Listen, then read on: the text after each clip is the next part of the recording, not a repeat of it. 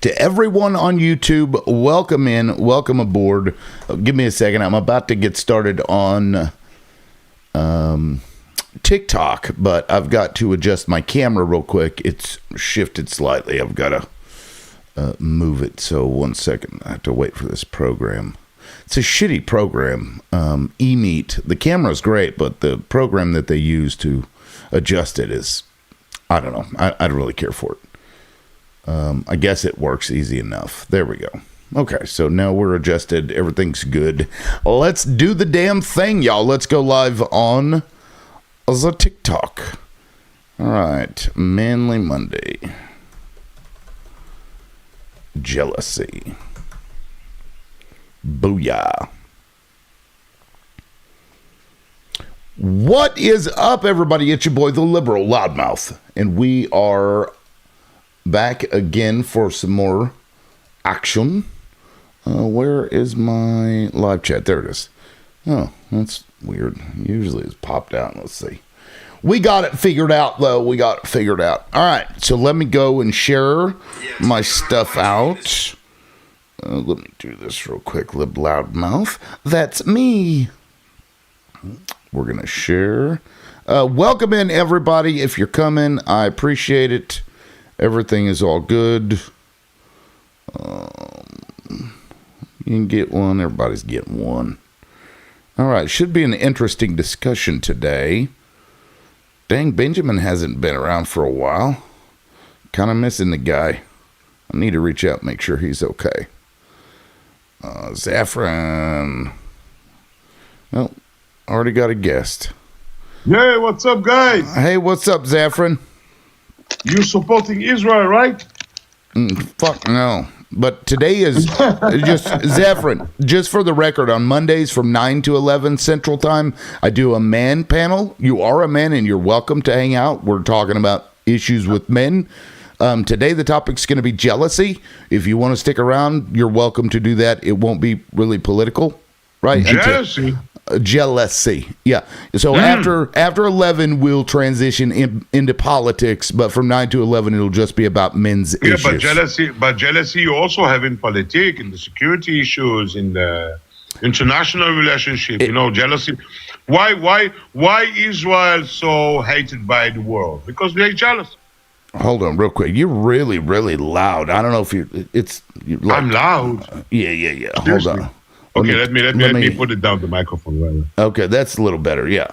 Well, okay. So we're going to be talking I'm about. asking you seriously, sir. Jealousy. We have a problem with the Jewish people. Why? Because we are 7.5 million Jews. Okay. We have 2 billion Muslims and 5 million Christians in the world. So how the fuck 0.1% in the world leading the world? It's jealousy, sir, right? Look, again, we're talking about as it relates to men's relationships, how we handle it, etc. We can go into that. Jewish people. Why? Okay. Men, Jewish people. If you want to talk about that, you can talk about that. But we're not delving into politics until after 11. Okay. Yeah, I don't talk about politics. I talk about jealousy. Yes, as it relates to men. As it relates to men. Well, I don't think I'm jealous in men. So I never was jealous in men. Seriously. I was not jealous. I said, I wish I could be a runner. I wish I could be a pilot. I wish I could be a president of the United States of America. I'm jealous in Donald Trump. No, I think you're jealous of Donald Trump. That's an interesting aspect of jealousy that I hadn't really thought of is men being jealous of other men. I'm not jealous of men. As a man, I'm not jealous of a man. I'm just, I'm trying to understand my life, the situation in this crazy world. Okay. Give me just a second, guys. I'm going to bring you all up.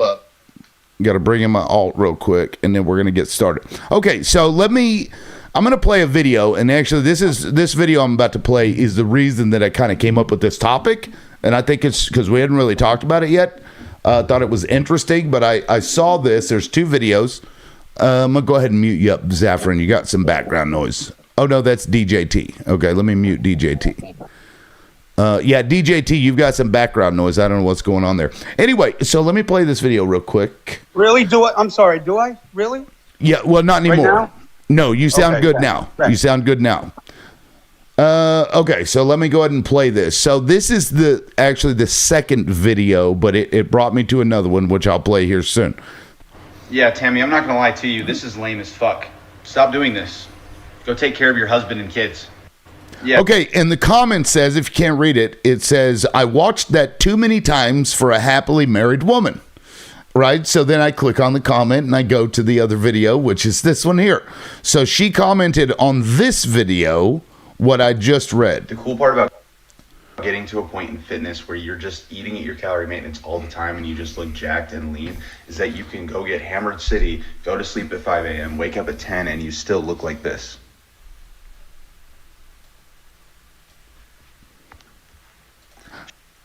Shit's awesome. And so, but the comments were very weird because I go in here and somebody has found Tammy. Tammy deleted her comment, but somebody found Tammy and they posted Tammy's like husband's information. Somebody has reached out to her husband to like, I guess, tell him that she's watching this, this ripped guy on this video multiple times, and I'm like, what the fuck is wrong with this picture? So I figured the topic of jealousy is probably a decent one because I don't know about you guys, but I personally, like, if my wife is watching that and watches it over and over again, that doesn't bother me. Maybe I speak for myself. That doesn't really bother me, back in my 20s maybe, but not anymore.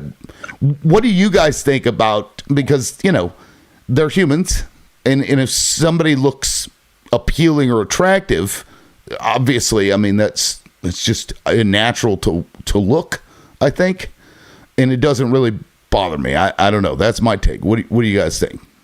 I'm the same way, actually. So I would probably do like one of three things. Like I think I'm confident enough in what I bring to the relationship to know my worth, and two, bodybuilding I think is an art. It's a beautiful thing. I mean, I can understand people looking at it over and over. It's a beautiful thing. I think the problem is when it like when people get so like absorbed over it, and then it takes priority over the partner. And then number three, I would, if that's what she likes, then you know what? Get in the gym some more. Right. Now you're in competition. It's like, oh, you like that? You like that? Let me give you some of that. Right. You get a kind of a sense of that, like, oh, okay, I see what you like now. Let me compete a little. Hooligan, what do you think, man? I'm kind of along with you guys. Like, that's kind of what a lot of these social platforms have turned to is tight bodies, you know what I mean, or sexy bodies, right? You get on Instagram, You mean like these guns? Like these guns right here? Yeah, hell yeah. Oh yeah. You know what I mean? So I think this stuff is too, there's too much of it out there to like, dude, if you were going to be jealous over every dude with his shirt off, like you might as well just go single. You know what I'm saying? Because right. They're going to be everywhere. I mean, what do you do when you go to the pool or the beach? I mean, you're going to put fucking a blinder on your old lady? I mean, you know what I'm saying? Like, so I think there needs to be some kind of acceptance on our part, right? On where that jealousy line hits. I mean, you kind of have to be, I don't want to say weak, but you know what I mean? You can, to get really jealous, right? Because if you're true with your relationship and you love your old lady or your significant other and they love you or whatever and interested, then go ahead and look, bro. Look, that dude was ripped. I'm not gonna lie, that dude was fucking ripped. All right, he had a good looking body. So for a woman, I mean, I probably watched it more than Tammy. Okay, and I just I'm just gonna. What is that? What is that muscle called? Yeah. Where did that come from? Oh, that wasn't a muscle. But you know what I'm saying? Like, Now, I think that's in the individual. Now, if your woman's on there commenting and stuff, that might be And like slightly messaging, edgy. right? Yeah, that's Like, that's a little different. I just saw your message, or I just saw your video. Hubba hubba. Right. Yeah, no, Right. that's that is a little, fantasy and imagination is one thing, but And I think he just happened to be calling this out for us and like for today, for the man stuff. But, I know that at one point the algorithm on my Instagram was really bad. It was booty all day. booty all day. And all day. And so, getting with my woman, I've stepped back from that because I don't think it's not that it's not fair, but like, I don't think she would be comfortable if I was just looking at big booties all day.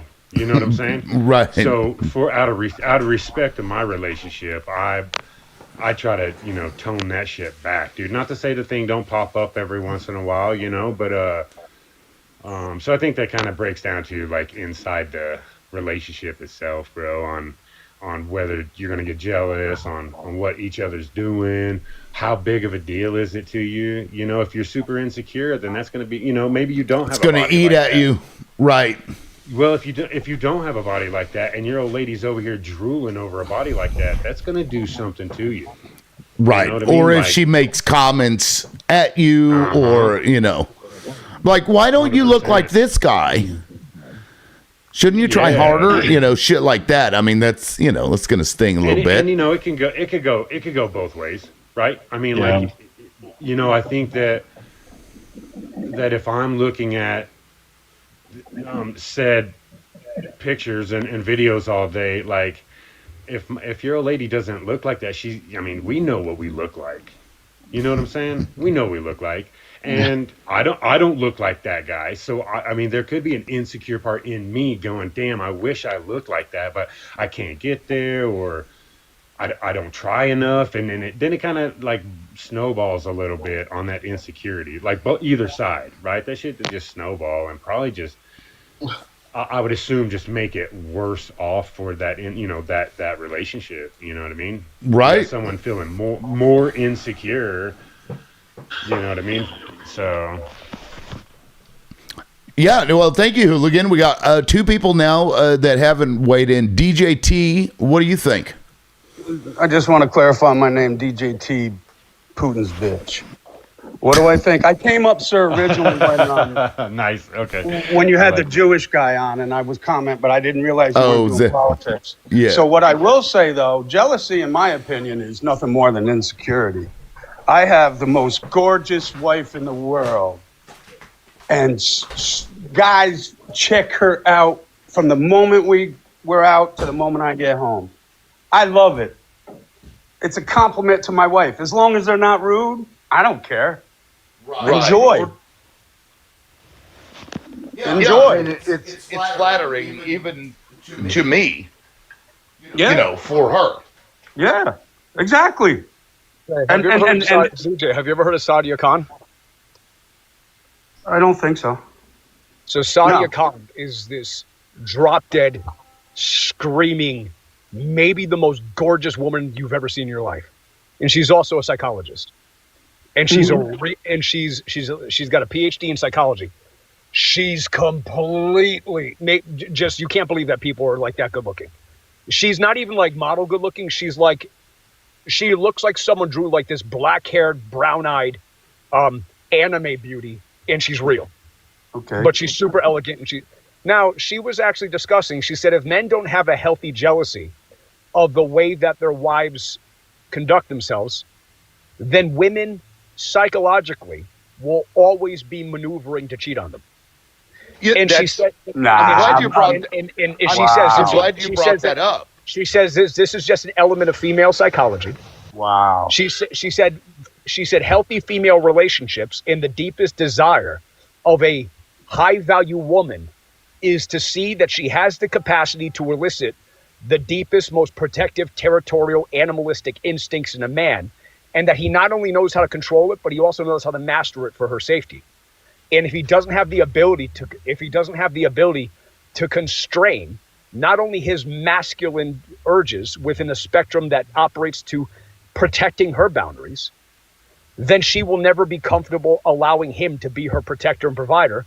And she will, on the side, look for someone else behind the scenes, because women are intrinsically animals too. Well, for I'm someone sorry, I don't to believe that. replace them. Well, okay. I had a guy. Well, between a psychologist, let me- psychologist and a woman versus let a me- guy on the internet let and a me man, let me add. I'd side with the psychologist. Let me add to that. I'm actually glad that Deathless brought this up, because I was going to make the point that some jealousy is not a bad thing necessarily. It's to what degree you become jealous, right? And why it is that you're becoming jealous. For example, oftentimes I appreciate if my wife feels a certain way about a situation. I like that because I know that she values that bond that we share, and that she has these thoughts. Now, you know, aside from like going crazy about it, which she doesn't do, thankfully, you know, I appreciate that. And so there is a healthy level of jealousy. So if somebody is engaging in behavior in certain ways that you're like, you know, I don't really, that doesn't make me feel good, and you voice that, I think that's healthy.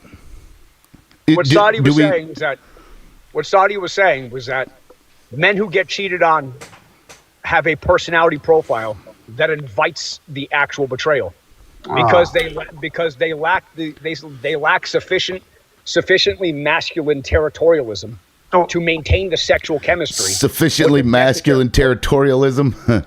Can you how is that defined exactly? Because that sounds like a bunch of alpha bro bullshit. Testosterone itself. So clinical research by endocrinologists for over a century have demonstrated that the more testosterone you have, the more territorial and the more competitive you are for what's called sperm competition. Oh wow! Can I ask you a question? When I'm done with my sentence. I'm sorry.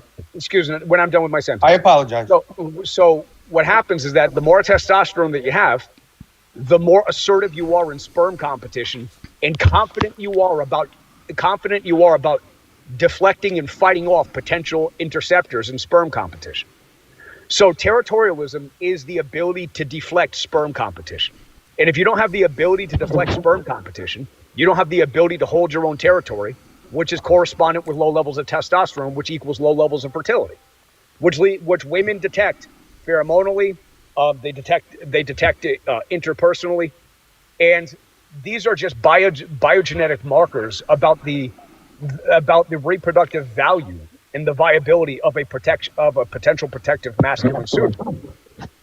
Women aren't going to be interested in a man who's not fertile enough. Okay, that's a long sentence. Go ahead. Yeah, could I ask something? Yeah, Sure. I want to add after. So, Yeah, sure. Deathless. The stuff you just said in the last 30 seconds, is that according to this person you spoke of? No, it's just 100 years of research into the way that. All right, so I guess I'm a weird one. Let me share this. My wife and I were out recently having a couple cocktails, and we were all standing around talking with people. I knew this guy. I didn't know him well, but I knew him. He came up. He was a little lit. Thank you, He was Rigo. talking. He said to my wife, "Man, you have the most gorgeous tits in the world." Wow. Right He in said front of that me. to your wife? Yes. Right in front of me. Yeah, see, that's a problem. No, well, See, it is a problem. Yeah, that's here's a how problem. this would have gone. Here's how this would have gone. Deathless, can I Let finish? Well, no, Let me let tell you him the story. finish Let me tell his sentence. You didn't want him to jump in on your ahead. sentence, so don't do it to him. That's true. I agree. Go ahead. So anyway, what ended up happening is I looked at her, I looked at him, he looked at me, he realized he fucked up. I looked at her again, kind of with the eye, do you want me to deal with this? And she gave me the look back, no, I got this. And she lit his ass up. The other thing I'll say So, about DJ, here's how this would have gone. So hold Now on. I know that I have permission to steal your wife now. Hold I'm on. gonna. Hold But I'm on. going to steal your wife now.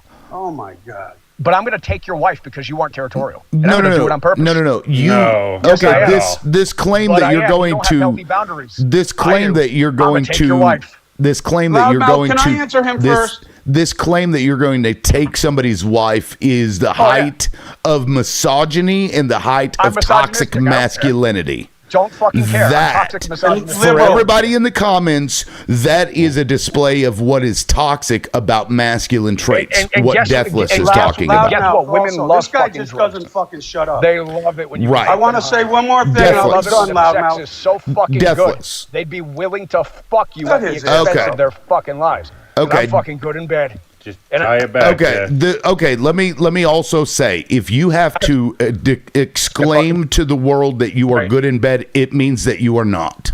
You probably aren't. Okay. So Deathless. one more thing. Stop cutting in on everybody. You don't have to speak with every word that gets spoken. Okay. Like I Def- give a shit what a sterile man thinks. So let You're scared. Okay. Can I well, say if something? you don't Finish give what a I was shit saying? what Yeah, a thank quote you, unquote man. sterile men thinks, then you can just go. If you think you can Yeah. come up here and behave yourself as a man, then you're welcome to come back. But otherwise, we don't need that bullshit on the panel. Sorry, bro. So DJ, go loudmouth. ahead. I was gonna. One more thing. So in response to testosterone, cancer treatment has killed my testosterone. Oh, It fuck. hasn't changed a fucking thing about what that asshole just said. That's all. No. This whole thing No, about bro. testosterone all is bullshit. No, bro, that was fucking ridiculous, dude. Because and you know what's fucked up is when he first started out, I mean, what he was saying initially was making sense, dude. I mean, I can Yeah. see that it's the lion, it's the king of the jungle kind of mentality, right? Right. Like if somebody sees I don't want to say somebody weak, but a weakness, they can prey on it, bro. And they will. If they think that and yes, they will. And if they Yep. think you're not going to protect your old lady and that you don't care, well, sure, they might try that shit. However, DJ, you completely straighten that whole thing out with, you know what I mean? Like with you and your old lady, y'all's relationship, that totally makes sense. Because mine might do the same thing to me. Like, no, you don't need to go to jail today, bro. I got this. Right? Right. Yep. You know what I'm saying? So, like, that doesn't show weakness. And you definitely ain't taking my motherfucking old lady. And You know what I'm saying? and let me point out that he You know. said, "I'm gonna do this. I'm gonna do that." But you notice how the sterile man dropped his fucking ass from the panel real quick. What are you gonna do about that, bro? Like that's his whole existence. Probably was why he's so enraged by this. He's like lonely. he thinks he needs to control situations and tell everybody how great he is in bed. Look, the alpha doesn't say I'm the alpha. They just exist Yeah. in this way. They just do it. They just are who they are. It is what it is. I would go a That's- step further. I would say, you know what? Maybe he was describing an alpha man, but I like to be an omega man, right? You like I to like be to a be the what? last man that woman's with. So not the Right. first. That's funny. No, I just You know what? He's the kind of guy probably that doesn't give a fuck about satisfying the woman. right. all I'm about in him. competition with somebody else's sperm is what this guy thinks about a lot. Does he have a chair in the corner of his bedroom, y'all? Hey, listen, guys, I'm gonna head out. I ain't appreciate gonna you having me on. judge. Yeah, thanks, man. I right. appreciate you being here. You all be well. Following right. you all. You too, bro. All right, we'll see, Thanks. man. He has a chair in the corner of his bedroom. I'm sorry. I don't mean to trash somebody, but that shit was getting ridiculous. Where do you even go from there? Well, I think I'm going to try some testosterone supplements to see if I end up like him. Give me a second. I tell you what, dude. I couldn't use another ounce of fucking testosterone. Hey, Misty. dude. I'm probably more fucking like alpha than one should be. Jesus Christ, you know. Like, you know, I have to learn that sensitivity, right? I'm the one that has to go in reverse and be like, okay, I need to back off and not be such a fucking, you know. That shit was a little weird, not gonna lie. Like I don't know. That was kind of strange, but you know, he did bring up a like decent point when he first started talking, which is that, in my opinion, there is a level. Because imagine if somebody is never jealous and like you're like hanging all over somebody and it doesn't bother them. What does that say? Does that mean that they value your, the relationship that you have to the point where, I'm not going to sit and watch something happen? You know what I mean? Is there a balance, do you guys think? I think it would probably depend. I mean, it goes back to the individual, right? Like, so not for me. No, that's not okay. But it's mutual, right? It wouldn't be okay. I wouldn't. I might question it if my old lady didn't say anything if I was hanging on some other chick, right? Right. Yes. I mean, and you know, and I assume, right? If I and was your to thought get would be, away with it, how much does she care if this yeah, and I doesn't assume bother that her? if Yeah. she didn't care, then she probably maybe she doesn't care if I just slip on in this fucking thing. You know what I'm saying? Like, you know what I He mean? So said, just, slip on in this thing, Hooligan said. you know. So sorry. like, you know what I mean? So like, you know, I think us as individuals, we do need to put down a certain, not rules, but you know, guidelines. Like, hey, that like when you rubbed on that guy, that kind of made me feel uncomfortable, dude. Like, I don't particularly care for that. Rubbing Right. his shoulder or touching his back or whatever, right? Whatever. Right. You know what I mean? I used to be big on like, you know, the whole like buying drinks for my old lady. I was like, man, why you buying my old lady drinks? And then it took a minute. I'm like, hold up. Shit, that's hold free drinks, man. up. You know what I'm saying? That's free Now, shit. But then it goes back to that. What am I doing? I'm allowing X amount into my space, right? So where's the limit? Like, you know what I mean? And there has to be one, right? I mean, yeah. And so I think keeping keeping those guidelines up, you know what I mean? Like those, like, hey, look, yeah, he could buy you a drink if you want to talk to another guy. I don't have a problem, but don't, you know what I mean? I don't know. Don't touch him, right? No arm touch. He doesn't touch you. I don't know. You know what I'm saying? Like, my old lady wouldn't have none of that shit. She would be looking sideways if a motherfucker come up and try to touch her back, you know, or, you know. yeah, because I feel like it would be get fresh. disrespectful if I allowed somebody to be all up on me and like be in that way. I feel like it would be disrespectful to my spouse. And, you know, so I don't really allow that. I'm kind of like Mike Pence in that way, though. You know, you know what I mean? I ain't going out to lunch or dinner with a woman that, you know, my wife doesn't know about or whatever. That just, Right. I don't know. I don't know. APAC, do you think there's a level to, you know, letting things go? I mean, in what way? Like if they like start, you know, talking to a particular guy, or Well, so like, you know, for example, like them double taking somebody and you notice it, that's not really going to bother me because I feel like that's natural, but or just talking to somebody, I don't think is a problem, obviously. Yeah. And if you're like freaking out because she's like talking to somebody, that's a level of insecurity that you probably should work on, right? Things where you're becoming jealous for really no reason. It's kind of like out of anxiety or just suspiciousness without any reason. But when it comes to like a dude like Hooligan was talking about, you know, touching the arm, touching the back, or, you know, doing it like over and over again, where is that line for you? yeah, I mean, it's so I guess in the case we started off with that woman commenting on the guy's physique. I think if she were to have like a relationship with the guy, meaning, you know, just, you know, they're talking like back and forth, and you know, he starts to maybe express some interest, or he just wants to be quote unquote friends, then I would take that as a big warning sign. I'm like, whoa, red flag. I mean, ultimately, I think at the end of the day, like, people look at their partners as, you know, as a home, right? Like, I live in a house, but my partner is my home. You know, there's a sense of peace that comes with it. There's a duty of sacrifice, and but if I feel like for some reason that, you know, something is not right, and you know, and it all started or it just so happens that she's talking to like other guys. That of course I'd find that disrespectful if I don't know about the guy in particular. So. Right, like some Joe, random Joe on like Facebook or whatever. Because you could analogize it like if somebody's outside your house, because you said that your partner is basically your home. It's where you find peace.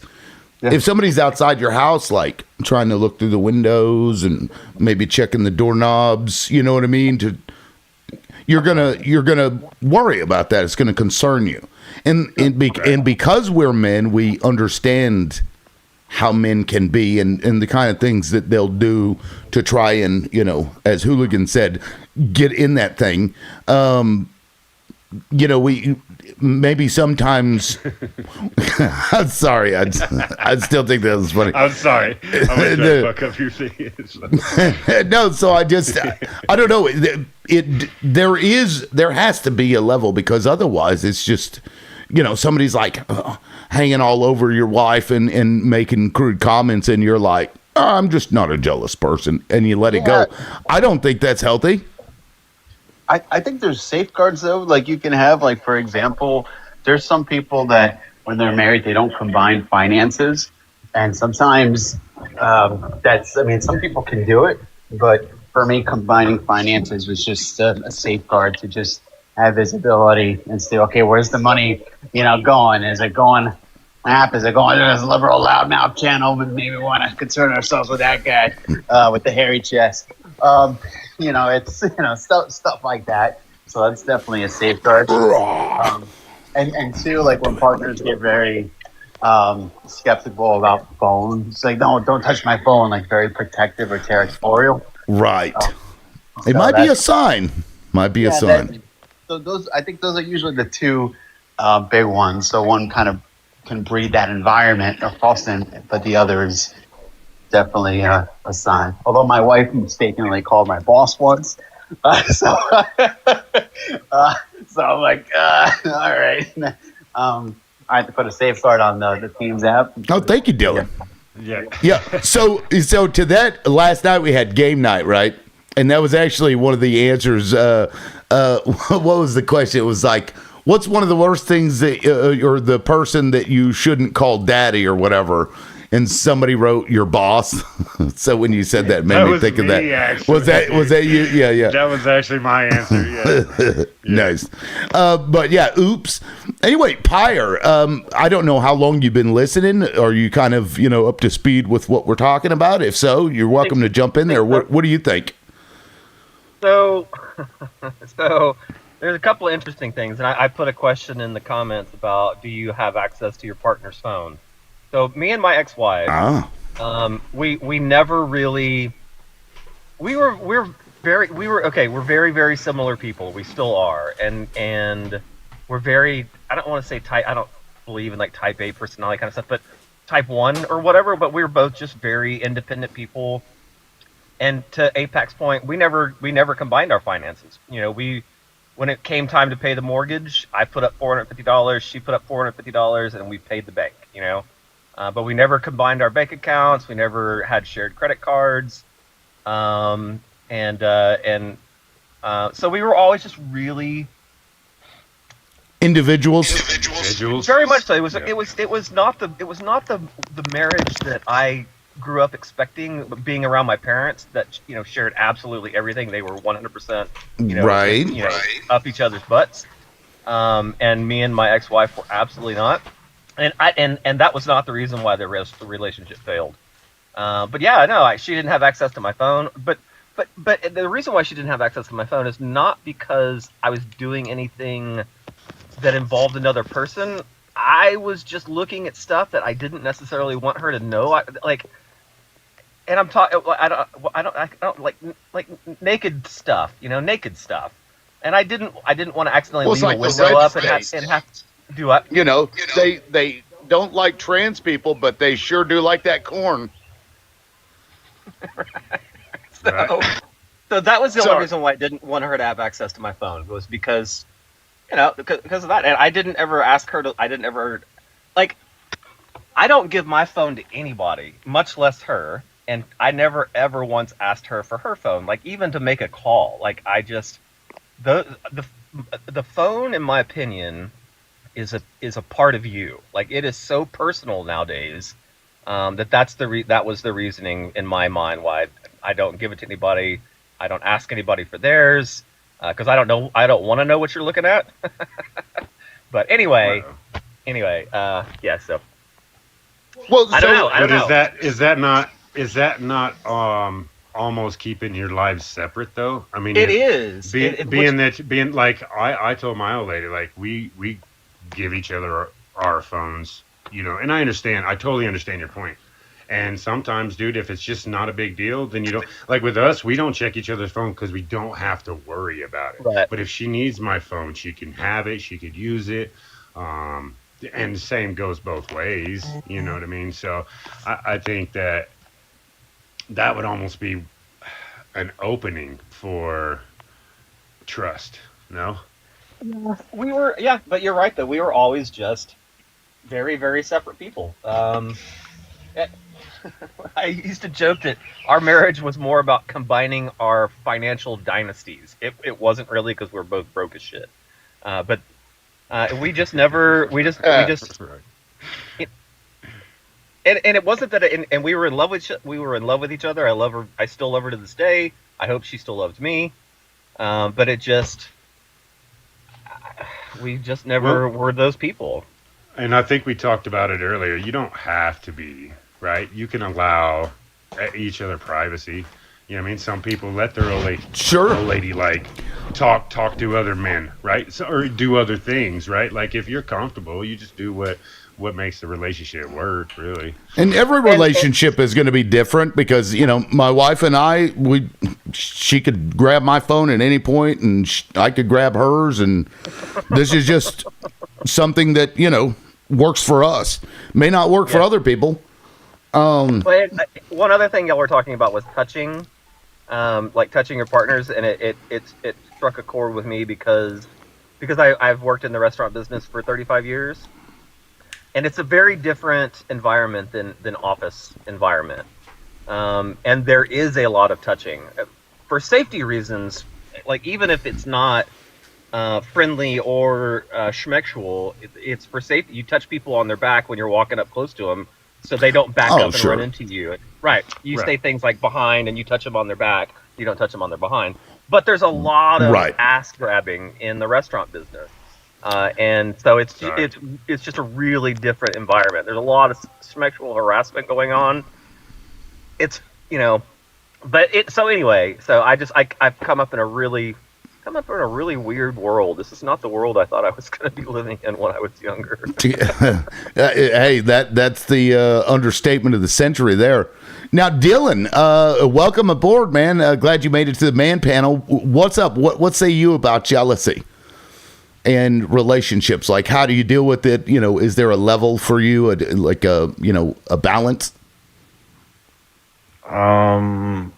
Maybe ask me a little bit more of an elaborate question because I'm not really sure what you mean. I don't really feel. Here, I'll go back to the beginning. This will maybe give you. I'll just kind of redo what I did at the very beginning, since you probably. I don't think you were here for that.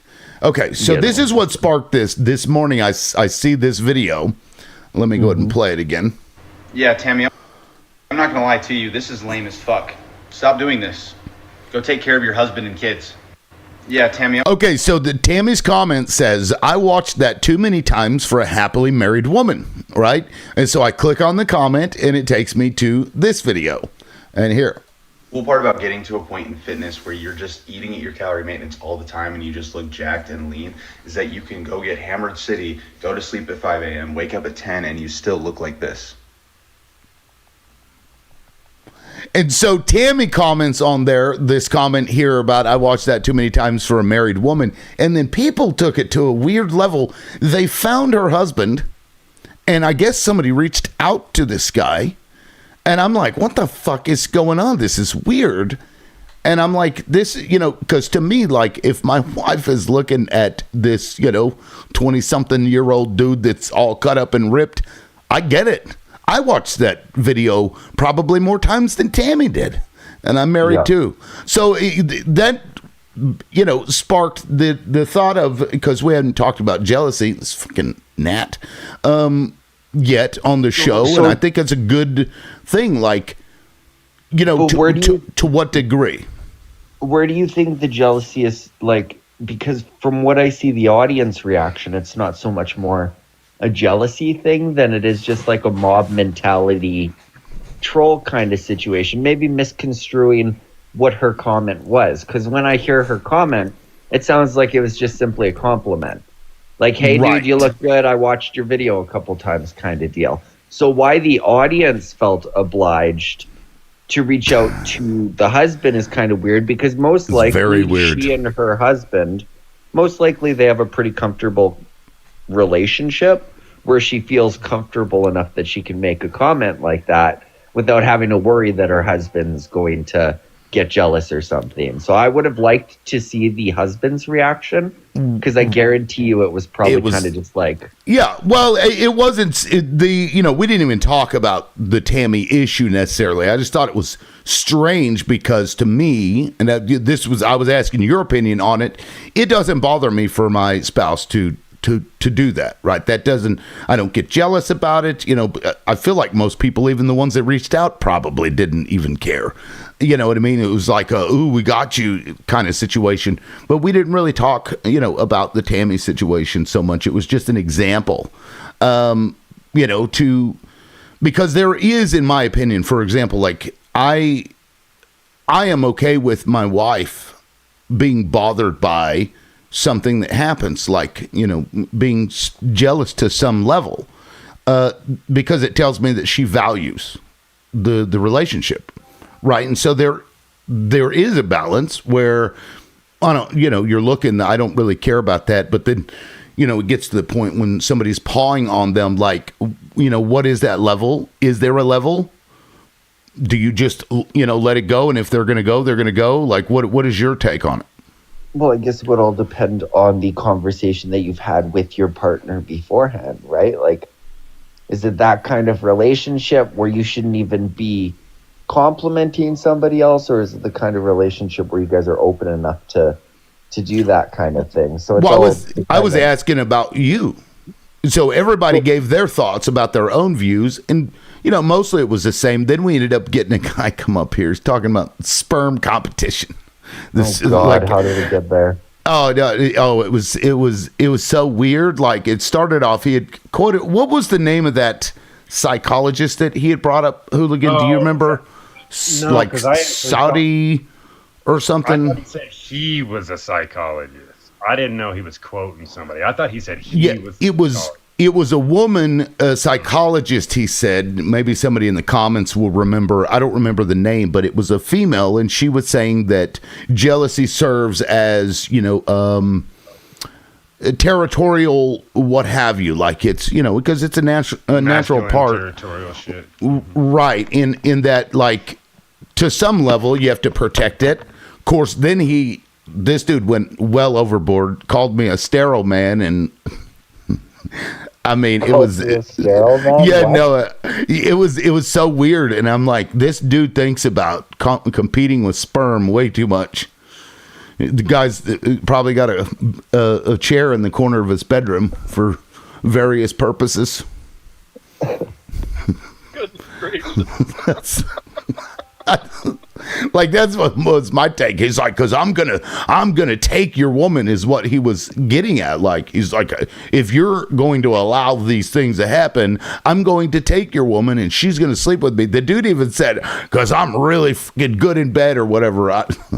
That is a bizarre take. That is it such was- a bizarre take. It was so weird.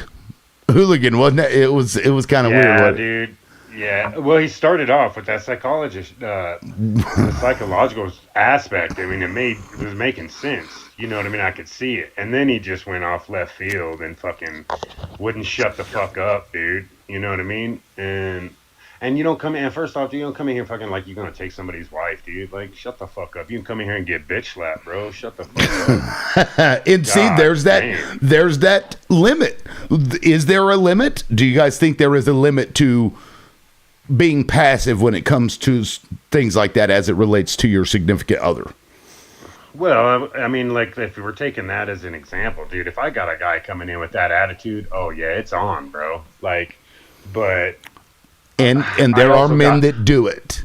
I've seen it happen. I've dealt with those people. They're assholes. I think it goes back to kind of what I said earlier, though. You got to have faith in your partner. Like, I mean, if y'all are in it, then she's going to see it too, or they. You know, I mean, your significant other's going to see that same shit and not be okay with it. You know what I'm saying? And if they are okay with it when you're not, then obviously there's bigger fucking problems. You know. Right. Pyre, Dylan, I mean, thoughts on that? Like, you know, is there something that's happened? You could either give an example or just your thought, like what that line is, because should there be a line or should there not be a line? Well, for me, my line is fully dependent on beforehand the conversation I've had with the person that I'm with. So I've had a situation before where my partner was kind of extremely overprotective, despite the fact I didn't even really go out of the house or do anything. And so that sort of constant oversight over me and constant, like, is Dylan going to, like, look somewhere else, or jealousy, I guess you could say, right, more or less. I wasn't down for that, so the relationship ended up going sour. And then I've also had relationships where my partner just kind of right in front of me cheated on me, and I didn't stick around for that relationship. The second I seen it, I was out the door 2 days later. So it's one of those things where you have a conversation with them beforehand, and now I'm in more or less just, I don't date. I haven't dated in a really long time. It's just me and my roommate, and we're more or less just like best friends with benefits, right? It's more like a partnership. If anything. I mean, do you find that more attractive, or is that more peaceful to you? Well, yeah, because then I don't have to worry about him feeling obliged with me or me feeling obliged with him. We just kind of both live our own lives, yet we're like tight as fuck. Like you couldn't separate us. Like best friends. So. Well, but so then Dylan, would there be any jealousy if one of you guys came home with another partner? No. Okay. Well, no, see, but that's we also perfect then. but we also just aren't the type to do that, so I can't really say because it's not. It's like we're not turning. You wouldn't want to. We're not turning this into a brothel. You wouldn't want to. Well, you probably wouldn't want to see if that made somebody jealous, right? If you care for someone, you don't want to see them fucking. No, I implore him all the time. I'm like, dude, you're a recluse. You need to get some. It's time to sow the seed. Some. If it's not going to be from me, then you need to go out and get some. Let's go get some. That's funny. And see, there are relationships that work that are open too. That, you know, even I assume some of them have, you know, ground rules for that or whatever. But that's also a thing. So really, it does depend on the relationship itself, like you had said earlier, Dylan. And it depends on the people. Like some people are just more asexual and just that's not their priority in a relationship. So you're never really going to have to worry about them going out and seeking that kind of thing because it's genuinely not what they're interested in doing. Yeah. Do you think there is any flattery in your partner showing that they're jealous? As long as it's not like overboard and constant, like, you know what I mean? Like, does that? Yeah, I could see it. I could see it. Yeah, because I've actually had that conversation with my wife. I'm like, you know, when she would, because she's generally passive. She really, you know, doesn't care. But from time to time, you know, she'll voice her thoughts, and I respect that, and I just won't do that because even if like. I may think it's ridiculous if it's making her feel uncomfortable, something like whether I'm being intentional or not, I will, you know, change that because I don't want her to feel uncomfortable. Do you guys do that as well? Like at some point you know your partner so well and you guys have already bitched at each other for the most in-depth of things and biggest flaws. So you know that person is going to come to you if they have an issue, right? Right. And you know that you're going to be willing to hear that person out and change if they want you to change or do whatever the case may be, right? So like I would trust my partner, and I would hope other people have been able to form a relationship like that as well, where it's just kind of it's there, right? There's a bond that just can't be broken, that you know you can trust the other person. Right. I'd like to say that Dylan said something earlier that resonated with me, in that he just I'm sorry, is that correct, Dylan? But yeah, you can call me he, him, or Okay. whatever. That he doesn't date anymore, and I haven't dated, Jesus, in like 5 years. I'm not super interested. Like I'm 51, so I'm reaching a point where I don't need, like, I've always kind of had a partner, and I'm enjoying the fact that I don't have anybody else in my life. You know, I've got my ex-wife and my kid. That's enough for me. So I'm right there with you. You know, dating just sounds miserable. Yes. Yeah, and not only that, but I don't even really know. Like, I don't use tobacco products anymore, so I can't go sit at a bar and smoke and drink. You know, and meet people, because that's how it was either through work or through bars is how I met people. And I don't do those things anymore. I own my own business, and I work it pretty much solo. So I don't, you know, and even if I didn't, they would be employees, and that would be completely inappropriate. And so I'm kind of just really enjoying being by myself. It's been pretty nice. I didn't think that I would. Like, I thought that it would be miserable, but it's pretty nice. And that's not to say anything bad about people who have partners. Like, I get it. It's a benefit, but it's also been really nice to not have to worry about anybody else's thoughts about what I do, or, you know, like anything. Like, I don't have to think about what anybody else thinks. I get to just kind of move through this existence right now for the last few years, and right now, doing anything that I want to do whenever I want to do it, and it's been pretty nice. Well, Pyre, can I ask, was it something bad that got you to that spot? You know what I mean? So I am the reason for the divorce, and I'm not going to get into the deep weeds here because I don't know y'all well enough yet. But it was bad. It was pretty traumatic for a while, and and it's a long story. But I've slowly healed from that, and I've just decided I just don't want. To say I haven't dated. You know, I've met up with women, and we've had some fun for a night or two or whatever, and that's been enough for me over the years.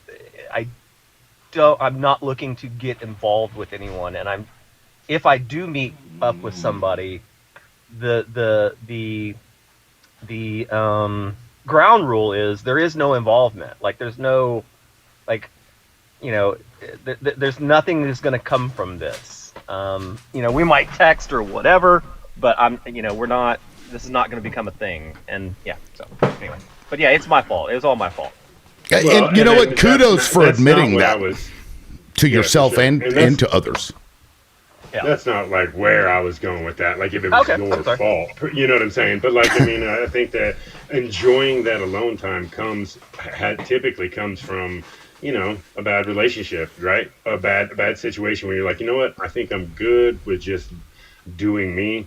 You know what I mean? And there ain't nothing wrong with it. I think there's grass on both sides of that hill, right? Well, and just to kind of give you some background, like I said, I'm a serial monogamist. So I've been in relationships since I was 18 years old, and I'm 51. So, you know, I would go through, and so I would go through a 2 or 3 year relationship, and it would end, and within 6 months I would meet somebody else, and we would get into a 2 or 3 year long relationship, and it would end, and I would meet somebody else 6 months later. And that has been my existence since I was 16 years old. So yeah, you know, it's That been makes a sense. lifelong, yeah, it's been a lifetime of not bad relationships, but just relationships beginning, not lasting, and ending. And I'm not interested in that right now. Yeah, it's Like, interesting because I feel like somebody who, you know, their whole life had been with somebody like for 15, 20 years or whatever, and then that ends, it can also result in wanting to just be by yourself also. And absolutely. having a setup in the same way that you're talking about, where it's like, you know, we're here to do the thing that adults sometimes do. You know, mutual aid, I guess you could call it. I will say this: I understand why married people live longer than single people. I don't know if I've talked about this on but so You about 2 rein months each other ago- in. Well, not only that, but like I had a physical.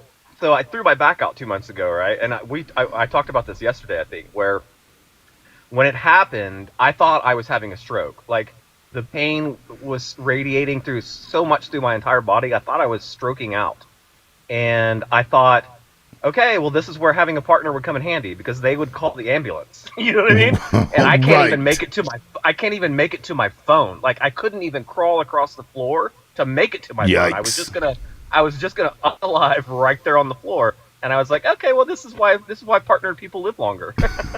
That's pretty funny, actually.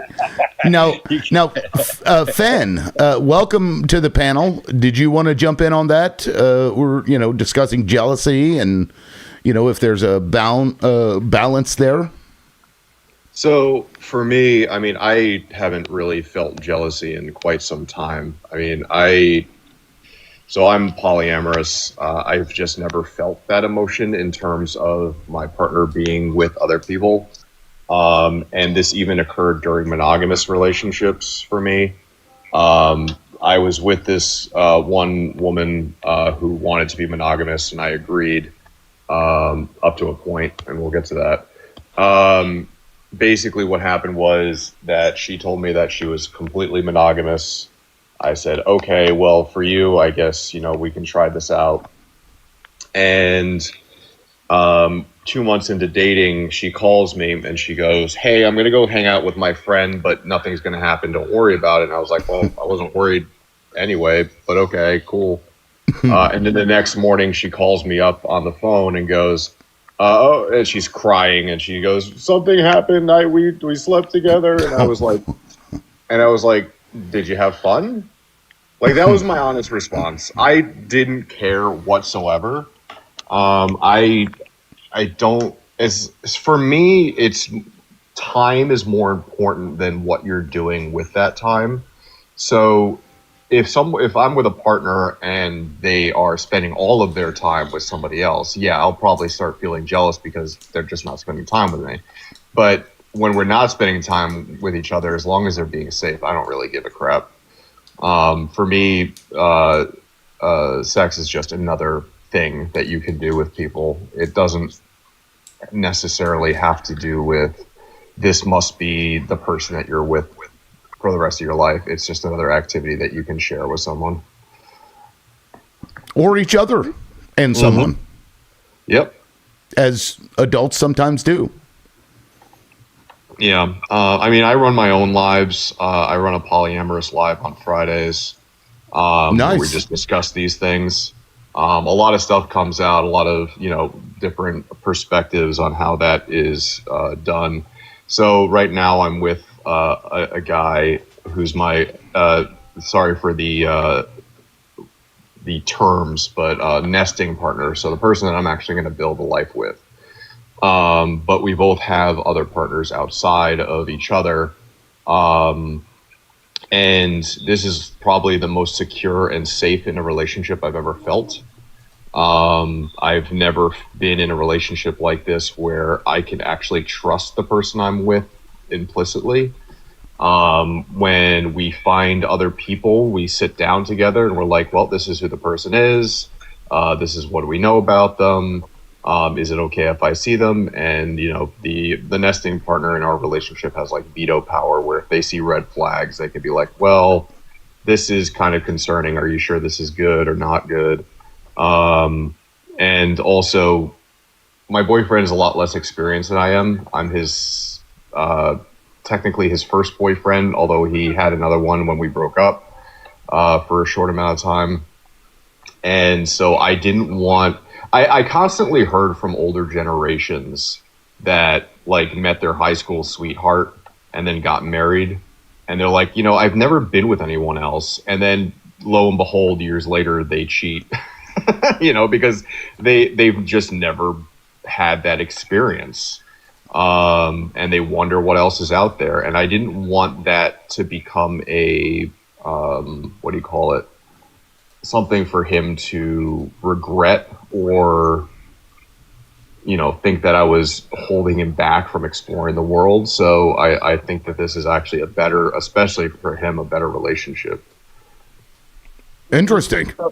That is so weird that you said something about high school sweethearts, because that really, two of my very best friends on the planet who I've known, like we went through K through 12 together. Like we all grew up in a small town.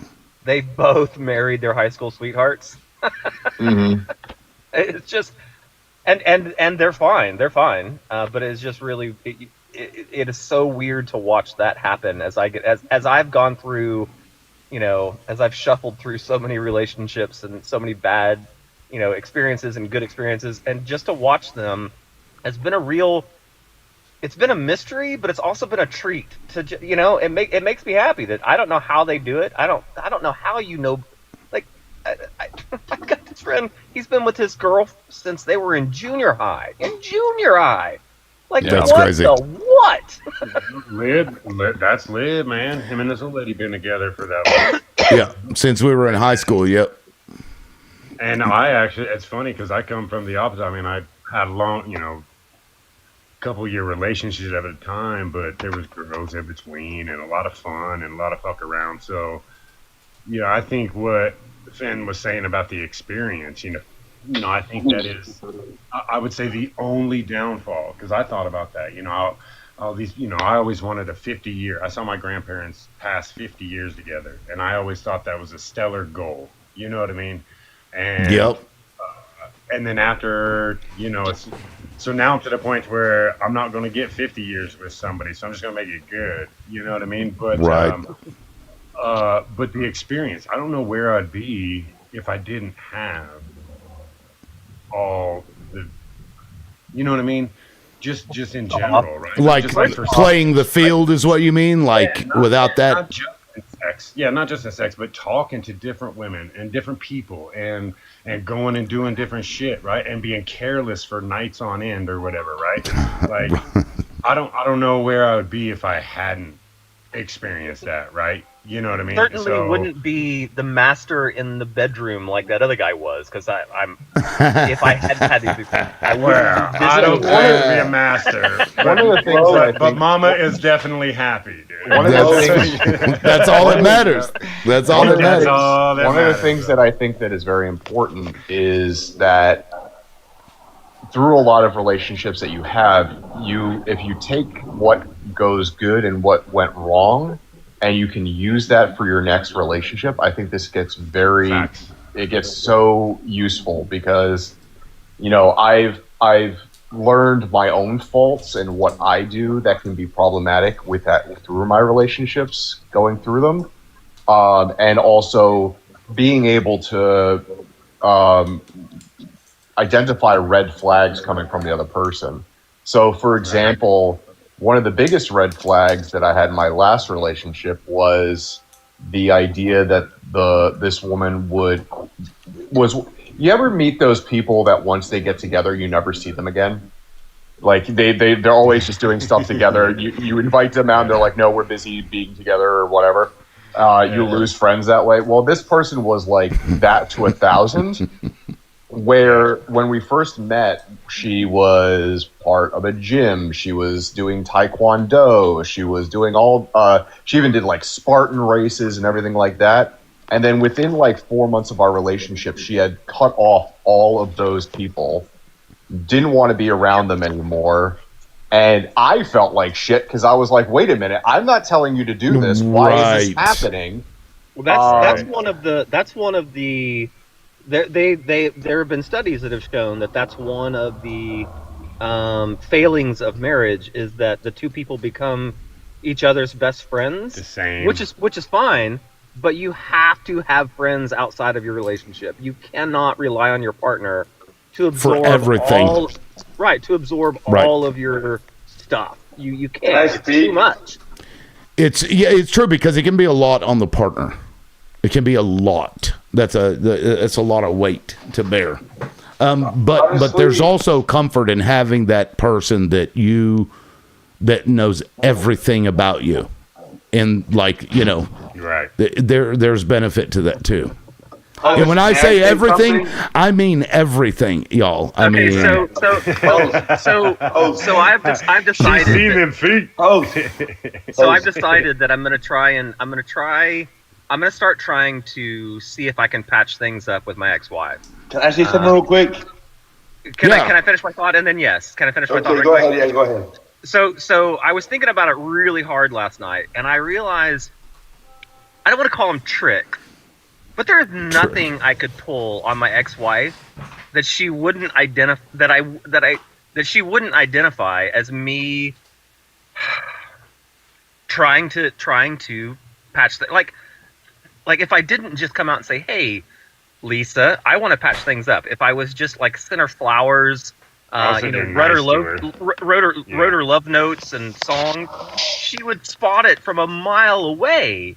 And that is, even through divorce, she still knows me inside and out, and I know her inside and out too, which is why I know my things wouldn't work anymore.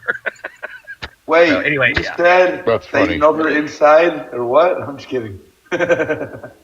anyway, arrest or I was gonna say I ignored my ex's red flags, and I ended up in an abusive relationship for 2 years, and I haven't recovered ever since. Now I need medication to sleep. I have crazy anxiety. I use cannabis. I don't want to say that because I want to get banned on TikTok, but you know what I mean. Certain plant that helps you with anxiety. You know what I'm talking about. Yeah, we got you.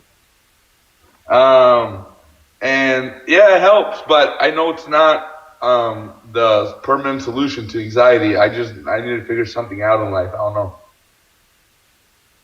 Well, what was your question earlier? We'll do that. I was just explaining how I went. You said it's a safe space for men, so I'm just on here telling you how I went through an abusive relationship as a man, and it sucks.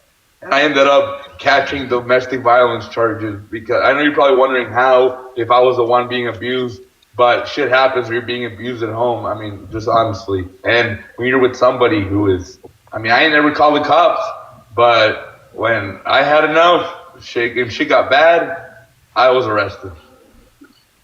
Yeah, I understand that because I know firsthand, well, not firsthand, I guess secondhand, how that plays out. Us men don't report abuse. Yeah, I watched my friend get the shit beat out of him on a regular basis, and then he gets blamed for the things. So, like, that scenario isn't, while not common, it's not uncommon either. Okay. I see. You actually sound like you might be as old as some of us on this panel, dude. And times have changed, brother. Right? Back in the day, it was always the dude's fault. Right? Yep. Dude went to jail. They didn't care. Honestly, the good thing is the court is giving me a chance to go do a psychiatric evaluation to prove that I was abused, which I am going to go do that. So in Houston, I got to go. I'm in Monterrey, Mexico right now, but it's just I have no evidence. But I have no evidence in my behalf because she always was like really good at manipulating me into deleting shit. But I don't know how to explain it. You know what I mean? Well, this is why it's very important that men, we don't stay silent when it's happening because of that reason right there. Either you leave it alone and it comes out as rage, which is not a good thing. That doesn't help anybody. It doesn't help you. It doesn't help your partner. And if there's no trail that this stuff is going on, then it's going to fall on you. So men have to be willing to open up about that more often, which is and kind of also what this space is for. Men have to be willing to call the cops. Like, Yes. like if things are getting to that point, call the police because, like Hooligan, I can't see her whole name. Hooligan was saying, and I hear you're in Mexico, so I have no idea what it's like in Mexico. But It's awesome. but- We have mountains here. I'm in northern Mexico. So no, I know. No. I mean, no. I've been to Mexico. I just mean I don't know what the police situation is like in Mexico. But No. So this all happened in America. So I have legal status in America. hey, you know what, I- then, dude? Just stay in Mexico. There's no reason to come back. This is not a No, good place I right do want to. Listen. I don't want to live in America, but I do want to become a U.S. citizen so I can. Do you have a bedroom I can rent? Because I'm looking to get out of here. Shit, right? How big a house you got, Hear me out. Hear me out. Hear me out. I make really Hear me good. I make really good fried chicken. I make the best fried chicken in the Pacific Northwest, dude. Not better than That's Popeyes. I'm just kidding. No, Popeyes. You guys just got to move to the United Socialist City of New York. You know, we're doing well here. We're doing good shit. You know? Honestly, I Y'all was are. gonna say, Y'all really are. So back to Ray, you know you're struggling through Well, I wanna a say something real situation. quick. Sure. So I'm from Monterrey, Mexico. I don't know if y'all know where that's at. I'm just it's northeastern Mexico, close to it's 3 hours away from the Texas border. The state is Nuevo Leon. Mountains and everything. Hell, people think Texas is where cowboying started, but I'm actually in the place where all the cattle that ended up in Texas came from. So Monterrey, that's where cowboys came right? from. Caballeros, right? Caballeros, yes. Yeah. Right. But I was gonna say, so all this happened in Texas. My case, I am fighting it's been over a year since I've been fighting my case. I'm a permanent resident still, so I need to beat my case to be able to become a U.S. citizen because. Thank you, Puddin'. Here's the thing. I only want to become a U.S. citizen so I can go to America whenever I want because I have a ranch in Texas. But I want to stay in Mexico. I have a U.S. citizen son with my abusive ex. I have a kid. She doesn't have him. My parents have custody, thank God. He is, okay, if you look at how I look at my profile picture, imagine combining that with a blonde-haired, blue-eyed woman. That's what my kid looks like. You know what I mean? So in this instance, like, you know, because if you didn't say anything, there's not going to be a trail, and this profile or evaluation that you're going to receive may help with some of that. You know, ultimately the court's going to do what they're going to do. I don't know how that'll play out, but it really does drive home the necessity for men to be willing to acknowledge that they're being abused, because it happens. It does happen, and guys are, you know, guys may not even want to call the police because they're like, the police more often are going to be men, and they're going to judge the situation. Oh, she hit you with the cell phone. Oh, are you crying about that? You know what I mean? Like shit like that are things that prevent men from calling the police. Yeah. I got a question real quick. Go ahead. Can you hear me if I go off the app or no? Like if I'm on the No. When you teacup, we can't hear you. So when you swap over to something else, yeah, we can't hear you right now. Honestly, this is what I texted my ex, but I was mad. And I was like, I was crying because I was depressed. And this has been over a year since the moment I got arrested, I immediately went into rehab. When I mean rehab, it wasn't drug related. I know people think the word rehab and they think, no, it was like therapy. It was just like a place I lived at, but I was doing therapy every single day for like 5.5 months. You know what I mean? Yeah. Now, when you texted your ex, I texted like her, "Screw recent? you, abuse her," and then she texted me back. I know you. Okay, 1 second. Let me look. Dude, no, don't text. Right. That was going to be my next. Hey, that was. I've been on this live. Like, I got a bunch of experience. Yeah, Hooligan. Hooligan does have experience here, and I was probably going to offer the same thought, but go ahead, Hooligan. I was just mad, and I told her, "Screw you, abuse her." All right. Check it out, bro. First off, you need to stop texting her, dude. Don't text her again, bro. All right, you're breaking restraining order, dude. You're causing. I don't have a restraining order. Okay, well that's good. But But you don't want to give listen. any. You don't want to give any It's- more ammo That's right. to the case, dude. You're just Alright. giving her ammo. That's all you're doing. Yeah. Yep. Yeah, bro. Okay, so don't text her anything, especially anything negative, dude. Especially nothing negative. All right. And then the only way you can beat this case, bro, is you got to take it to the box, man. You got to take it to the jury trial, to a jury of your peers. Yeah, You got to- I will never and accept. if you're, hold on, if your case Sorry. is strong, dude, if your case is strong, your lawyer or public defender or whatever you get, man, you guys can push this and take, but you have to Well, take there- it to trial. We're actually not trying to go to trial right now. We're trying to get my charges dismissed and dropped because there's at least she signed up for. Listen, she was the abuser, but she signed a forgiveness letter for me so I could get my charges dropped. She signed an affidavit for non-prosecution, which means at first when I got arrested, she signed, which means like I'm not gonna go through with this. Y'all do what you want, but I'm not. Drop the charges because I'm not going So through. that's the other thing, dude. If somebody does not show up on that day, you have to take it to trial though. And if somebody does not show up on that day, they're automatically dismissed. Otherwise, dude, I don't know what state this was in, but I know here It was in in Colorado. Texas. It was in Texas. Okay, so I don't know how they roll, but the state up here picks up those charges, and Yes. the victim cannot just come in and say, "Hey, I want to drop charges." Listen, Correct. no, They had- I know Right. the state picks up The- the state picked up the charges. I know that, but Yeah, I'm saying. okay. So but that here's the forgiveness thing. letter- I'm in a that county forgiveness- that sees relatively like no crime, and honestly, like anything happens, and they drag out these cases for like years sometimes. Like my case, maybe if I was in a bigger city, not a rural Texas county. Like if I was in Austin, maybe because I'm not saying it because Austin's liberal. Like I'm Mexican, but I don't like Trump. But I'm relatively a conservative man. I'm pro-life. So and so. I believe in capitalism. You know what I mean? So and so. But I'm not MAGA. I'm not MAGA. You know what I mean? Look, that makes you. That's a good character. Okay, that makes you for a good character, bro. But that doesn't do anything for the state. No, I know. No. What I was saying They're gonna is, look at facts and what. No, I happened know. and No. What I was didn't saying happen, is right?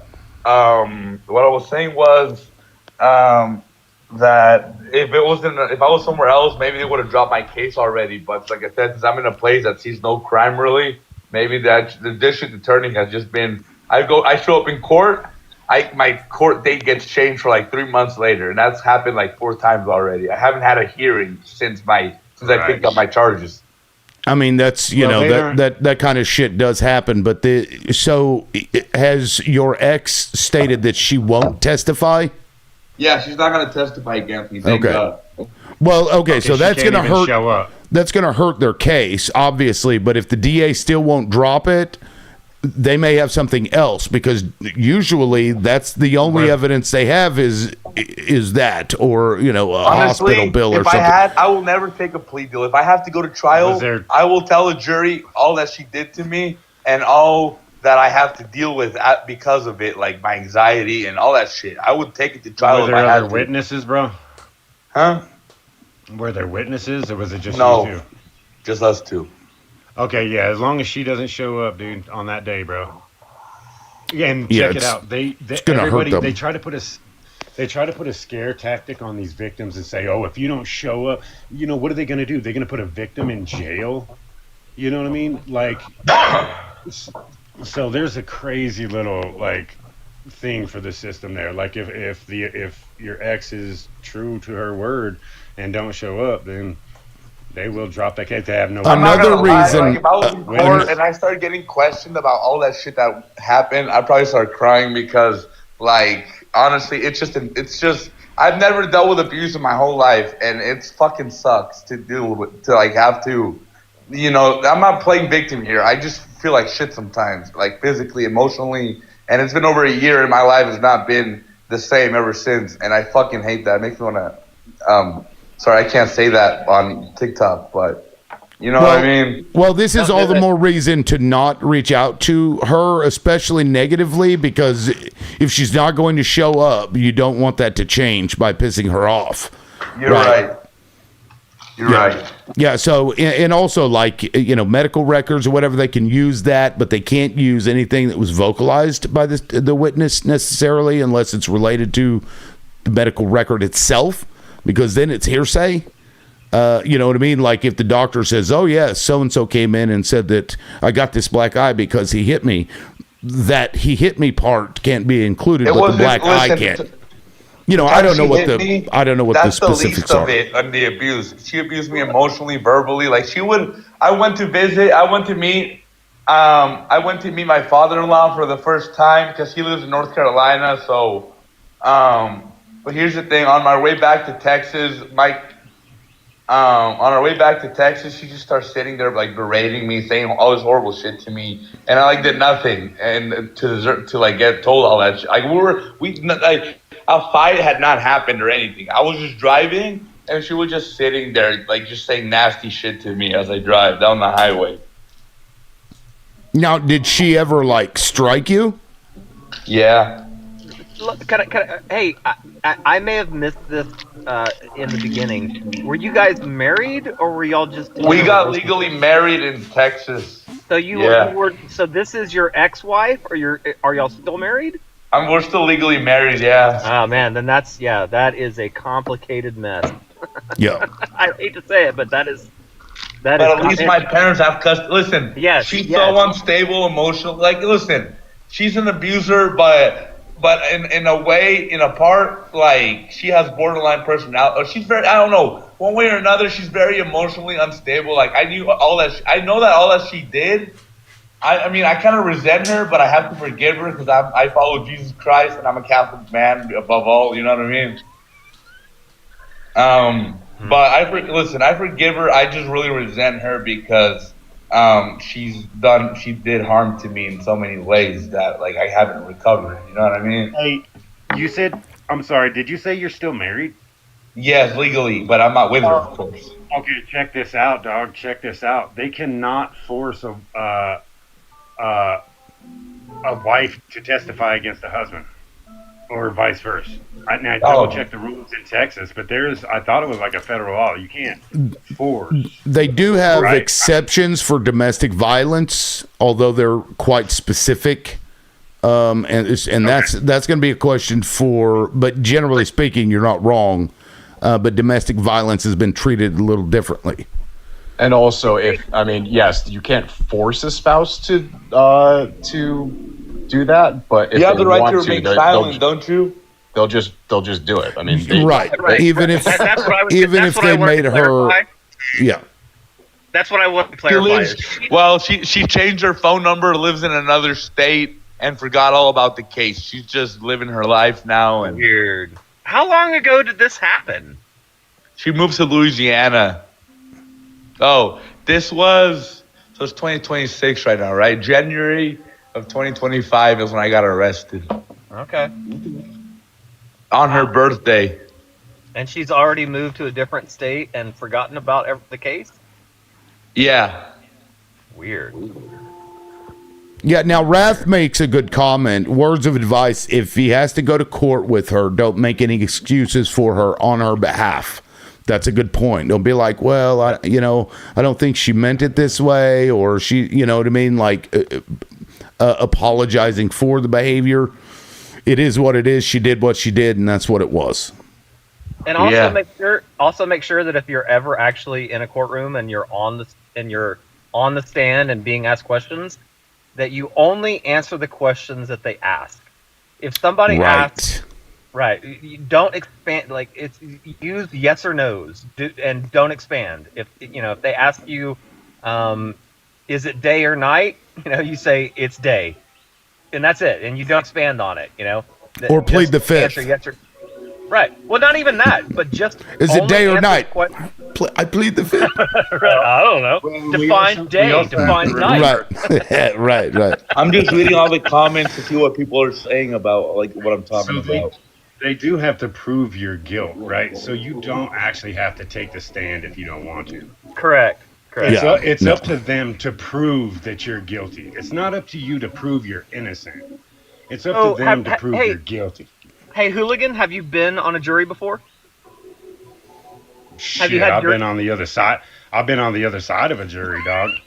But you haven't been They been don't- called for. Not they. Oh, wait a minute. I gotta Uh, ask the panel now because I've been When called they- so many times. I've testified When they- in a federal court, right beside the judge. It's kind of crazy.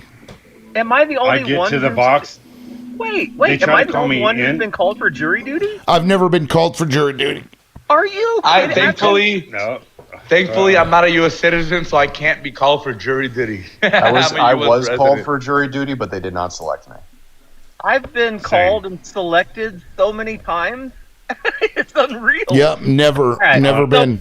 Hey, honestly though, outside of the topic, I just have to say one thing. As a Mexican, if there's one thing, listen, this is why I think Trump's delusional, because I'm a conservative and I don't think moving somewhere illegally is the best option. But I know not everybody can afford to go somewhere illegally. And I will say this, us Mexicans have been in the Southwest longer than Americans have been in the Southwest, right? And because it was part of Spain, and we descend from Spaniards, most of us, in northern Mexico, and families who stayed in Texas after it became part of the U.S. You know what I mean? But if you think about it, as a Mexican, if there's one thing that would make us be mad at the U.S. is, it's like y'all took half of our country and then call us illegal on land that was part of our country. Yeah. No, I've made that point before on the show. But yeah, we are not getting into politics until 11 and 30 my minutes. We'll transition to politics. No, that's fine. All right, no worries. Sorry, I just had to get that off my chest because it was on my mind, and I'm very ADHD. If I don't get it off my mind, I'm just gonna swallow it and probably gonna affect my mood and whatever. So I just wanted to say right quick, from a person who's been on jury a couple of times, the defendant not testifying left a bad taste in the jury's mouth. So even though you don't have to testify, I just wanted to address what who was saying you don't have to testify, or maybe it was Fanir. That was me. Okay, it does leave a bad taste in the jury's mouth. To not even if you don't say very much, it helped me to just and I sided with the defendant every single time. In the jury deliberations, but if they hadn't got up there, I may have not necessarily sided with them. I wanted to hear their story. I wanted to hear them defend themselves, and you don't have to, and don't take legal advice from me for sure. Same. Well, the I'm just general saying- consensus is that it's safer to not, because the upside is only that. I got a question about all this. That if you don't, the jury will be like, well, I wish he would have said something. But if they get up there and the prosecuting attorney is very good and they do their job well, you can really fuck yourself up. Well, and not only that, but if you're also guilty, That's and right. You get up there, right? Don't get up there if you are guilty. If you're innocent, Right. and you have nothing to hide. And see, But that was the I have benefit nothing to of hide. me. I just want the truth to get out. Like I want a jury to hear. If I have to go to trial, I just want a jury to hear about like the abuse and why, and all these problems I have that have affected my life afterward, and why sending me to jail would just be putting a good man in jail. That's all I have to say. Okay. But so now you keep have in to think about mind, this- the specific situation. All right, that specific situation with not in the past. I mean, the past helps, bro. But when you come and Pyre could answer because he was on a jury, they have to look at the facts of the situation and if That's a right. crime was committed at that time. All right, bro. But hold on. Yes. Hold up a second. The pre-story does help build, right, and it does help show a character on her part. If or it's whatever, right? allowed. So that's a good thing, dude. And I'm not saying that that's not. Empire's right, dude. They may want to hear your side and be like, "Hey, yo, I've been doing this for a long time," and that's legit, dude. Well, I lost it. I'm going to give you the specifics of the first case that I was on the jury for.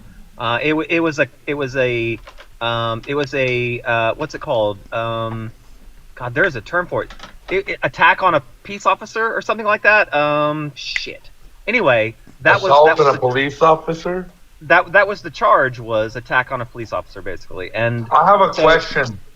Well, Why don't we treat cops the same as like civil, like in the sense of like if a cop gets assaulted, why doesn't the law just treat it as assault, like a That regular will be a assault, not- question to have in 26 minutes. fantastic. So the cop testified, right? The prosecutor brought the cop up and he testified, and he was like 6'8" and had to have weighed 300 pounds. Like, he was a big dude, right? And then the defendant got up and testified, and I kid you not, she was 5'2". She was drunk on 6th Street in Austin, and while he Oh, was you're from arrested, Austin? I lived there for quite a few years. Dude, I grew up in Westlake. I'm sorry, I had to interrupt. I had to tell you. Oh that. man, we need to talk because I've got some stories about Westlake. I'll follow I you, used to okay? run I'm gonna a restaurant. follow you. Anyway, so she accidentally kicked him while she was being arrested, and this is where the charge came from, was attack on a police officer. And if she hadn't stood up and shown that she was 5'2", and this dude was 6 foot, whatever, like that was when we went back to the jury room, that was the only thing I thought about. And to Hooligan's point, when the jury goes back into that room, we're not just talking about the facts of the case. We're talking about demeanor and tone, and it's 12 human beings in a room that aren't lawyers talking about the case, and so it is not based on just the facts. It is in fact based on personality. How you present yourself, how you. Our system is, I think, is great, but it's also at the same time pretty fucked up because there's 12 people who aren't trained in the law deciding your fate back there in that room, and there's no cameras, there's no records, like nobody, you can't take notes, you can't write anything down, and it was just 12 of us back there talking about whether we thought she deserved to go to jail or not. That was the end. That was the end. Like, we started out with the facts, but I kept bringing people back to, do you think she should go to jail for this? Like, do you think this 5'2" girl who accidentally kicked a gigantic cop while he was arresting her drunk on 6th Street should go to jail for this? And that was the only thing I stuck to. And eventually we decided that she was innocent and she didn't go to jail. And I felt pretty good about it. Yeah, I mean, now we're giving something of legal advice here, but I want to know, as a man, like, how you're feeling about it. Is there something that you've learned from this experience moving forward that you can maybe do things differently? That was to you, Ray. You are muted, by the way. He might be off app again. Well, I mean, I guess we can get back to that, but again, this. I'll answer that, Lib, because I think Sure. that, I mean, that goes along with everything in life, but that's that experience, bro. I've gone through. I had a pretty. I'm trying to be nice. She wasn't right in the head, dude. My first kid's mom. I was young, 18, but she had some problems in the head, and I ended up catching charges and going through the whole system because I was young and dumb, and I was like, well, I had grabbed her to keep her off of me by the arms, you know what I mean? And still, you have to learn from everything in life, but that's one thing I've learned, dude, is everybody just keeps their fucking hands to themselves, and then everybody is okay, right? And that goes, see, I'm older, bro, so we come from a time where, my dad, I don't hit women, you don't hit women, right? Well, hold the fuck up. Don't hit me, though. You know what I'm saying? That doesn't mean that she can hit me. And I think that was like that for a long time, like through the 2000s. You know what I'm saying? That it was kind of this attack on men. You know what I mean? Men couldn't do shit. We can do anything without going to jail. Raise your voice, you're going to jail. And she just gets let off, right? And so now we have come almost full circle to where the system, in most places, the eyes are a little more open to see the reality of the situation and see if she was an antagonist and the assault abuser, or if it was him. You know what I mean? And they're not afraid to take either party to jail, unlike what they used to be, right? So for me, my general rule, everybody just keeps their hands to yourself, because you know what? If a chick comes up and starts swinging on me, dude, I don't have a choice but to fucking knock her out. And I feel like shit about it, but she has to know you can't come swinging on people without knowing what the repercussions might be. Like, if your dad or your mom didn't teach you you're not supposed to hit people, that's a fucking fault in life, whether you're a male or female, right? Don't throw shit at me. Don't fucking put your hands on me. And that's just a general rule about living, right? So I know I've learned a lot of boundaries, right, for myself, though, not for others. I learned what I can and can't take, when I should and shouldn't react. You know what I mean? And that just takes age and experience. But like I said, we've come full circle to now that, you know, the system does see a little more of what the reality of what happens behind closed doors. You know what I mean? That it's not always just me. Hey, and if anybody wants to lighten the mood just a little bit, Sorry. I just posted a link to is it Bill Burr? Do y'all know the comedian Bill Burr? Yes. He's No, pretty I don't. abrasive. He's pretty funny. He's a little abrasive. Anyway, I just posted a link to his bit about you don't hit women thing, and it's pretty freaking funny. And Well, it's anyway, I just 12 posted minutes, so I'm not going to play it here, but yeah. No, not on the live. No, I'm good. I put Oh, I it up see. there for anybody's for anybody's personal use. Yeah, but it's pretty funny. Yeah. So we need to, you know, based on like what Hooligan was talking about, like, You like my flag? yeah, sure. It's from the Second Mexican Empire when we had a king. Nice. I know in America they're like no kings, but in Mexico I want a king over this narco president that we have, narco Jewish Okay. president in All a right. Catholic country. All right.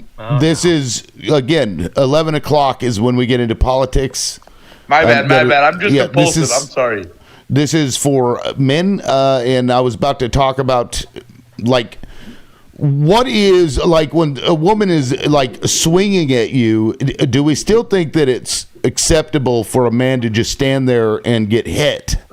No, you know what I Because- say because I lived it. I think it's okay. You know what? Listen, I agree. You don't ever hit a woman, but I think it's okay to defend yourself against anybody who's attacking you, whether they're a man or a woman.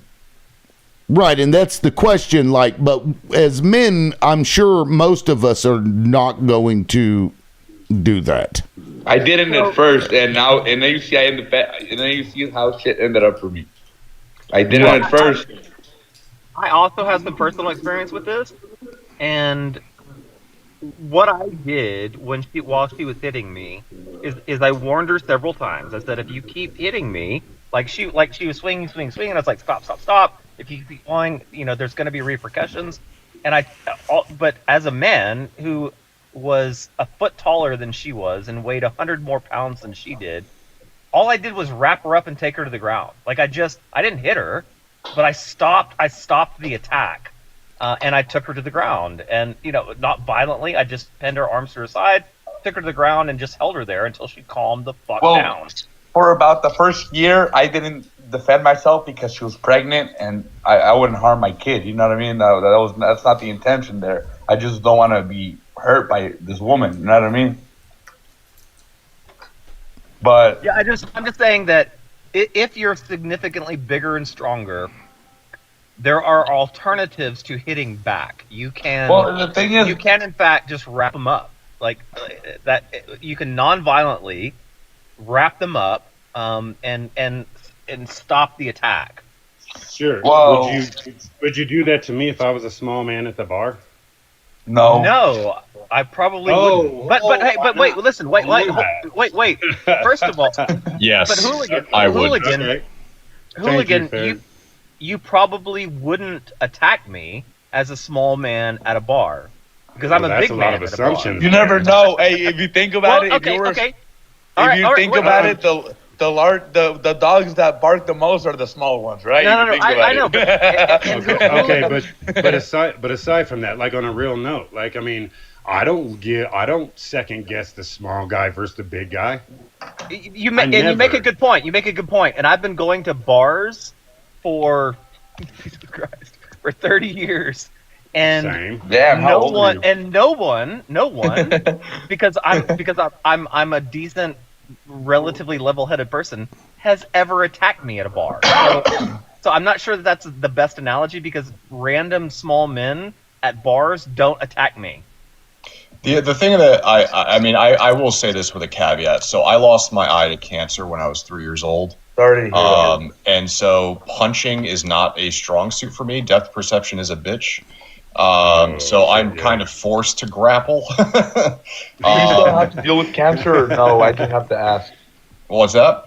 Do you still have to deal with cancer or did you beat it? If I still had cancer from 3, I don't think I would be talking to you right now. Okay, my bad. But I'm glad you beat it. I'm glad you're doing well. I'm glad. I can imagine how freaked out your parents must have been when you were born, or 3. I mean, when you were 3, you said. Sorry. Well, my mom was a nurse, so that did give me a bit of a leg up because she noticed that my pupil wasn't dilating at the time. But yeah, I would not notice that as a dad. I mean, you know what I mean? Yeah. So for me, I am always forced to grapple, and I think that is usually the better thing to do. But I don't know. I don't usually get in fights. I don't know if it's because of the way I look, but usually I'm able to either stop the situation from going. I'm a social worker as well, so my communication skills are probably a little bit better trained than others. I just don't get into fights. The closest thing I got to a fight, I live in New York City. I'll tell this story another day because it is a little long. But basically, a guy was going after a woman in the subway, and I just stood up, got in between them, started screaming, and he backed off. And I think a lot of conflicts can be dealt with without violence, even if they are ready to fight. Because I mean, I've been in several situations where the guy was ready to throw a punch, and I just stood my ground, and they didn't want to throw the first punch. I remember, oh my God, my brother. He was a strong tackle. He got a scholarship to play football. He's a big dude. He's like 6'3", 280, maybe 300. He may have hit 300. Just massive, hulking guy. We're in Corpus Christi. He's driving. Now, he fucked up, right? He was turning right. There was like 4... Sorry. Bro. Okay, so there's like 4 lanes. He's in the second to the right lane, and he's going to turn right until like a beach, like a boardwalk or something to get to the beach. Well, he didn't see this van, so he like clips the van. This dude gets out of the van, and I mean, he's screaming, "You motherfucker!" I mean, just coming up to this car, right? This little bitty car, and he's just freaking out. He's probably in his 30s or 40s or whatever, and he's just, "I'm gonna fuck you up," screaming all this shit. My brother, all he did was stand up out of the car, and so this big ass fucking dude rolls up out of this car. That dude took one look at my brother, and he's like, "You motherfucker!" He just gets right back into his van, and he drives away. He said, I didn't want any part of that. I want to say that, so, for 35 years, I've worked in restaurants and bars where people get drunk and act like asses all the time. And I'm 51 years old, and the only people I have fought on this planet are my brothers. Those are the only fights, the physical fights I've ever been in. I've managed to de-escalate, or because I'm 6'2" and I weigh about 200 pounds, most people just don't I have the benefit of people just not wanting to get engaged, but I'm 51. I've never been in a fist fight in my life except with my brothers. Your brothers, right? Well, let me. This video I'm about to play goes back to the do you hit a woman if she's like doing shit, freaking out, hitting you first, right? But in this case, I don't know if you guys have seen this video or not. I have watched this video I don't know how many times, but here we'll take a look and talk about it after.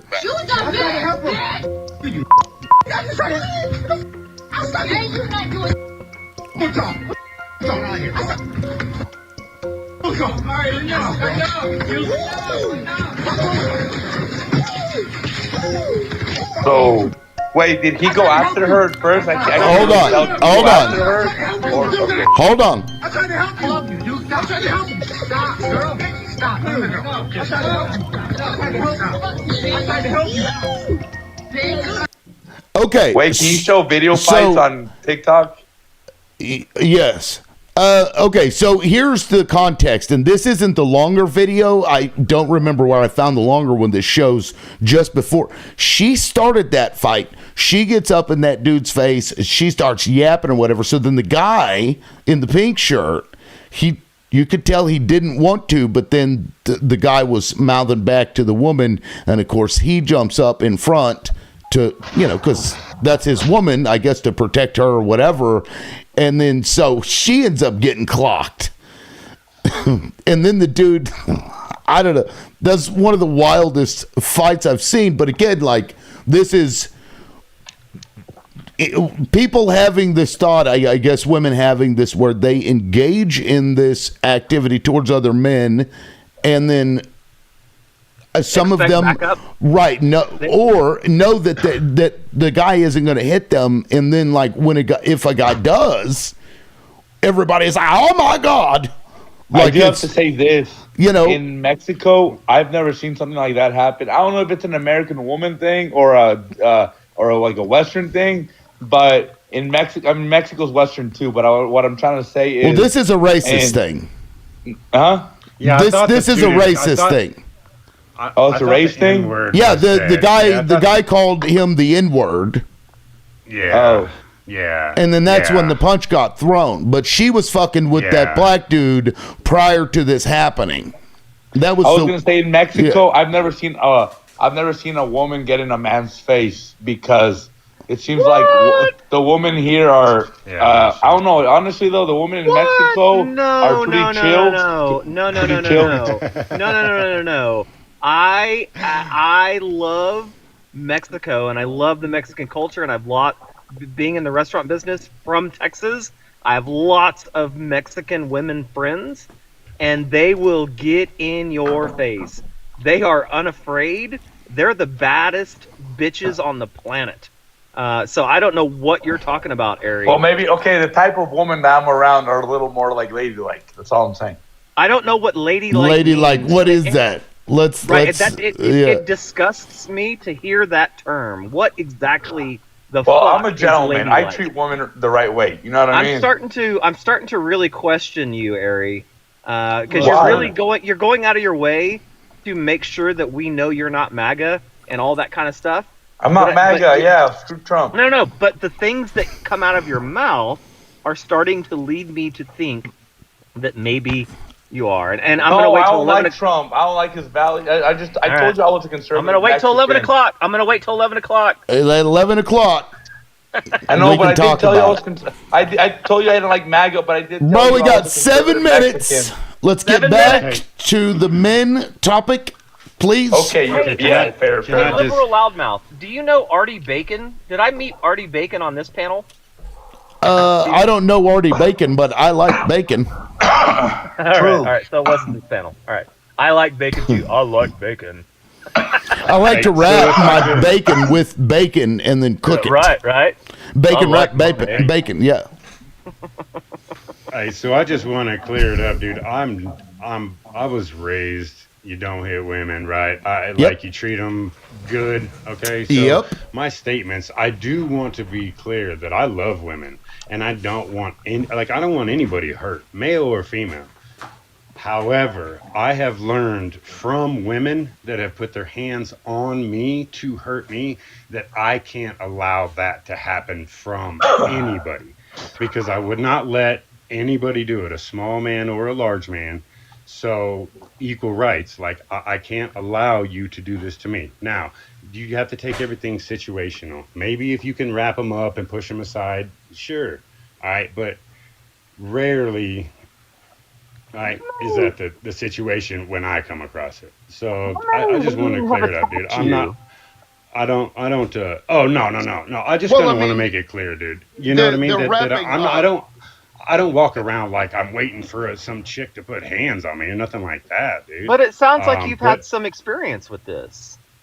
I'm Polly. I'm yes, I always waiting have. for women to lay their hands on me, but that's a different Dun, story. dun, dun.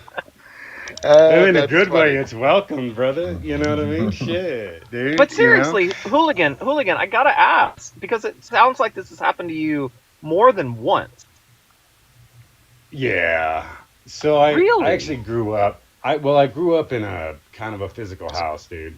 All right, and I've come to find I'm 44, so I've come to find out that a lot of it stems from my mom.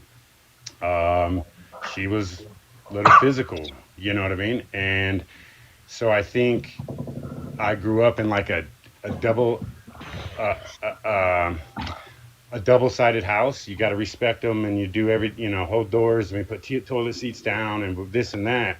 But then they can kind of do what they want, right? So then when I became old enough, dude, one of the first like true girlfriends I had, she got physical, and I didn't know how to handle that, so I didn't react. You know what I mean? And then and we were together for like 3 years, and then so after like I don't know, 10, 15, 20 times of her slapping me and hitting me, I lost it and I punched her back. And I was like, Jesus Christ, like, what the fuck am I supposed to do? What am I supposed to do? Like, I wouldn't let no man on this fucking planet put their fucking hands on me. You wouldn't get you get one slap in, bro. Wait a And then we're minute. throwing. Wait, Okay. no.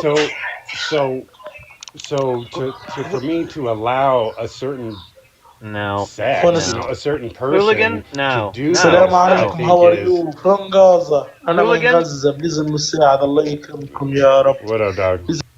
Hooligan? I'm sorry, Ahmed. What was he saying? The answer that the police will give you when you ask them that question is you walk away. That's what you do. You disengage.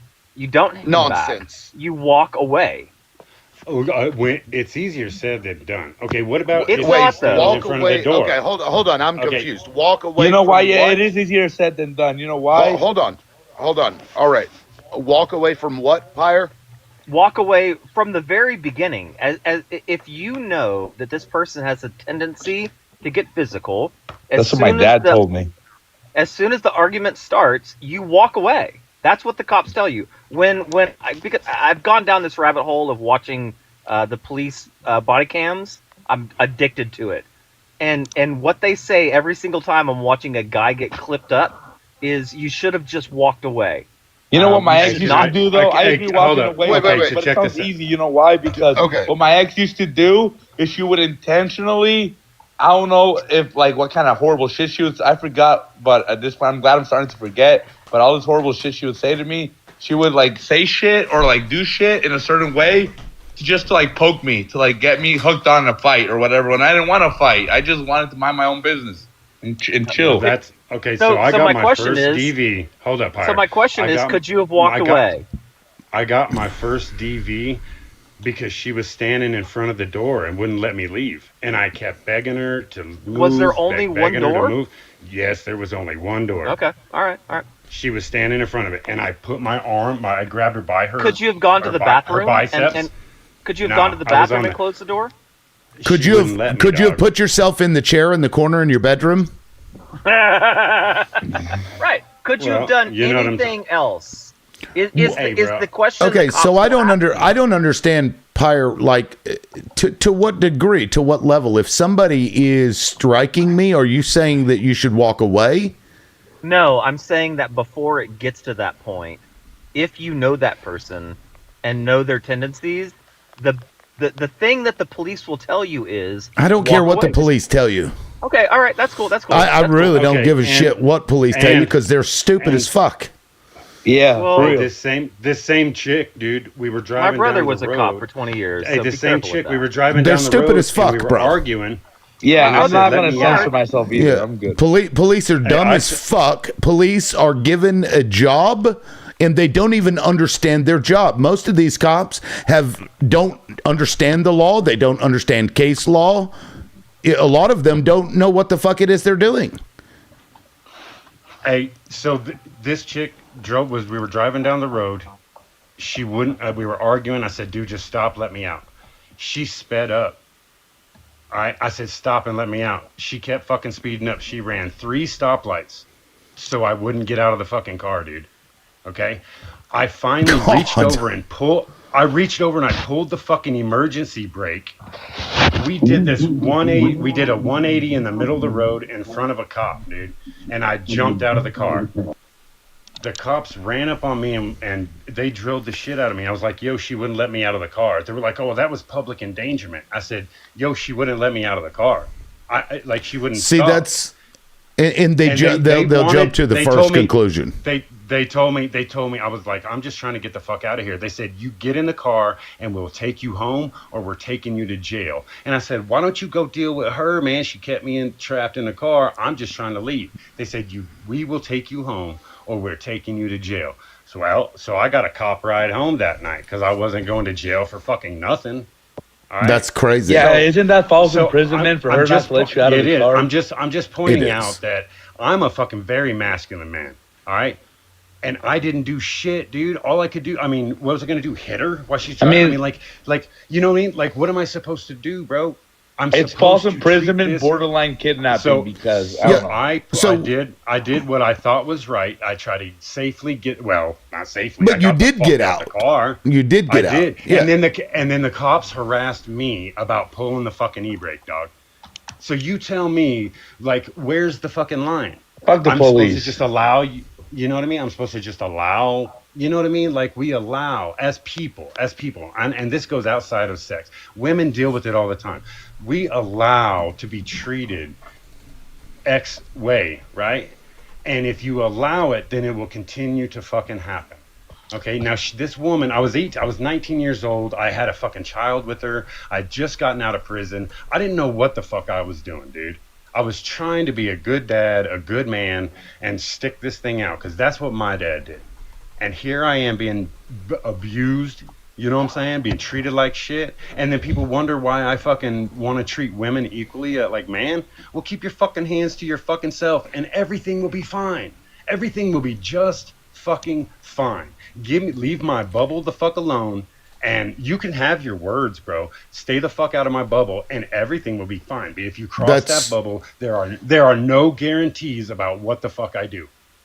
I mean, I don't care who you are or how big you are. Yeah, I don't like on a superficial level. I don't disagree with that.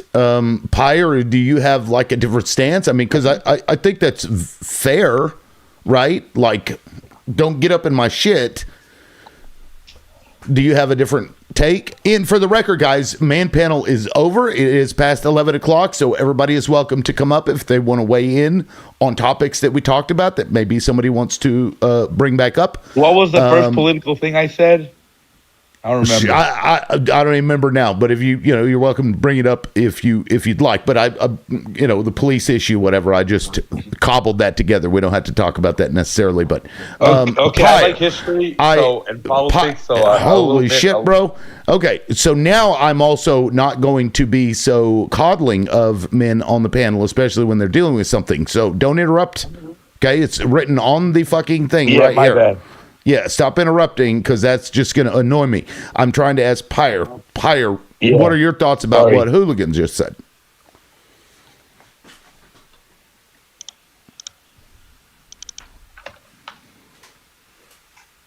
Pyre, you are muted, by the way. I didn't mute you, though. I don't know if it upset you because your brother was a cop for 20 years, and I said that No. Okay. I live in a tiny home, so if I have to go pee, I literally have to climb downstairs to go pee. So I'm sorry for laughing, but that's kind of funny. I can hear my name being called, and I'm like, "Come on, hurry up!" So sorry. That's funny. What was the question? That's funny. Did you hear what Hooligan had said about stay the fuck out of my bubble? So this shit doesn't happen. Like, what is your thought on that? Because I think it's fair enough. So you can expand your bubble by backing up. And if you can't, then I don't know. I don't know anywhere on the planet where you can't back up. In a car, can you back up?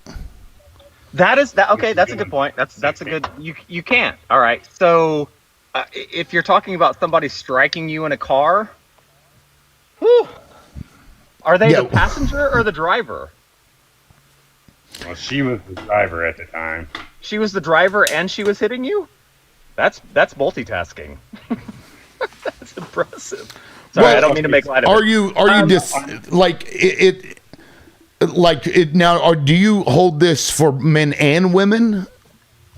Yes. Yes. Okay. Absolutely. Yeah. Absolutely. Like again, I'm gonna point to the fact that I've worked in bars and restaurants where people get drunk, and I've had to deal for 35 years with drunk people who get in my face, and I still have yet to get into a fight because I've learned how to take a step back, how to de-escalate. Well, wait. Now in a car, that's a different scenario. But I will say this: it is a little different. I wouldn't strike a driver of the car because then we're both in danger. So I don't really know what I would do. I think probably the best de-escalation in a car is just to remove the driver's wheel. I think that would stop the punching at least. It might turn into screaming at that point, but at least the punching would stop. Did you say remove the driver's wheel? The wheel. It was an emergency brake, right? It was an emergency, and I pulled it. and then you get out of the car, and then you just get out of the car.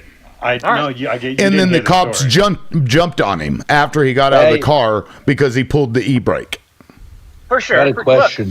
Look, I will say this. First of all, I'm not going to defend. Okay, is this? If I was a police officer, would this be a safe space for me or no?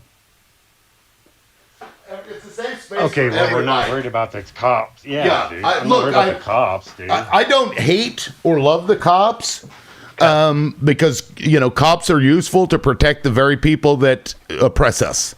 That's their job. That's their role. And that's how I view them. There's good ones. There's bad ones.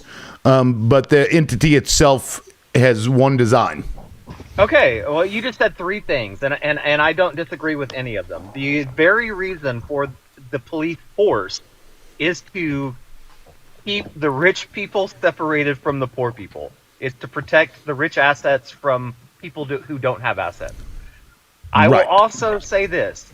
Most people who, just like healthcare or teachers or whatever, most people who go into policing do it because they think that they want to do good. They want to help their community. They're not doing it. Some of them are definitely doing it for power reasons, but most of them do it because they think they're going to do good. And so I'm going to give them, for the most part, the benefit of that doubt. Now, I've been harassed by cops.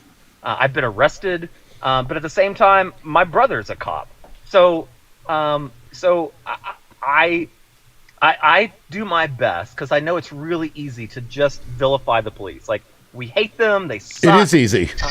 It is easy. And I try my best to not do that. They make it easy. They make it easy for us. Some of them absolutely do, but they're getting better. They're working on it. It wasn't even really the you said. But trust me, between both countries, I would rather get pulled over with weed in Mexico than in the U.S., especially Texas. Brother, it's legal. Weed is depenalized in Mexico. I know. It's legal here, brother. Now, Pyre, go ahead and finish your thought, and then we're going to get to Lonnie, and we also have Jess. We have dispensaries in Monterrey. By the way, my kid's godfather, legal. I don't know how he did it, but with the ex-Mexican. I can't. Pyre, finish your thought. My thought was just this, y'all. Like for the most part, police are trying to do good for the most part, and yeah, there are some seriously bad apples that need to get called out and prosecuted and put in prison for long periods of time. Like like we seem to think that that prison is a it deters citizens from committing crimes. So if we were to put some police in prison, it might deter some of the bad actors in the police departments to stop doing the shit they're doing. But for the most part, police have a tough job. It's a hard place to be, and I try to give them. I try to give them as much leeway as I can, but I also understand they can be very problematic. Well, look, they don't get an ounce of special treatment from me. I will give them no grace because of their job. None. A spade is a fucking spade. I think a better thing to try to fix these issues is actually doing more than just 6 months of training. I think that's the stupidest shit in this country. And that is that you can be a police officer after 6 months. They should have at least a year, I would say 2 years before you become a cop. There should be a college degree for it. There should be a college degree. Right. That includes your basic constitutional law should be a big part of that. That's right. Well, but I said it in the comments a minute ago that constitutional law is great, but it's very broad. Knowing the state laws, and once again, because I've gone down this rabbit hole here recently of watching these body cams, so many people think that they know what the law is, and they say it outright. I know my rights. You really don't. You really actually don't. And let me ask you this, liberal loudmouth. Can I ask you what your real name is? No. Okay, cool. If you were to get pulled over for speeding, for example, or running a stoplight, would you have any issues giving the police officer your license, registration, and proof of insurance? I have an obligation to do so. Correct. So you wouldn't put up a fight at that point, right? No. Okay, cool. Well, then fantastic. Then that's for the most part, that is exactly what the police force wants. It's just we want to check your information, make sure you don't have any warrants, and then you're on your way. Okay. Do you think that if somebody who is pulled over asks, "Why did you pull me over?" do you think that it's okay for the police officer to be transparent about it? Unless, barring some other investigation that they're doing, which prohibits them from telling them that information because they're, fishing for something else. Well, they have to tell you eventually. The thing that they usually do, and though, what I know is what I've learned is the reason why they ask you for your ID first. Yeah. Is so that before they will explain why they pulled you over, they're going to ask you for your ID. And it's so that if when they say, I pulled you over because I ran your plates and you've got a warrant, and then you decide to flee, I've got your driver's license. I know where you live. And, I've got your information. And that's the reason why they get your ID before they explain the reason for the stop. Can I interject? Yeah, go ahead, Lonnie. I want to roll it all the way back to the part where Pyre jumped on Hooligan for saying that after being abused multiple times, that he finally implemented self-defense, right? Women are violent too, right? And we're not just going to skirt past that, because I'm a woman myself, right? And I put in the comments, and I don't know how many people were paying attention. My son's father has 2 other children besides my son. He has a son older than mine, and he has a daughter younger than mine. And when my son used to go visit, my son used to come home and say, my sister hits me, and I tell my dad, and my dad tells me I better not hit her back. And I told my son, if she hits you, hit her back, and then tell your dad to come see me, because that is not safe. Because what's going to happen is that little girl's going to grow up, and she's going to hit somebody's son, and they're going to knock her between the washer and the dryer, and he's going to have to go fight. So his best bet is to stop teaching her to put her hands on a boy, let alone a man, and think that they can get away with it because they're a girl. That is a no, because the law says that hitting somebody is assault and can be charged for it. So can we stop skipping over the fact that you stand there and you let some lady, some woman hit on you, that you're supposed to turn the other cheek, because that is the biggest bunch of bull crap I've ever heard in my whole entire life, right? If she hits you, self-defense is automatic after that. I'm a woman, and I don't go, and listen, I swing on a man. You threaten to knock me between the washer and dryer, we're gonna be between it together. I'm the first one to tell you that. But at the same time, I'm not going up and just hauling off and hitting men because I don't know how to deal with my emotions, right? Right. Because I lack emotional regulation. And we need to stop coddling women who hit men because they lack emotional regulation and call it what it is. He was in an abusive relationship with a woman, because I heard him say it. And to defend it by saying, oh, don't hit her back, walk away, is not the answer, right? He should have called the cops on her. He should have got her arrested. But I'm pretty sure, like most men, like my son was told by his father, don't you hit a woman, right? Girls are girls. Yep. You're stronger than her, right? You can take that. You can handle that. And that's half the problem that we're dealing with today, because a lot of women think it's okay because they're women, they can hit on men. And I'm saying, no, fuck no. There ain't no argument about it. I'm not going back and forth with you about it. If the law says that hitting someone is an assault charge, then women don't get a pass. And unless she was hit first for no reason, because when she's in an AB situation, then we want to tell her, well, she should get away. We know women can't just up and get away from AB situations or abusive situations. I don't know why we keep expecting men to get away from abusive relationships, because I feel like men suffer more abuse than women in those types of relationships, because they are taught that men don't cry. Men can't have emotions. Men have to toughen up and take it on the chin and deal with it. And that is my point. Nobody should be putting their hands on nobody. I don't care. Keep your hands to yourself, and maybe we wouldn't have so many domestic violence cases happening. And that's where I'll pause. Yeah, appreciate that, Lonnie. Pyre, did you want to respond, and then we'll get to Jess? I did. Lonnie, I do not disagree with you in any shape or form. And I don't think I jumped on Hooligan, and if I did, I apologize, because I don't like jumping on people. That's not why I come up. Do it again. Do it again, Pyre. Jump on him again. I really don't want to. The only thing I'll say, Lonnie, again, and I've referenced this before, is I'm 51 and I've managed to not lay hands on anyone, and I've been in some pretty ridiculous situations, except for my brothers. My brothers are the only people I've punched, and so that's all I'm saying, is that I have figured out somehow or another a way to not get engaged in that kind of activity. In that, Pyre, are you more passive or more of an aggressive guy? I'm sorry to cut you off. I am a pacifist, 100%. I do not believe in violence. Now, I'm not going to say that you're wrong, because, there are situations that could be de-escalated, right? Absolutely.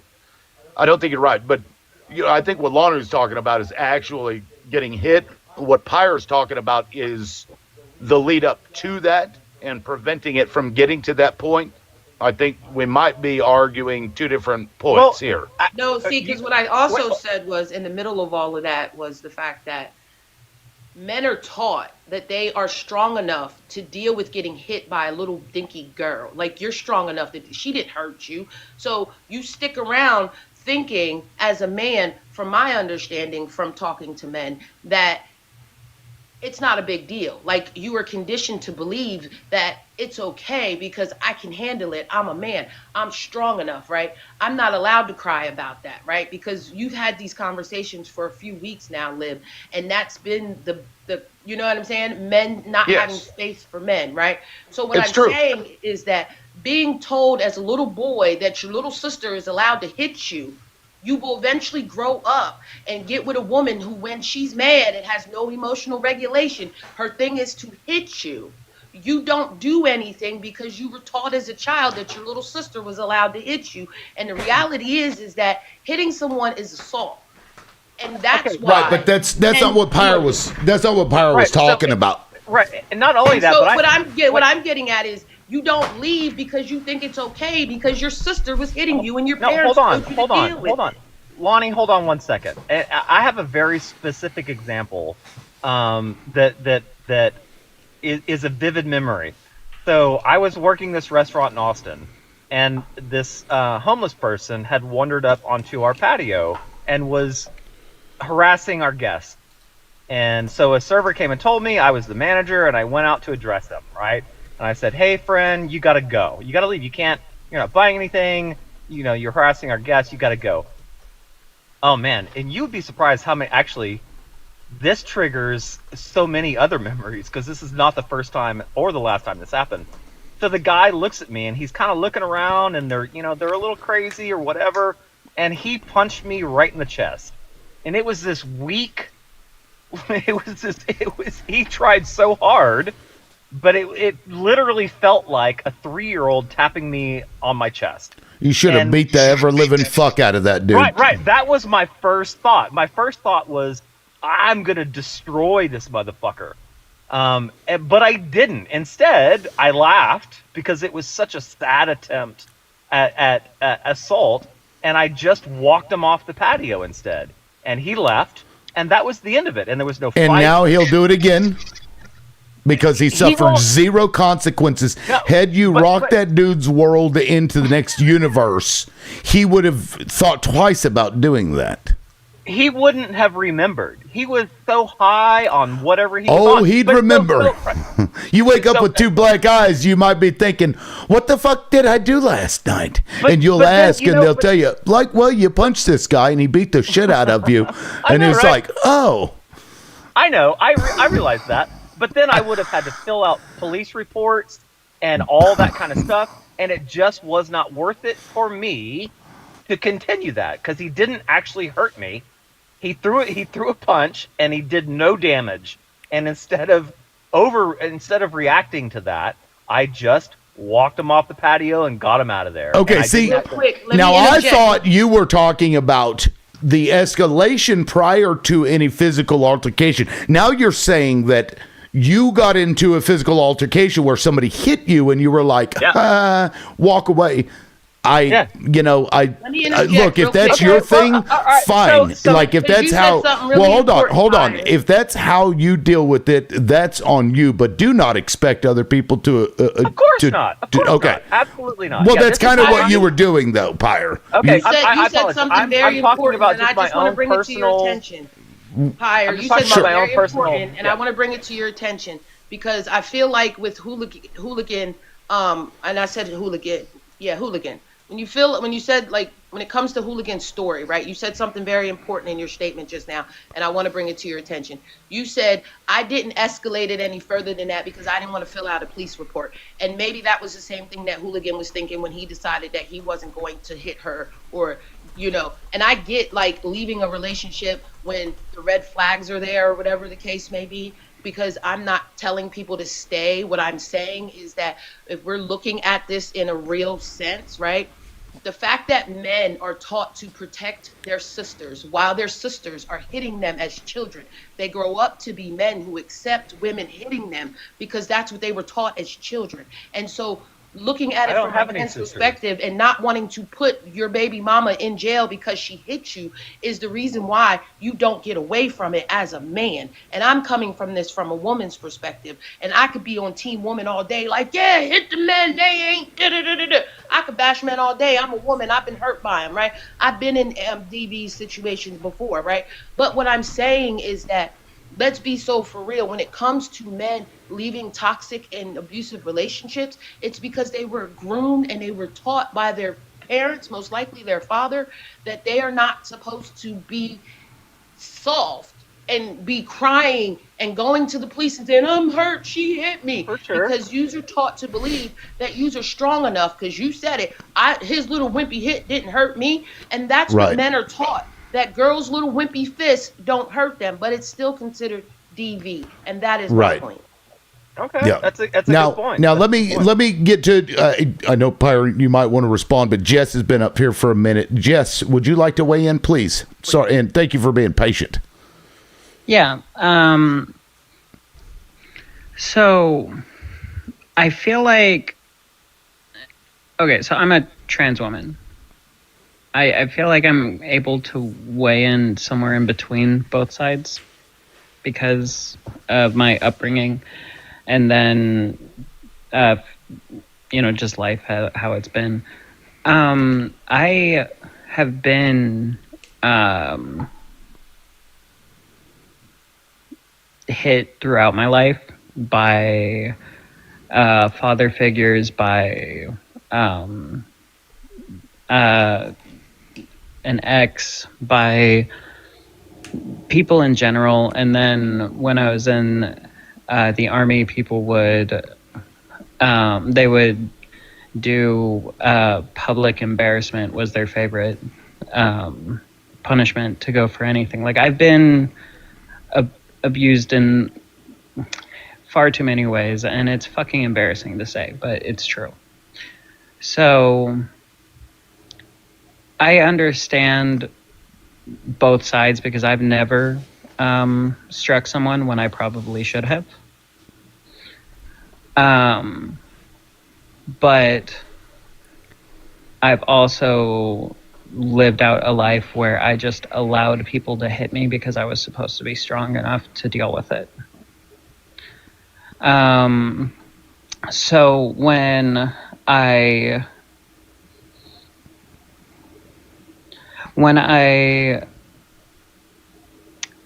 like, and I, if I'm being honest, I just recently got out of the last relationship that I ever allowed someone to touch me in a way that I was not, that I didn't want. So, like, it's still pretty fresh, but it comes to a point where you have to, like, take a stand to be able to get away from the situation. And yes, I've never thrown a hit outside of sparring situations. Like, in actual fights, I've never thrown a punch. I've been hit, and I've stopped hits from, like, I've blocked hits, but I've never hit anyone. And I have taken countless beatings because of that. So I would say, obviously, yes, if you can get out of the situation, do so. That's clearly the answer on paper. But in life, shit happens. And shit gets fucking weird. So... That's true. We have to, stop and look at situations and stop trying to treat every situation like it's the same as the last. When someone you've been taught is weaker than you, because I was very much conservative red pill bullshit, right? When someone that you've been taught your entire life is supposed to be weaker than you, is attacking you, you run through all these moral dilemmas in your head because, well, I'm not supposed to, but I'm being hit. I'm having things thrown at me. I'm being, abused. And you have to, it's really, really hard to get out of programming. But to say that, well, you should have just gotten out of the situation, you weren't there. No one was there. I allowed people to hit me who I never should have because I was more scared of defending myself than I was of allowing the hits to happen. And while I'm glad that I haven't hit anyone, I also wish that I had stood up for myself a long time ago. Yeah. No, that's a great point, Jess. Yeah, every situation is different, and applying that one size fits all standard is unfair to each situation, I think. Well said. Anybody? Pyre, go ahead. So to talk about what Jess was talking about. So I've said a couple of times that the only people I've gotten in fistfights with are my brothers. And usually I got the crap beaten out of me. And I don't want y'all to think that there were bloody lips and, black eyes. It was body punches, and it was, it's brotherly beatings, right? One day, when I was getting up there in my teens, both of my brothers are older than I am. One's 3 years older, and the other one is 6 years older. We're all 3 years apart. My middle brother was messing with me, right? He was, I don't know why, I couldn't tell you the details, but he was messing with me. He was picking a fight, and I punched him as hard as I could right in the sternum, and it dropped him. And I think that instance, so I was probably like 14 or 15, and that made him 17 or 18. The physical reaction to my strike, I think, really stuck with me. Like, freaked you out, probably. Right, the damage that I can do if I get really mad. Like he was really pushing my buttons that day, and he like I. Oh no! Oh God! Oh, no! Seriously? Wow! All right. I got to drop you. All right. I'll see you at 10. Yeah, that's fucking Sorry weird. about that. Yeah, no, you're good. I don't even know. Let's see. Violent and criminal behavior policy. What the fuck? Okay, so it didn't even show me a time frame, Pyre. So I don't know.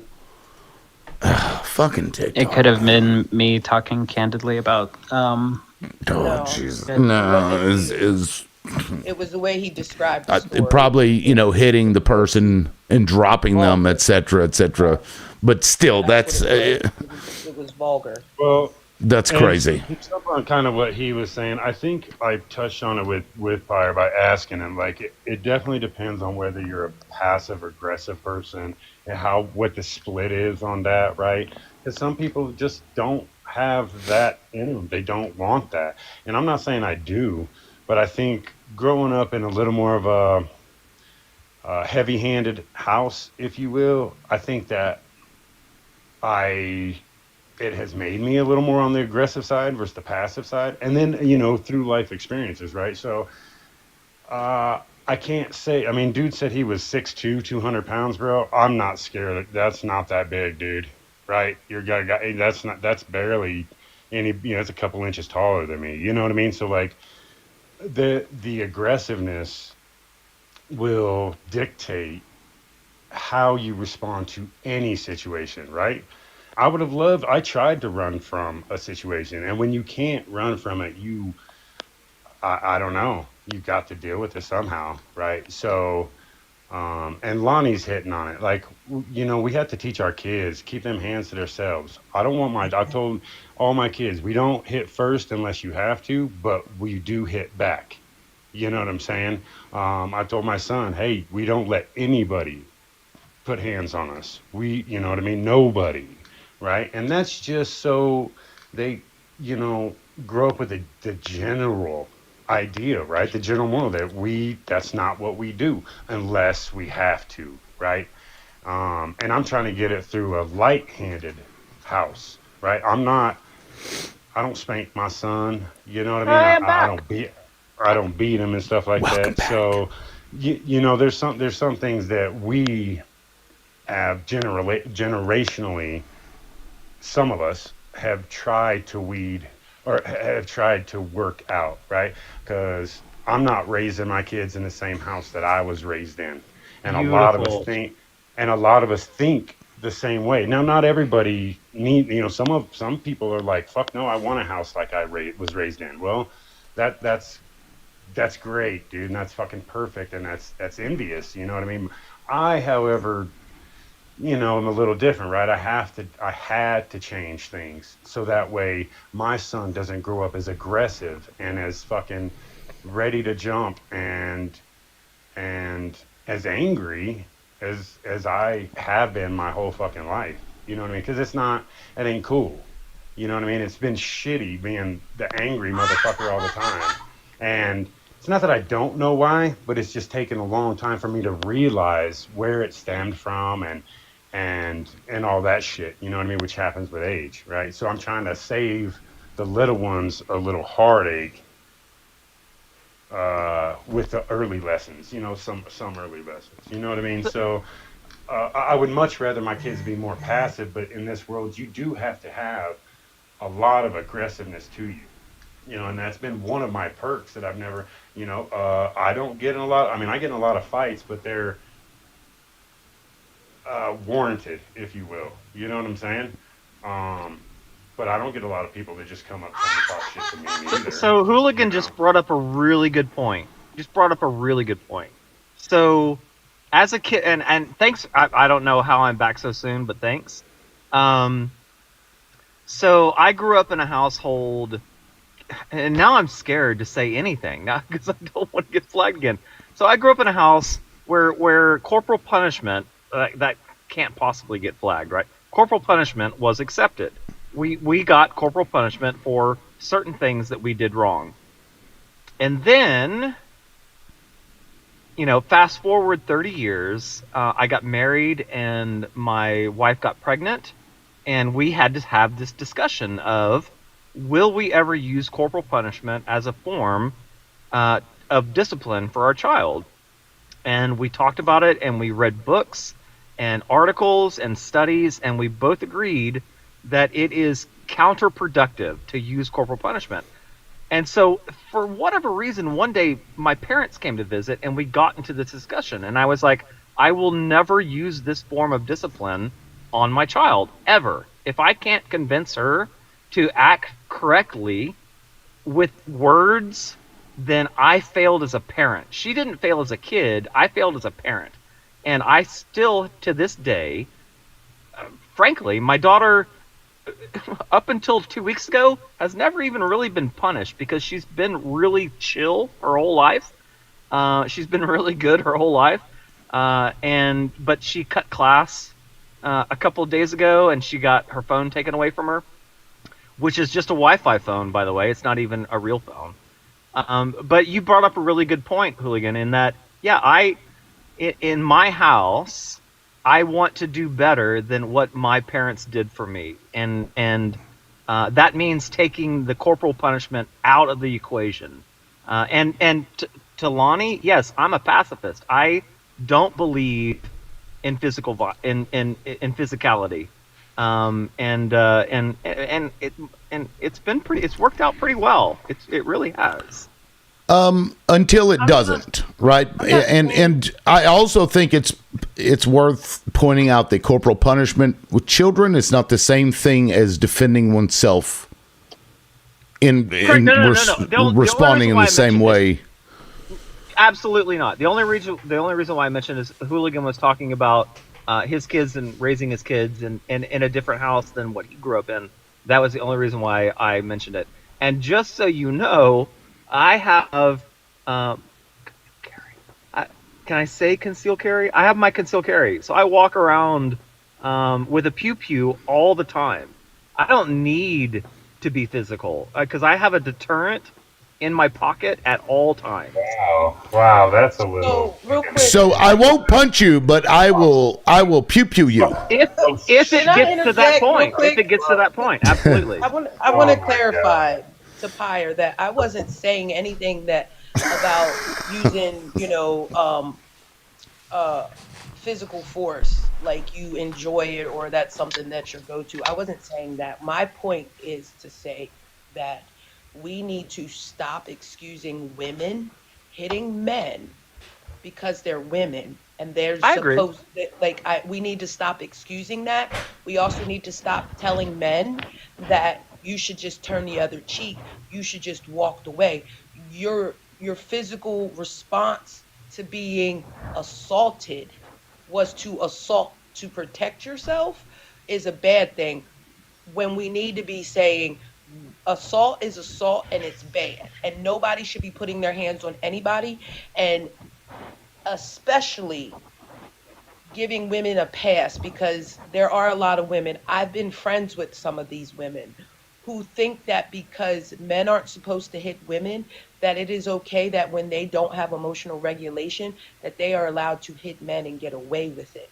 And that also, on the flip side of that, men not being allowed to have emotions and men having to always be tough. And unfortunately, you mentioned that your upbringing was very, hands on, so to speak, is sad, right? Because you had to fend and defend yourself. And when you did that, it scared the holy mess out of you. And nobody should have to be brought up in that way, right? That's what I'm saying. Like, I'm not, I don't believe in DV whatsoever, right? DV is never okay. I don't care who is on the receiving end of it. I don't care. It's not okay, man or woman, right? I don't believe in hitting to prove your point, to get your aggression out. No one should be hitting anybody to get their aggression out. People need to learn to emotional regulate to where they do know how to use their words. If that means that you got to separate for a few hours or a few days and get your thoughts together and come back so you can have a cordial conversation, well, then let's try and do that before we reach out and physically hurt somebody because we can't regulate who we are. And men protecting women, it goes into what I'm saying, right? Like, men as boys are taught, especially if they have sisters, that they are to protect their sisters, right? But then the sister gets to hit on their brother, and the parents are like, that's your sister, she's smaller than you, she can't hurt you, and puts this stigma on men that men always have to be strong, men always have to take the hit, men always have to be the bigger person.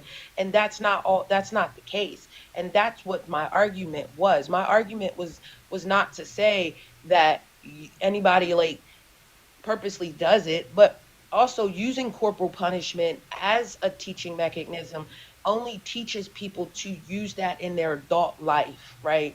So to solve their issues is to use something that to get their point across, and it lacks emotional intelligence to be able to understand your emotions and talk through them.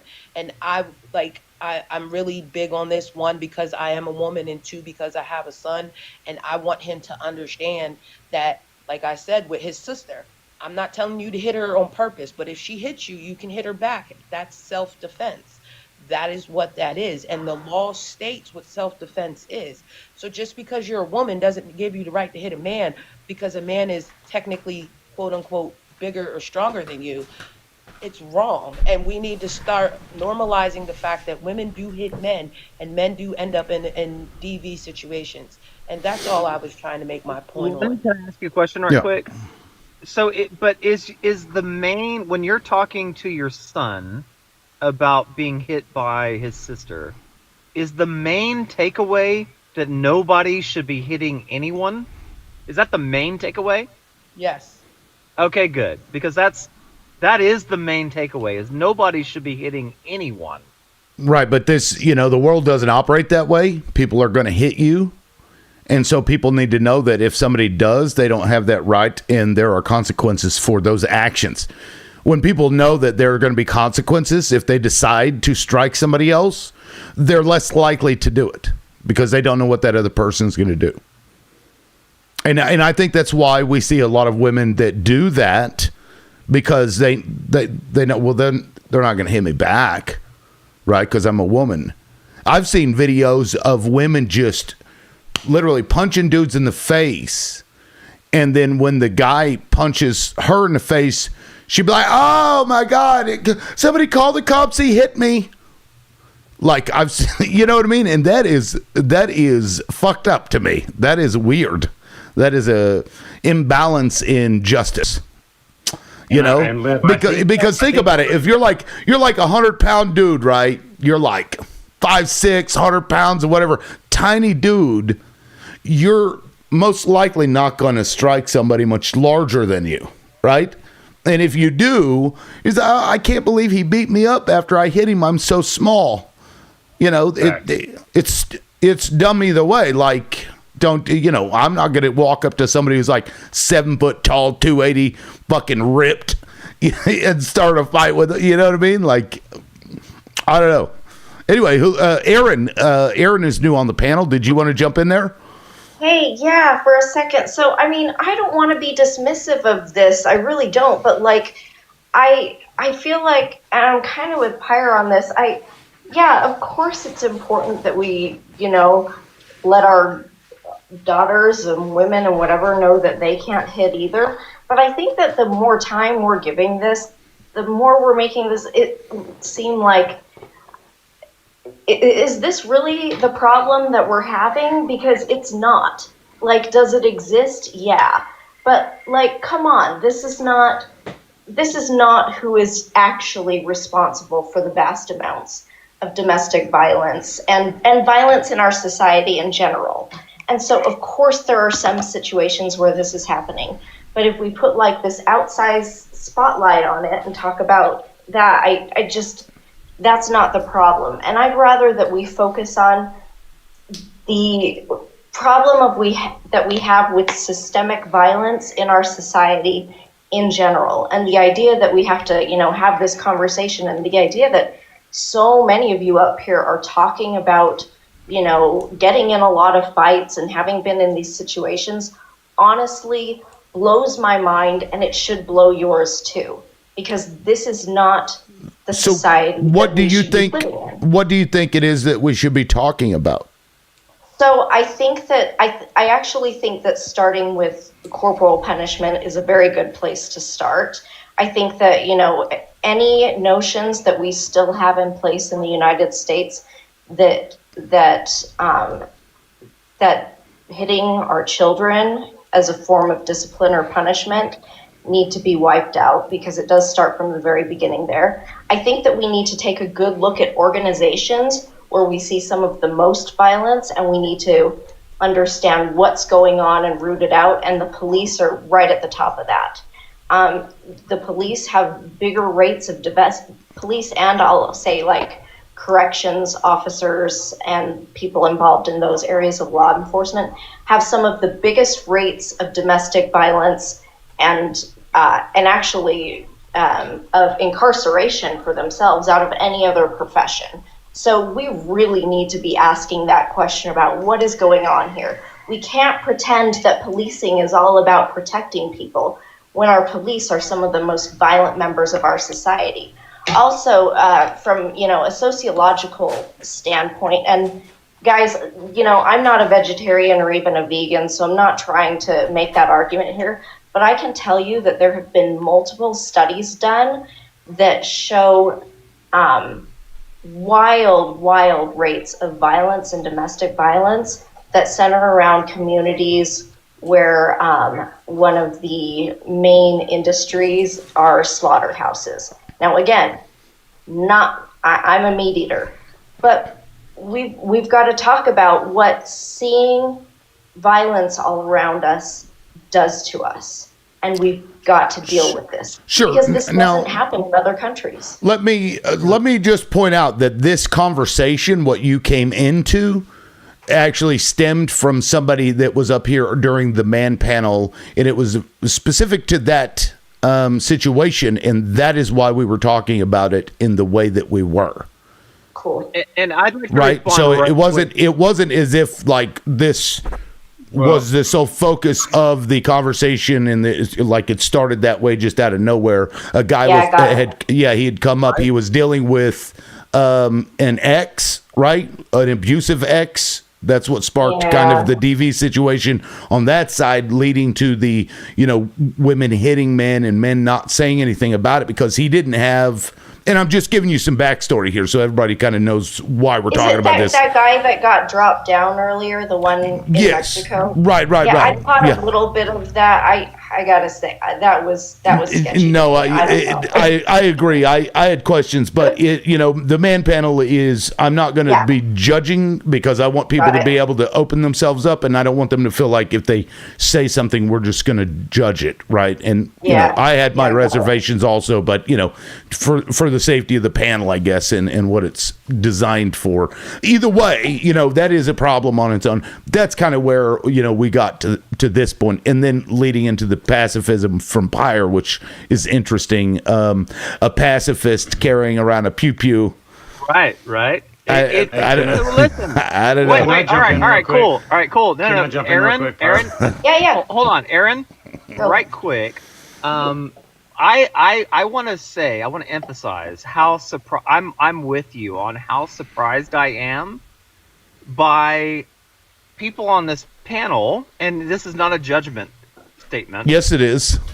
No, it's not. It's really not. I'm surprised wait. Look. Okay, maybe it is. All right. You know what? With all due respect. It is. Thank you. All right, cool. All right. I'm surprised by the lack of physical altercations, and I'm trying to really couch my words so I don't get banned again. I'm surprised in the lack of physical altercations that I have had in my life, as opposed to what I'm hearing from people on the panel. And Jess, I've been talking to Jess here in the comments, and she, is it she? I'm sorry, Jess, is it she? Yeah, it's she. Yes. You asked, how do I approach a bad situation? And I am I just lucky that I haven't had that many bad situations, that I haven't had, look, and I'm in the public, like, y'all, I am you guys's, when y'all go out and drink at night, I'm the guy who's in charge of making sure that you don't get out of control, right? That's me. That's what I do. Well, you have a bouncer for that, I'm sure. And no, it was me. It was me and my other manager. And the lack of the amount of time that I haven't gotten into a quote bad situation. You were punched, Pyre, and then you're going to sit here and act like you've never gotten into altercation. Somebody punched you. Okay, all right. What is that called? Out of 35 years, I got punched one time by a homeless guy on a patio. Okay. Out of 35 years. And imagine if that homeless guy had been 6'2", 250. Things would have been. Hey, listen. Right. Wait. So why does it surprise you that other people on the panel have had things that, maybe they could have done something different, maybe they couldn't have? Well, I'm not sure why you're surprised by this. It surprises me only in that I've seen so very little violence in my life, and it surprises me that other people have seen so much. That's I have seen. Okay, so did you grow up where you grew up? Was there a gate into the neighborhood? No, I grew up. I grew up in a poor, tiny town. Let me tell you, I grew up in North Tulsa. In one point in my life, I watched this lady who. God, I don't know how old she was, but she was like massive to me. Of course, I was younger at the time. Beat the ever living shit out of this dude. I mean, she whooped this dude up one side and down the other in this area. I also, in that same school district, I ended up beating the fuck out of this kid who, because we had a catty corner classroom, right?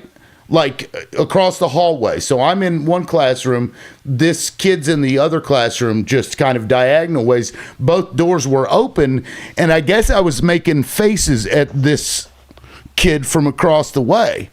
So I'm walking home, and this dude comes up and starts, motherfucker, this, you making faces. This is like kid problems, right? I'm fucking probably like 3rd, 4th grade at this time. And so he swings on me, and I beat the shit out of him.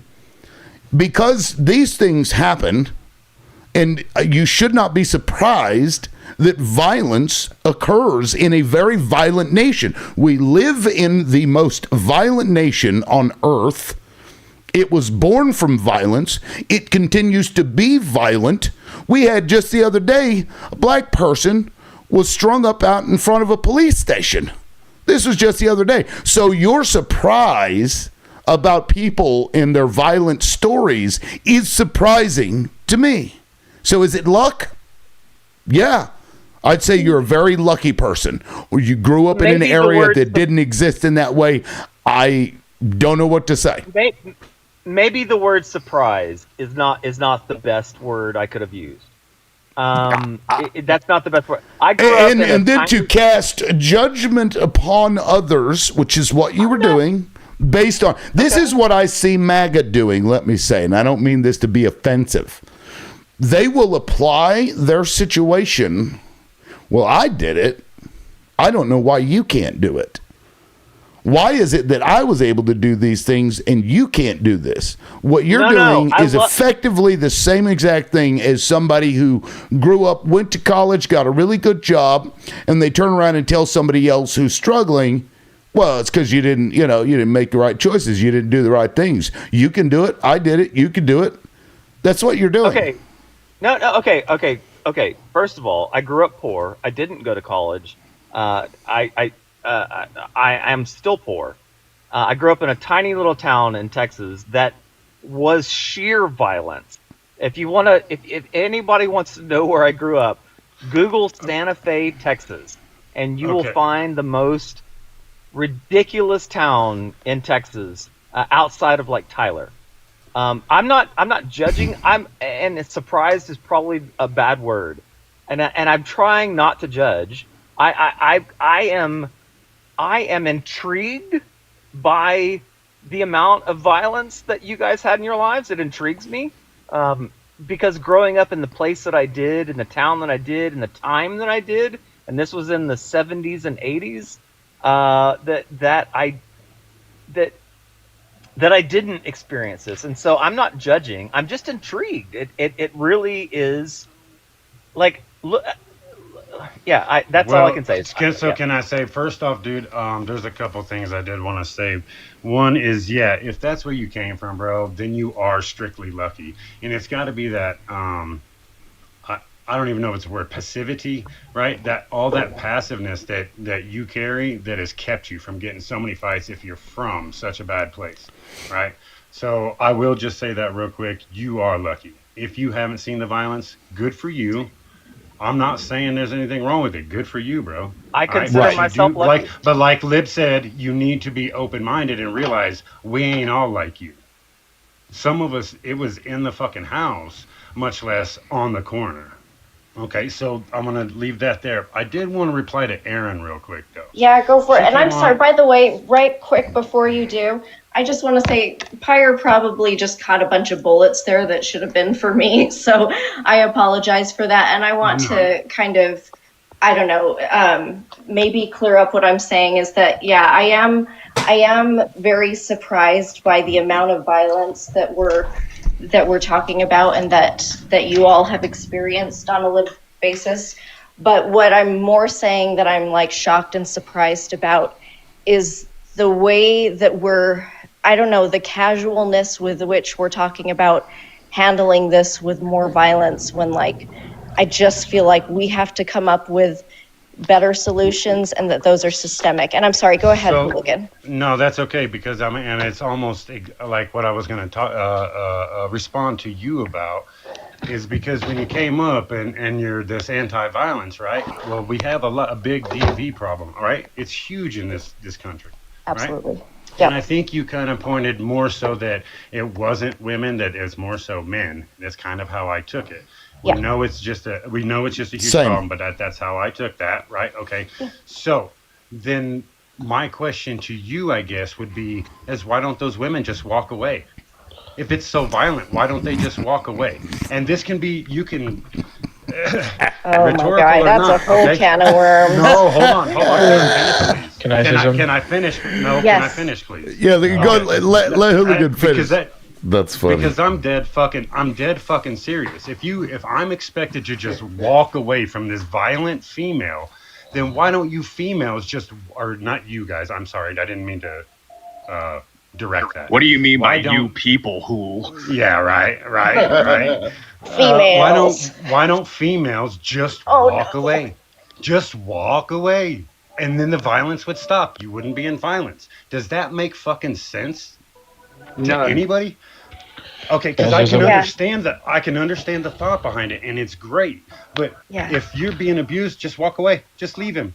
Take the kids and go, or leave the kids and go. Right? I mean, okay. So I'll digress. Okay, so can I respond to that then? Like obviously, yeah. You know what? Do you want to code? Sorry, if you want to, go ahead. But since he was addressing me, I'd like to respond after you. Okay.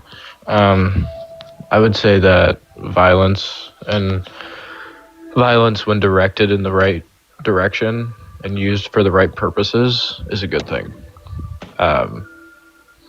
because I was always taught that any man who's like fully peaceful or is harmless, like you shouldn't be harmless as a human being. You should be capable of great violence, but know how to control it. I think that's really sad. Because we're the only mammal that regularly unalives our own species. So every human being to me when I leave the house is a perceived threat. I mean, I don't walk around with a Bowie knife on my side every day. You don't think that shouldn't be normal? Reason. Right, that's a I think it should be normal. Like, that's fucked up. Because there's a hierarchy of people in the world, and it should stay that way. Like me, I'm at the top of the food chain. Oh, right? dude. Liv. Oh, Wait, this guy. Is this that guy from the very beginning? It is. No, it's not, dude. No, What are you it talking is. Fuck you. Right. First Who of are you all, talking about? the whole It's wait, like code, semen competition. right. First of all, there is no such thing as the food chain, and you are definitely not at the top of it. I think you're thinking of the wrong guy, dude. I have a lot of sympathy for these women in these relationships, okay? All you women in here, all you guys, don't take what I said wrong, but exactly what Lib said. I'm just pointing out the expectation difference, right? I'm a man. I'm expected to be the bigger man and just walk away from a situation or whatever, not get violent or whatever. Now, not every man and not all these domestic violence situations are like mine, right? I can understand that. I know mine is maybe few and far between, okay? And I can respect that in general, people can't understand, like, why I didn't just walk away. You know what I mean? Like, there's a lot, but what would any female victim say? Until you're in my shoes, right? You don't know what the fuck to do, right? Yeah. So it's just on that point. And I wasn't trying to start an argument. I just thought it kind of interesting that you came in like, well, I should walk away, but look at all these men that are abusing women, right? So, and I think it should be looked at equally. That's all, right? Okay. My only question is, has 7 minutes passed? Because this conversation, I have to be honest, is starting to make me feel a little uncomfortable. I'm ready to move on to politics. If it's starting to feel uncomfortable, then that means that That's that passive you, dude. No. This is a conversation that needs to be had, and I just want to continue. Thank you, Raz. Because I came up here to defend men and DV situations because I do agree with what Hooligan was trying to say, that men are taught to be the bigger person in these scenarios and that they are stronger. And I don't know why we're so quick to dismiss that men end up in these situations as well, right? Like, even being raised, as some people have mentioned, where their older siblings have been putting their hands and feet on them their whole life, and now they're adults. They don't use violence, so to speak, I was raised, and don't get me wrong, Pyre, I was raised in a neighborhood where, I was bullied by my brother first and then the little girl down the street. And my aunt made me fight that little girl 15 times before that little girl would leave me alone, right? Finally, she left me alone. I don't like violence. I don't like putting hands and feet on people. That doesn't mean I don't know how. That doesn't mean that I won't if I need to defend myself, because I definitely will put hands and feet on people. But I also don't go around hitting men just because I'm a woman and I'm mad and he made me mad and I'm going to put my hands on him. That's not what I'm doing. And that is what's happening to a lot of men in DV situations. Women are emotionally dysregulated, and they were led to believe as little girls that it was okay for them to hit their siblings, their brothers, and their brothers were taught it was okay. So those same brothers grew up believing like, oh, she's a girl, I'm supposed to just take it to the chin. And the girl grows up thinking he's a boy and I'm allowed to hit him and he can't do anything. So DV with men being the victim is definitely a thing, and we definitely need to have a conversation on it. And yes, telling men that they should just technically turn the other cheek and not defend themselves is not the answer. The answer is, let's start teaching our children and our grandchildren and our nieces and our nephews to keep their hands to themselves, whether you're a guy or a girl. And then maybe we can fix this violent situations that we have in this country that are at this record high that we have. Because violence is not the answer, but if we're going to be so for real, we know this country was founded on violence, right? We know that they came in and they treated the people of Turtle Island with a lot of violence, right along with the black and brown community still to this day is getting treated with violence. So violence is a huge problem, but in this conversation, it was about men being a victim of DV situations, and that we need to stop skipping over it and treating men as if their voice doesn't matter when it does. I know we can hate men some days and men can be awful some days, and they know it too.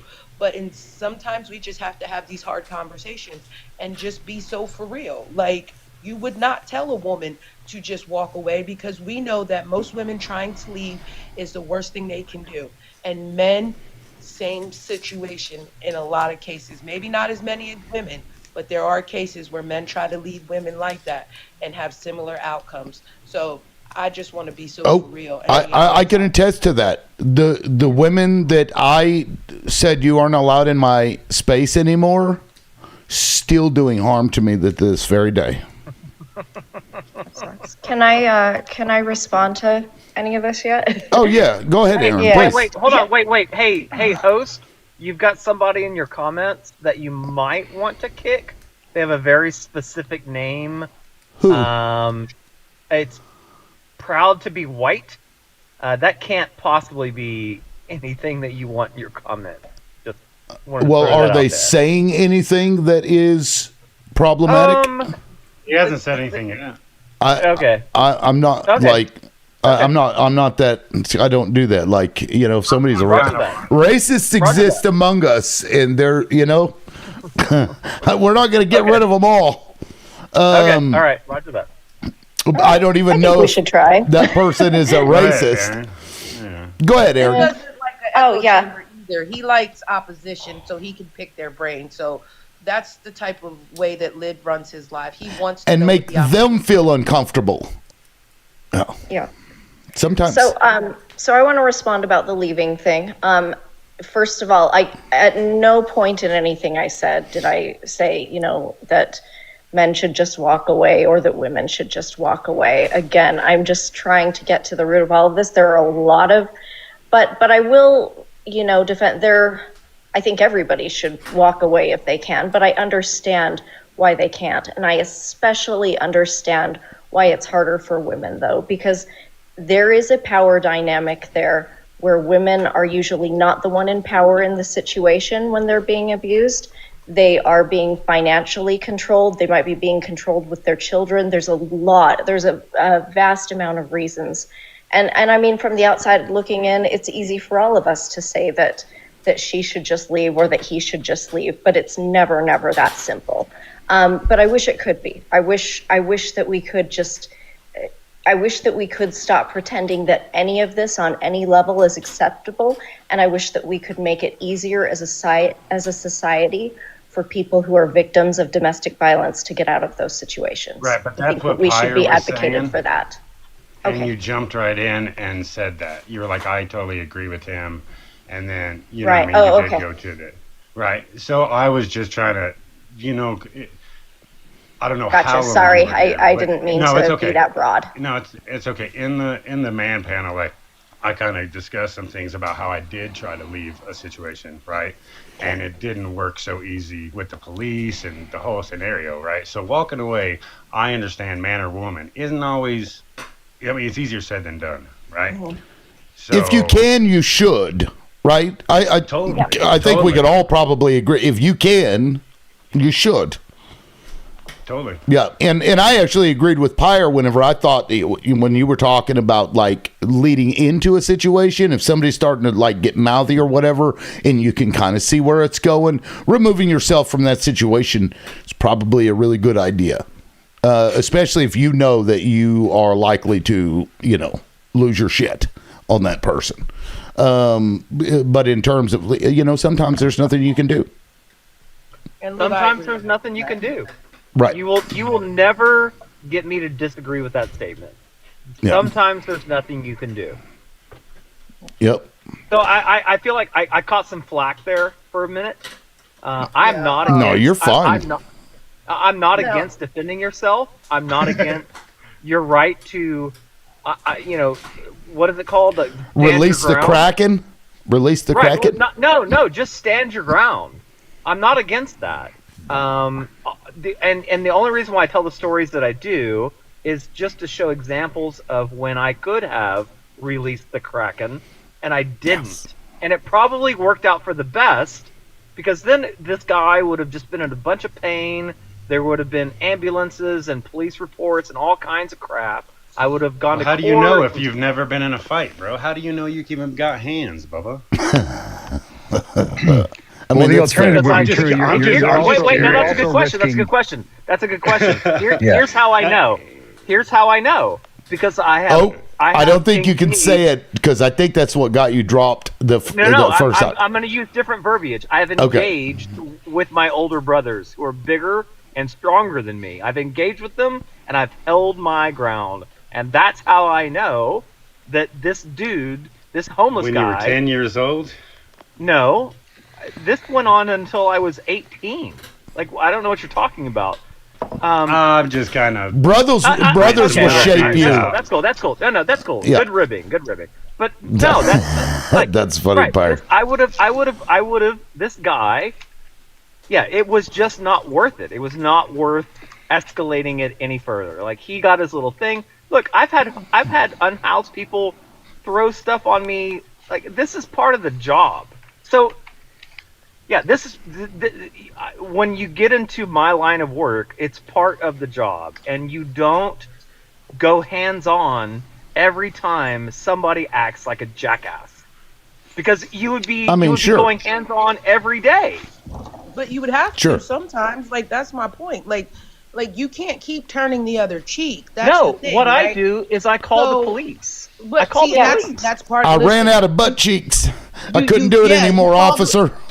You call the law to help fix the situation, but okay, so he hit you, he got an assault charge, he's still going out and assaulting people, like Lib said, right? Because he hit you and you hit him back, and now both of you have an assault charge, and this person doesn't fear the police, right? This person keeps getting off, right? But that's not Pyre's job. One good ass whooping will make people think, right? Like, Aaron, thank you. Aaron, thank you so much. If you wake up, hold on, let me finish. Oh. If you wake up with a black eye and you start asking people, how'd I get this black eye? What did I do last night? And they start they start going, oh, dude, this dude at the bar, he done hit you with a 2-piece and a biscuit and a side of mashed potatoes, and you was asleep. All right, Lonnie. Side of mashed potatoes. All right, hold on. Let me finish, right? Okay. You being the person that woke up like that the next day, you'd be like, yo, dude, I didn't even, I feel like, I hope they're okay, because, and then the gears start turning in some people's brains, right? But calling the cops doesn't always, because somebody said this to me, right? And it made perfect sense, right? And they said locks only keep good people out. So just because you lock something doesn't mean nobody's going to get into it. It's just people who like to be, not break the law. They're not going to enter the property because it's locked. They know they're not supposed to be there, but you still got people that'll enter your property knowing that they ain't supposed to be there. So if you stand your ground in your own house and you come out with the peace be still, they're going to think twice about coming back in your house. And I get calling the cops to help diffuse a situation. They don't do shit sometimes, but they don't, because the person that normally calls first is the side they normally take. Lonnie, hold on. So you specifically mentioned my house. None of these things have happened. Your house. I know. But I was talking about standing ground laws. I know. Yeah, but I know. A person could also be in crisis too, though, right?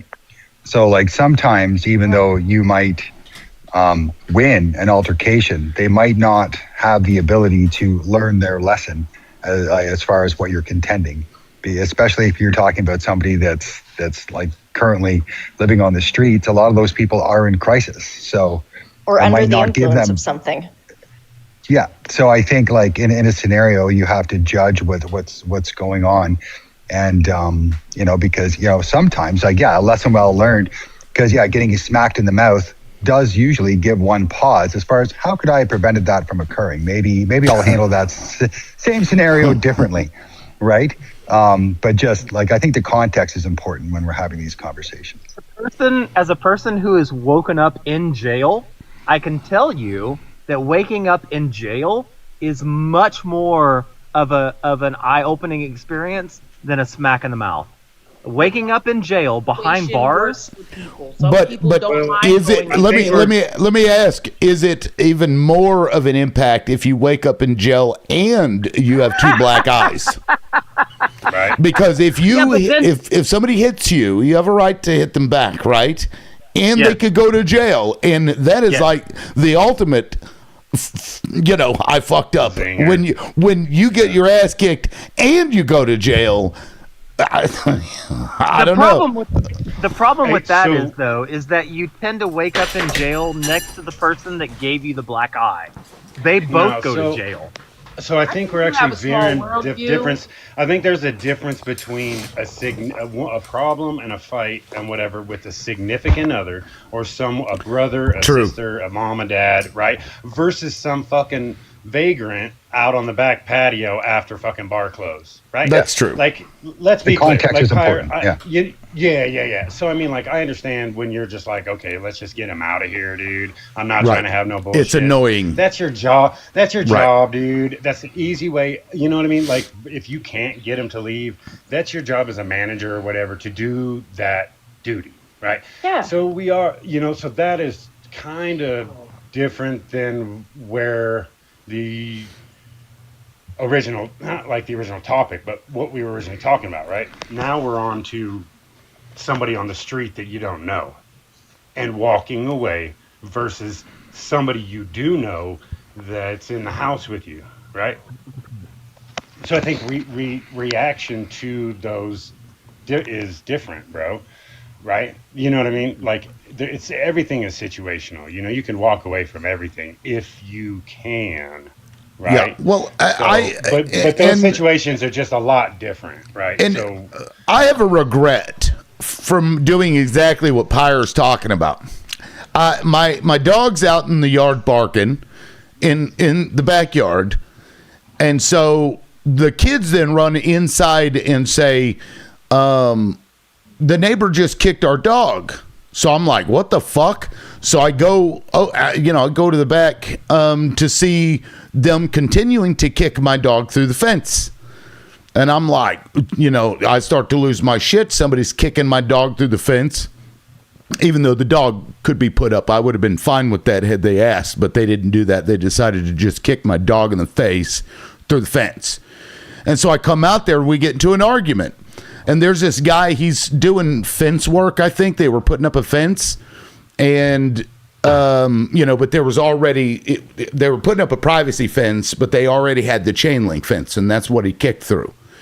And so I get into an argument with the homeowner. I'm having a discussion with the homeowner, who's the one that was kicking the dog.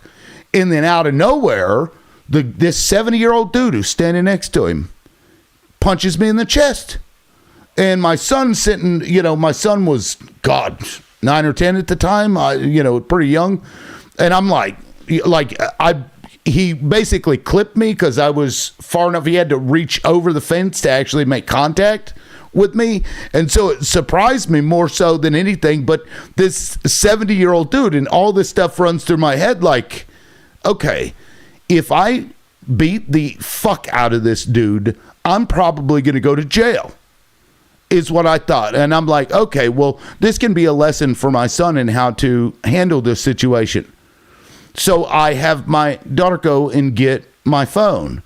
And I'm like, I'm going to show you how to act like an adult, you dumb fuck. I'm still razzing this guy because, it didn't do any damage, just like in your case, Pyre, with the guy that, he punched him in the chest. And so I call the police, and they come out, and then they interview my son, who told them what happened, that this guy reached out. I wasn't even talking to the guy. He just out of nowhere just punched me in the chest, literally out of nowhere. And so they arrest him. And so I'm like, that's funny. And then 2 weeks later, they let him go. No charges, nothing. He spent an hour in jail. The guy went and bailed him out. He was in there for maybe an hour. He had no charges.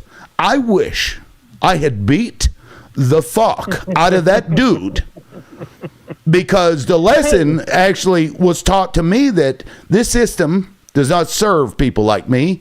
It serves these old white people. Hey, it serves the white people that own every goddamn thing in this country. And so what I should have taught my son instead was how to beat the fuck out of somebody who punches you. I regret to this day not doing that, and that did run through my mind. But what I knew, because this motherfucker, he backs away from the fence right after he punches me. And so in order to get to him, I would have had to climb the fence. And to do that now, I would be the person, right? I'd be in their yard now. And but I should have, even if I went to jail, I should have beat the living fuck out of that dude. So this all, reach over and pull him into your yard and commence I just want you to know. I'm just saying. I just want you to know I should have too. I don't necessarily agree with my decision on that, in that instant, at that time, on that patio with this guy that punched me in the chest. I don't know that I made the right choice. I know I made the easy choice. I made the easy choice of just letting it go and walking away. But there are times when, I mean, the story would be better if the end of the story was I took this guy apart. Like that would be the better story. And so I don't know that I made the right decision.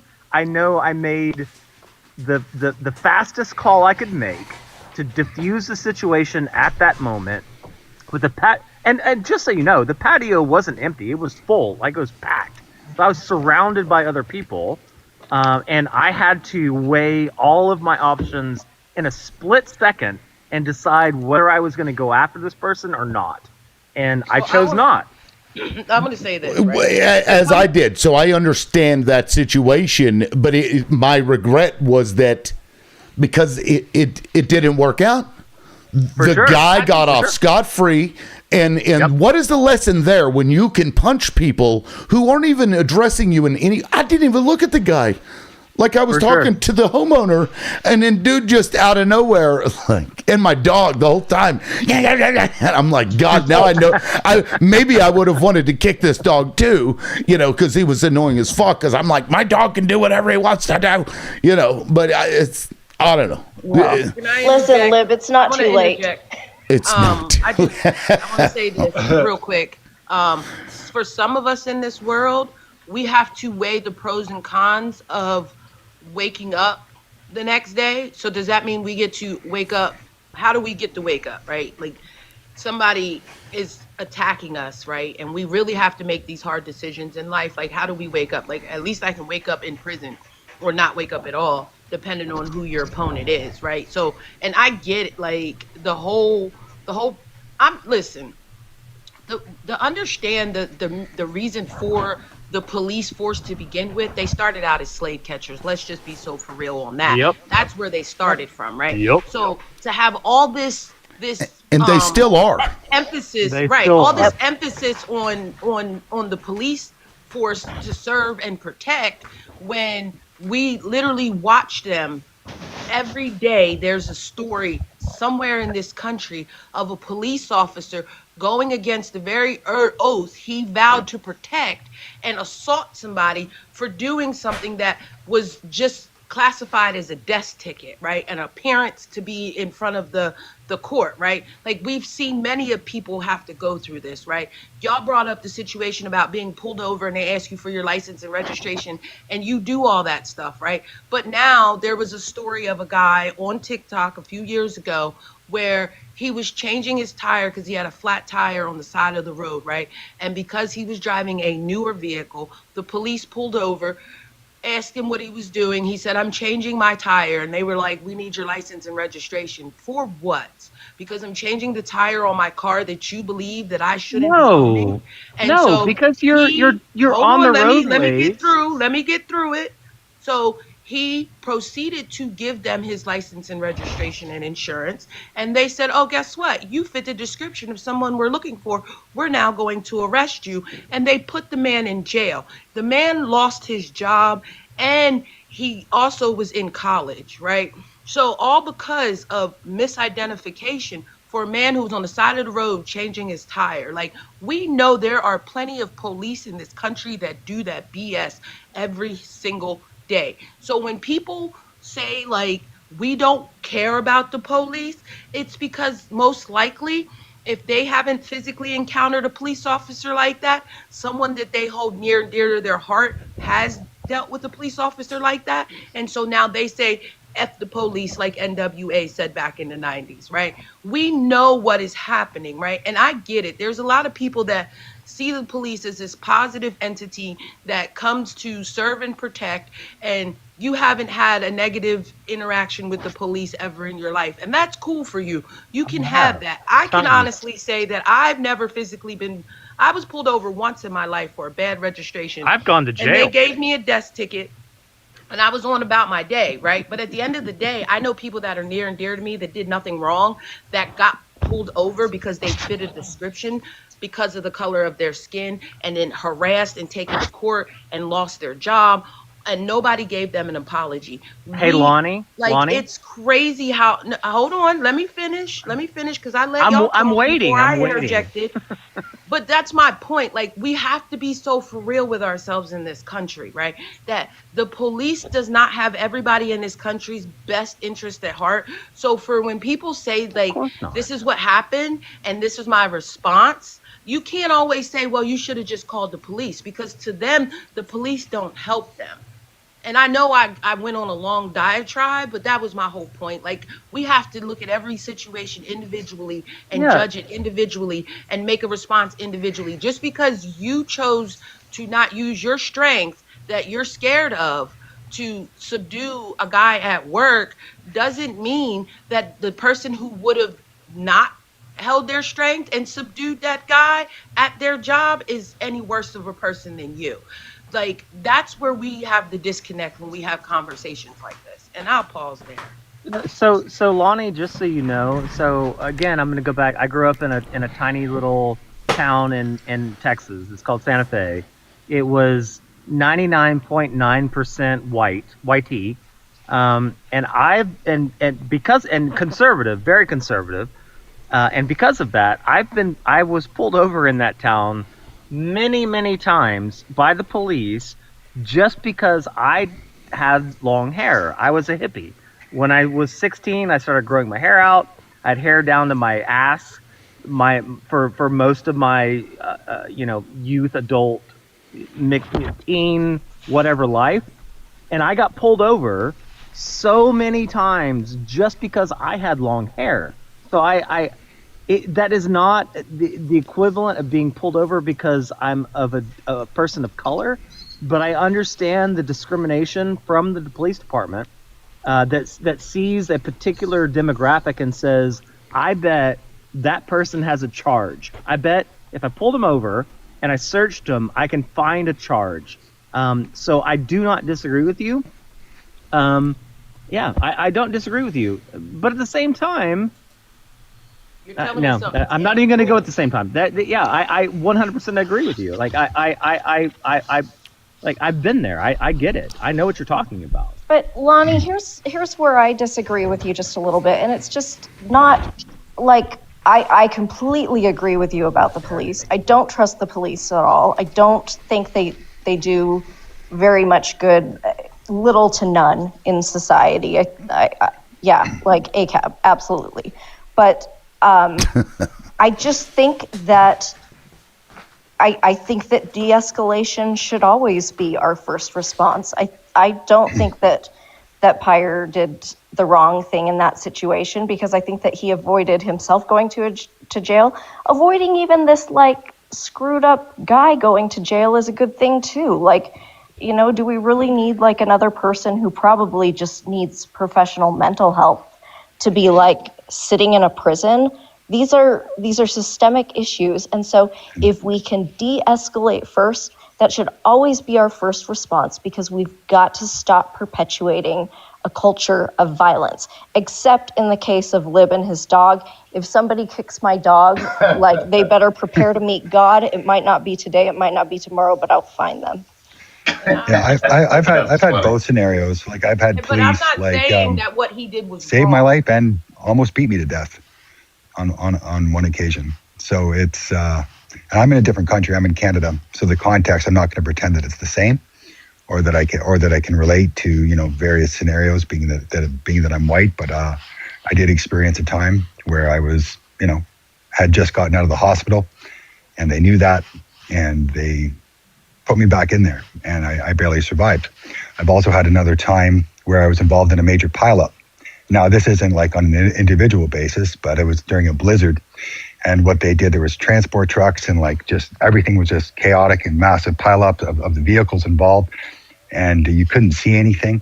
And they blocked both sides of the highway, so that pileup like stopped, right?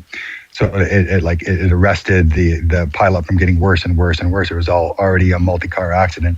And I also have a mother who had, you know, she's no longer with us, but she had, you know, severe mental health issues, and she was known to the police, and she got in an accident because she thought pink cartoon cars were chasing her. And they knew who she was, and they handled it. In this case, I understand this is not always the case, but they handled it appropriately, given the context. It was a small town. They knew who she was, and they made sure to treat the scenario with the proper context. So I think just like the context is important, and it's not all good or all bad. Like any mass generalization, I think is inherently wrong for the most part. So just adding that 2 cents into the conversation. Well, sure, there are like good cops that exist, certainly, but you know, their history, their purpose is to serve people that are not us, and generally speaking, it's people of color don't have the same experiences as white people do with police. I mean, I know this for a fact. Like, this is, you know, firsthand. It is different. The relationship is different. And so as far as policing goes, that whole system has to be reformed. You know, it has to be, because and to the violence comment, like, Aaron, I don't disagree with you, like, as a matter of course, but when the people who are being violent upon, right, they're committing violence on us and oppressing us, if we're the ones that demand that we stop the violence, it's not going to end. The people at the top are the ones that are perpetuating this culture of violence.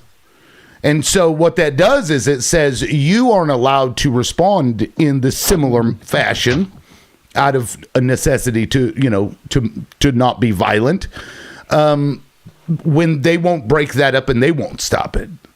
You know what I mean? Like, it kind of sucks. You know, I understand that we need to stop the, you know, this perpetual violence, but at the same time, it's happening to us. And so, you know what I mean? What do? That's a difficult task. You know what you do? You make police go to school longer. That's what you do. You give them more training.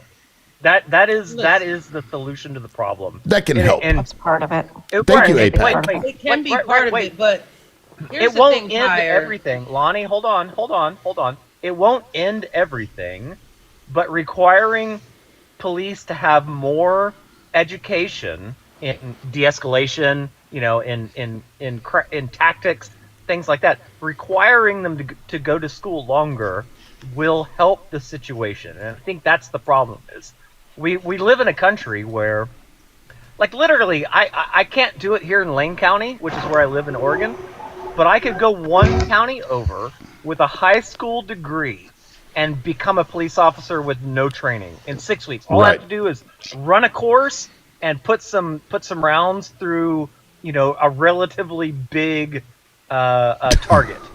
That's all I have to do. And that's exactly how they recruited for ICE. Can I interject? Hold on. I'm not done. Yeah, go ahead and finish. That is terrifying. That is terrifying. That is the minimum basic. That is the maximum basic skills that I'm required to have to police my population, and that is wrong. But once again, I'm going to go back to healthcare and teachers. That most people who go into policing do it because they think they're going to do good for their community. They actually want to do good for their community. Okay, can I interject now? Because sure. When I had said everything that I said earlier, I also stated in the fact that I have only ever been pulled over once, and that was for an expired registration, right? I haven't, they gave me a desk ticket and sent me on my way, right? I made that a point to say, like, I understand that, it's not all people of color, but also Pyre, this anecdotal thing with when I say that we can look in the news right now and we can see multiple people of color getting pulled over for innocuous things and getting treated horribly does not match up with your, I got pulled over all the time because I have long hair and I'm not a person of color. So I get it. I understand it. You cannot understand when you have a society, when you turn on the news, when you read a newspaper, when you come on social media, and majority of people that don't look like you call you an angry Black person because of the atrocities that you faced in your life personally or generationally, and you're telling your story and people don't want to hear it because it's uncomfortable, right? Because your community is not seen as angry for no reason, right? Like Lib was stating, right? We are treated way differently than other people, right? The police force are heavily concentrated in redlined areas, right? Where it is assumed, right? And there's a proven study that there was police being taught that if people wear certain clothing, they're a part of a gang, and they gave them a list of clothing that people wear. Stop and frisk in New York was to target Black and brown people. Like, when the system is designed to have their foot on your neck and you tell this story and you get somebody who does not look like you tell you, I understand because I get pulled over all the time because I got long hair, or I was the town troublemaker, or, whatever the case may be. And I'm not saying that's your specific story. I'm just generalizing what it is that people of color hear when we speak up about the police force brutalizing people that look like myself for no reason. Like, you fit the description of, and then once I give you my driver's license and the computer comes back and says, this person's name is not the name we're looking for, that officer continues to be like, we're calling the dog because we smelled marijuana in your vehicle. I don't smoke. People don't smoke. You know what I'm saying, Lib? Like, you get it. But this is my point when we have these conversations about the police and how they are biased, right? And yes, some police do want to do better for their community, but we also have to understand that a lot of people that are not Black or brown, they have been indoctrinated to believe that people of color are stupid, uneducated, angry, and all the negative things for no other reason, because we have a president that stands on stage every single day disrespecting people of color in Congress, and then people that support him believe that every person of color they come in contact fits that bill. And this is when you get police officers who treat Black and brown people as an issue because they're changing their tire on the side of the road and allegedly fits a description that they never fit to begin with. And so your anecdotal doesn't help the situation. And if the conversation is uncomfortable, then good. You need to start having more uncomfortable conversations. All right, right quick. And I can... Okay, so I'm jump in real quick. Yeah, real quick. I'm bringing in the timer because we got a lot of people on the panel. I want to get to everybody, so I'm just going to give 90 seconds to everybody. ADH, you. Let me see if there's somebody else. Okay, so yeah, it'll be you and APAC will be next. Let me go to you. 90 seconds to you. ADHD, go ahead. To back up from what Lonnie was saying, I am from a very well-off neighborhood when I was growing up. And yeah, the cops would come in, and if you didn't fit the exact demographics of the neighborhood, there were people who would call the cops on you. For example, I had a friend who was not white, and they got the cops called on them for showing up to my house to play on their bicycle. Okay, but that's not Simply the cop's because- fault. That's prejudice within the community. But that's also the cop's fault for not immediately turning around to the person who called it in and going, "Hi, that's a false police report. Here's a penalty." That's the problem we have. And also, we also need to take into account that not all police officers have surety bonds that are self-funded, which I personally think we need to have. Is self-funded surety bonds if you want to be a law enforcement officer, as well as a independent agency, kind of like a bar association that lawyers have, that can hold cops to account to a internal standard. So when you have a bad cop, they can't even, once they get found out that they're a bad cop and run out of the force, they can't get another law enforcement position or become an officer in a police union. And that's my plan. Yeah, no, I totally agree. Now, APAC, welcome up, man. Go ahead. Yep. Yeah, no, I just want to say, when I bought my house, my neighbor had welcomed me. He was a retired cop to a farewell party for the previous owner of the house that I bought. So went over there, and I was being introduced to all these people. It's like, okay, well, we have cop number 1, 2, 3, 4. Then we have two judges, and then we had the mayor was there. And I'm like, what the heck? So what point am I trying to make? I'm trying to make that sometimes, like these relationships and these connections like run deep, where we have individuals who are like from the neighborhood. We have a law that states that there can't be overnight parking. If they'll still park, they won't get a fine. But if there's a car that is not known or someone can flag that, go get fined, go get a penalty. And I remember, I'm like, okay, I'm new to the neighborhood. Is this going to apply to me? And the neighbor's like, "Don, don't worry, you're one of us. We got you covered." So I just thought it was interesting. It just highlights the fact that I'm not sure whether to call it like privilege exists, but you definitely do have a fraternity of, within not just law enforcement, but that funnels up, to the courts as well. So. Yeah. Yeah, and I appreciate that, APAC. I also want to say, like, even if you have a cop that doesn't engage in that, when that cop doesn't stop another officer from doing those bad things and or even arresting them, they're bad cops too. That's why the phrase ACAB exists, because if they allow that shit to continue to perpetuate itself, that makes them bad too. That's like us seeing somebody break the law and not reporting it or whatever. Of course, if you take a lighter to a warehouse, I'm just going to walk on by. I didn't see nothing. Didn't see nothing, didn't say nothing.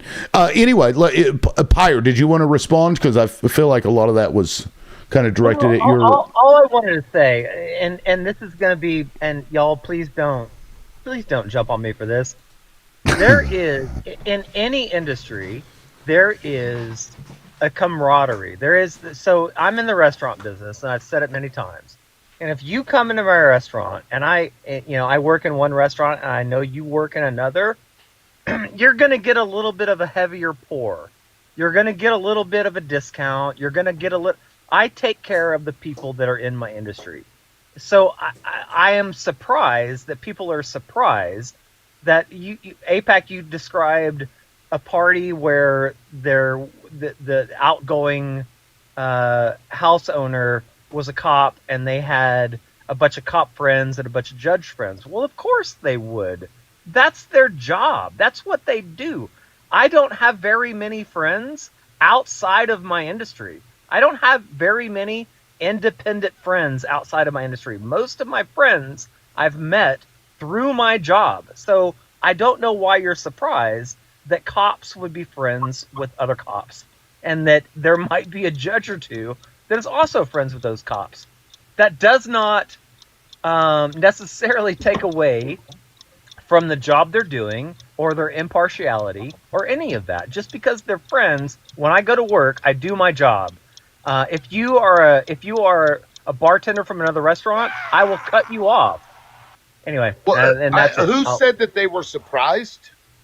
APAC said that he went to the selling of this house, and it sounded like he was surprised that that the cop that was selling the house had cop friends. No. So I wasn't. I guess if I could rebut that real quick. So I wasn't surprised that they have the friends. I was just highlighting, a fact. So what and where it gets to be an issue is when there's favoritism in regards to who gets fined.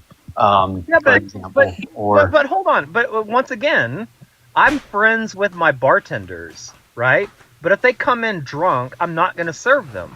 So I'm friends with them, but I also don't. I don't necessarily treat them any different than anybody else. But I can still be friends with them. But these cops do, and these judges do, and these district attorneys do. That's the problem. Again, that's a problem with Pyre. Is that a problem when they do that? If that happens, that is a problem. But it happens all the time. But once again, I have to go back to. So my brother was a cop. He was a detective. He wasn't a patrol. He was not patrol. He was a detective. So when he showed up at your door, you knew you were guilty, and he knew he already had the evidence, right? When my brother showed up at your door, there was no question. He wasn't there by accident. And every year he threw a humongous Halloween party where we all got wasted, and there were stripper poles, and there were lots of cops there, and I was there too. What does this have to do with what I just said? It's that they are also regular people. They're just also regular people. Oh, we're not. Nobody said that they were aliens. Nobody said they were aliens. Okay. No, Okay, so Pyre, the problem that a lot of people have with law enforcement in the modern day is so much has been exposed that they go above and beyond having the fraternity of profession. There is an overwhelming percentage of them, not the majority, but a very large minority of them, who actively engage in criminal behavior, and when they are caught, they investigate themselves and find themselves not guilty. So there's a lot of anger about that. And then, for example, in my local area, the current head of the police union was run out of being an officer in the 90s for being a crooked cop. He is now the president of the local police union. What the actual F? That is the kind of stuff that it's not common, but it is also not uncommon. And that there is the problem. I agree with you. APEC, you wanted to... Yeah, I just want to highlight. So I'm not saying that people can't be like friends with, with fellow benefits? Law enforcement or... Oh, sorry, I was going... Okay. So... I mean, I wasn't saying that at all. The point I'm making is that there is a bias. There is favoritism that does occur. There was actually a recent instance where a neighbor of mine, who is, because I live in a community where there are a bunch of cops, where he had drugs, right? He had drugs, and that was kind of swept under the rug because the officers themselves kind of spoke about it. Oh, you know what? This person's just going through a tough time. So, people's like, hey, I understand, his family happens. Just make sure, this doesn't happen again. Well, I'm not convinced that, someone of color would have that particular treatment with favoritism. I would hope that they would show compassion as well, but that's not oftentimes the case. So again, I'm not saying that I'm surprised that they're in fellowship together or that they're friends and stuff. I'm just saying that these types of things do happen, and when it comes to the law, there's an issue. Yeah. Now, Aaron, you wanted to respond, and I'm going to go to Aaron first because Lonnie, I think, had spoken before the last time Aaron did. So go ahead, Aaron, please. Yeah, thanks. So a couple of quick things. First of all, I'm a white lady. I never get pulled over, and it's not because I'm an excellent driver. So let's just be very clear about what happens here. And there's absolutely discriminatory practices. Look, I understand, you can always say that there are some good people in law enforcement who just want to help out. But the reality is that most of those people get chewed up and spit out really quickly. You have to conform to the system that's inherent within law enforcement, or you're not going to stick around. And the system that's inherent within law enforcement is unfortunately just an oversized criminal gang. That's what they are. That's bottom line. And I do agree that better education requirements would help a lot with this.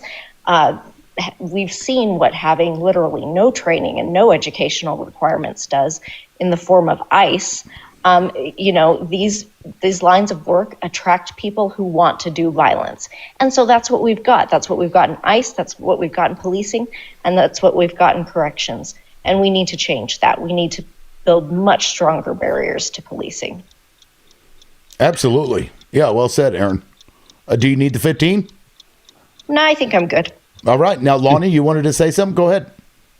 Yes, I just want to say this as quickly as I can. So I'm going to say some things that, or whatever, I'm just going to say it. So in 1969, that I live in, that we had this thing called the 1969 race riots, where there was a black lady by the name of Lily Bell Allen who was unalived by a group of YT men, right, during race riots. They were driving through a neighborhood. They weren't from my town. They were from a southern state. They were here visiting family. And they got hit in a drive-by, and she lost her life. One of the boys that was part of that situation, it was later found out that he actually was one of the trigger men. He later turned into the mayor of that town years later.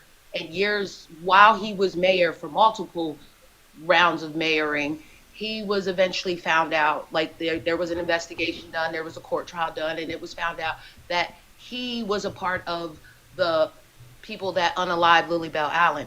Well, in the middle of that race riot, an officer also got shot, Officer Shad, right? But it was friendly fire for him because they were pew-pewing at Lily Bell Allen's car, was driving through the wrong neighborhood at the wrong time in 1969. And my point to all of that is saying that these people were doing it in 1969, and the mayor who was part of the race riots, he became the mayor, and then he was in charge of the police force in this town. So do you see the trickle down? That was the point of my story. So can I go right quick?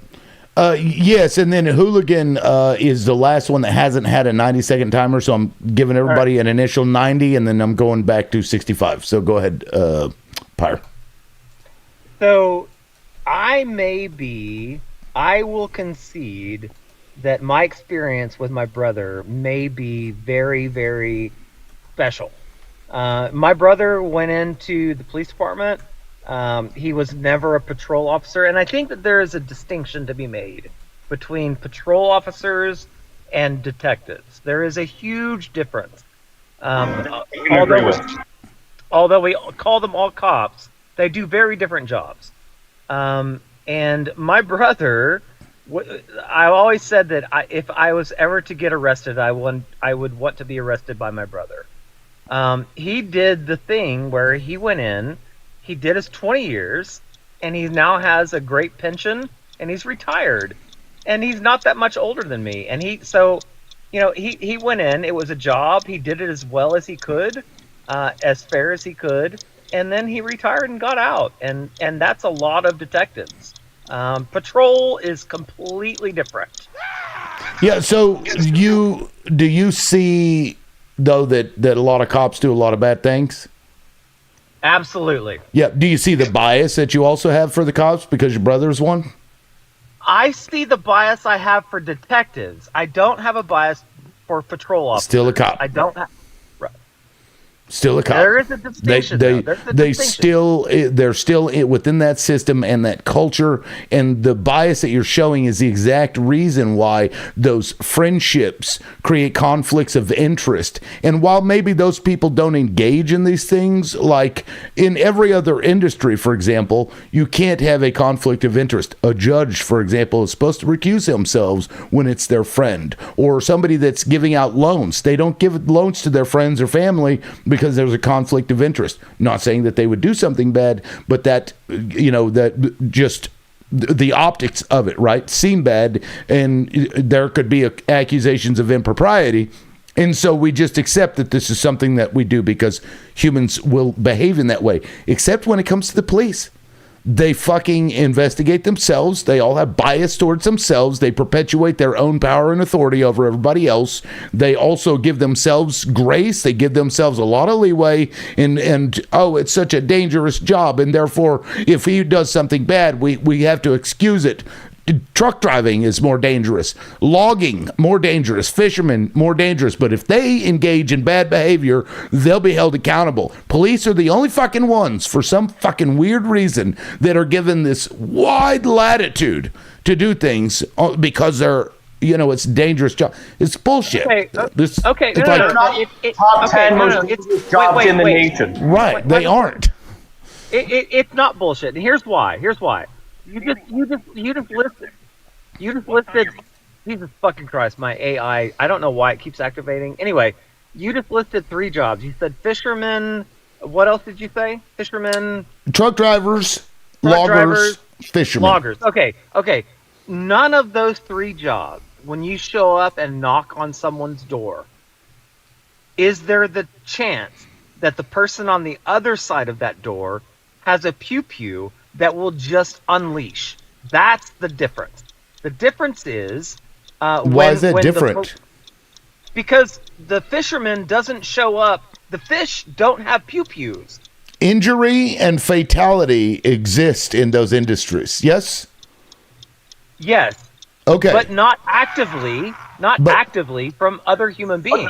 It doesn't matter. No. It doesn't matter, because you still, if you do something that is wrong, that could cause somebody else to get hurt, you're punished for it, unless you're a cop.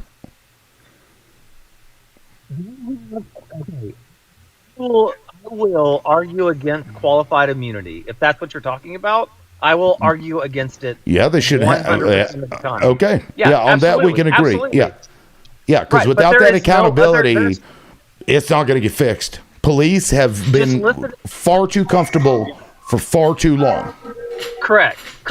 But listening to my brother's stories about showing up at a trailer house where the person on the other side of the door, and I kid you not, this is a real story, opened fire with his AR-15 out the door, just like the police showed up. He had a warrant, and the cops showed up to arrest him.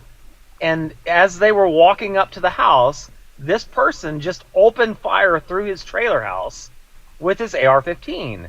And that is the difference between a fisherman and a cop, is when you show up to do your job, you might face somebody who indiscriminately just opens fire on you.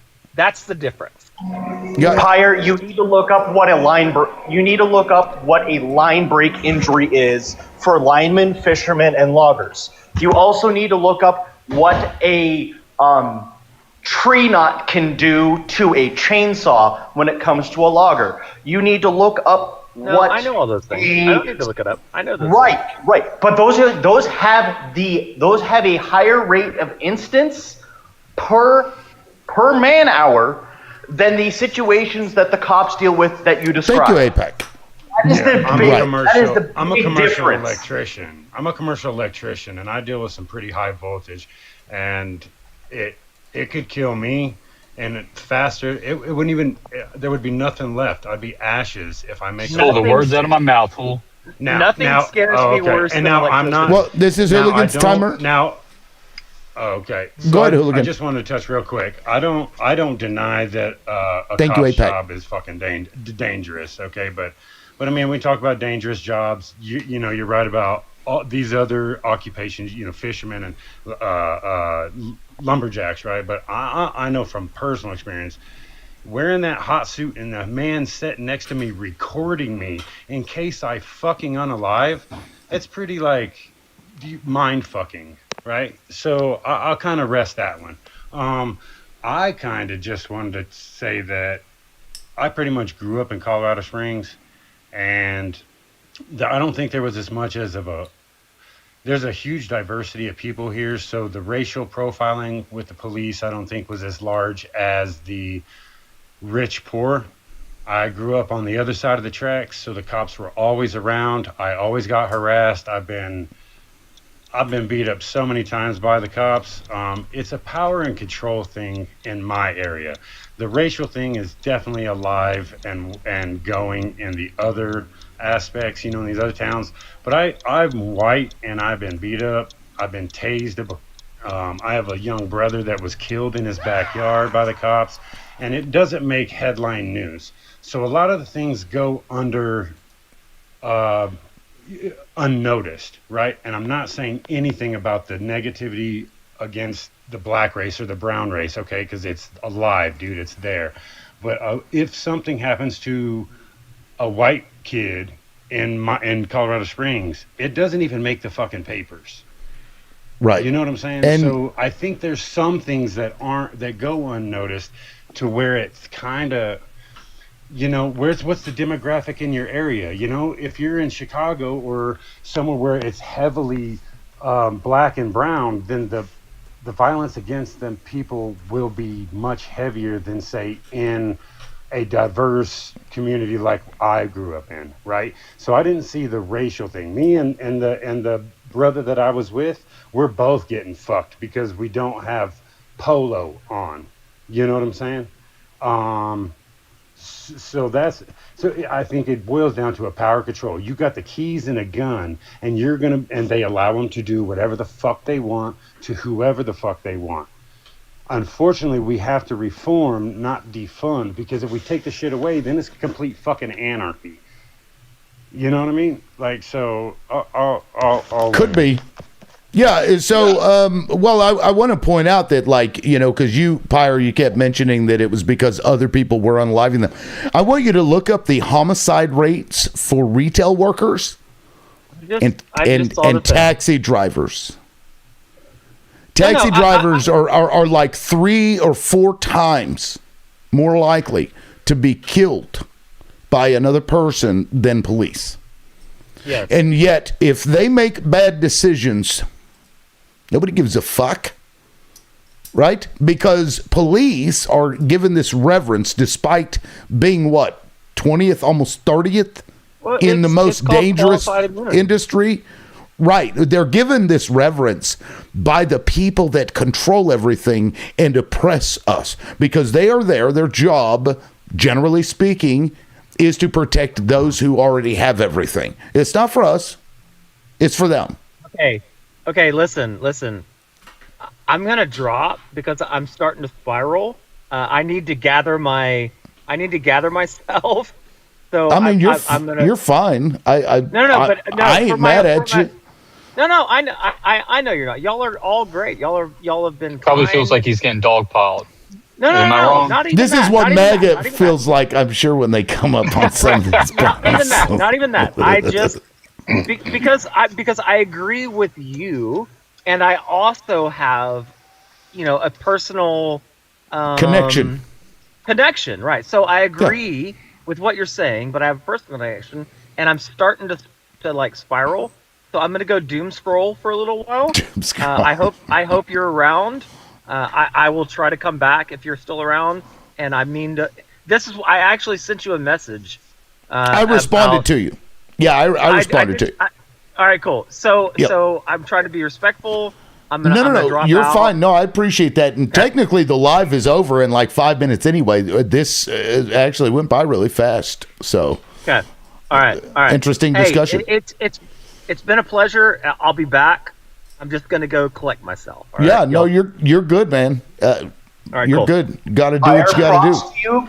Can I interject real quick? Pyre, go ahead, Lonnie. Yeah. Thanks, Pyre. I just wanted to say this to you. I wasn't gonna dogpile on you, but I think what happens, like you mentioned it, it's your brother, right? And I think that's a lot of the disconnect when we have these conversations. Is it's hard for people to detach their proximity to a thing, right? Because your brother was an officer of the law. He was a detective, right?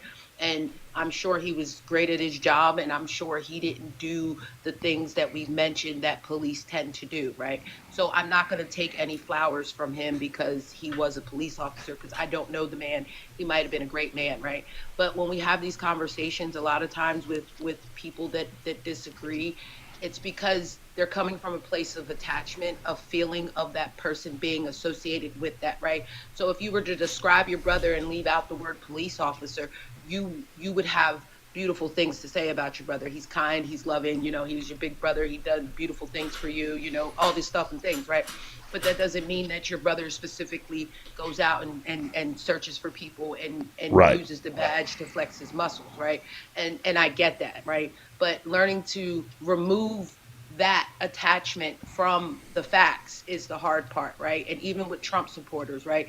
Their proximity to Trump is what they're arguing, right? They're not arguing the facts that are being put upon them, because when we see Trump supporters having these debates, they're coming from a place of proximity where their quote unquote whiteness to Trump and their belief that Trump is going to get back everything that they believe was taken from them is what they're arguing because of their proximity. They're not arguing the facts of the case. Like as if we were in a courtroom, we couldn't argue from a place of proximity. I'm not arguing from a place of proximity when I speak about the atrocities that my community faces, because I face many of those atrocities. But when we come to having these conversations about police, I'm not saying that police aren't great. There aren't some out there. I'm just saying we have to remove the proximity, the attachment, because the police officer in my family falls under the shield of police. I'm saying remove that from your family member and see them as a person, right? And not as the police, and say, I don't agree with what those other cops are doing, and yeah, those other guys are bad. And that's the disconnect because of the attachment to the subject. So it's right. More or less we have conversations of facts over feelings versus facts. And with that, I'll pause, I'll drop. I got to get to work. Thanks, Liv. Yeah. Thanks, Lonnie. Next time. And everybody on the panel, have a great day. Yeah, thank you, Lonnie. I appreciate it. Yeah, and it's, there are good cops out there. I've met them, but it's a systemic issue. The issues that we face, and it's that, like even what Pyre was talking about, qualified immunity gives, and this goes even back to kind of the conversation we're talking about. If a woman is told you could hit somebody and you're not going to be punished for it, just going to be no consequences for it, and they have to just take it, and that's how they grow up. Or even a man, if the man is taught that you can overpower, that's how they get when they get older, and that lack of consequences creates a problem. And and then they have to have more problems in order to perpetuate their own problems that they engage in. So it's a matter of increasing the number of consequences for people, and to me, treating them just like other people. They have a job to do, but that doesn't mean that they get to bend the rules or bypass the law or engage in those things to do their job. We don't expect that from anybody else. We don't allow, for example, retail, convenience stores. We don't allow those guys to immediately start attacking their customers. They would get arrested for assault. But if they were a cop, they wouldn't. Same with taxi drivers, even though they are unalived more than police by other people. It's, I don't know. It's, it is what it is. I guess at the end of the day, really, that's what it boils down to. Now, Rigo, welcome up. I don't think you've talked yet. You had an industry that was more dangerous, you said? I was going to say, I'm a lineman who was talking about electricity. That is one of our bargaining arguments for more pay is literally the police being less dangerous. Oh, wow. So, that's interesting. It literally is our bargaining chip on the table because it's more dangerous. That is kind of funny. And not to discredit discredit what they do, but you have to take everything with a grain of salt. His brother's real cool. My cousin, not so much. Gave his own mom a ticket. Thanks, hooligan. Yep. But You stole the words right out of my mouth, man. So you already let them know. So when it comes to like what Rigo and Hool have been saying about like linemen and electricians, it's like they have a lot of danger, but because of how dangerous it is, they are required to have a certain level of certification before they can even touch shit. And that's not the same. We don't have the same standard for law enforcement, which blows my mind. Like, I'm a pro Second Amendment person.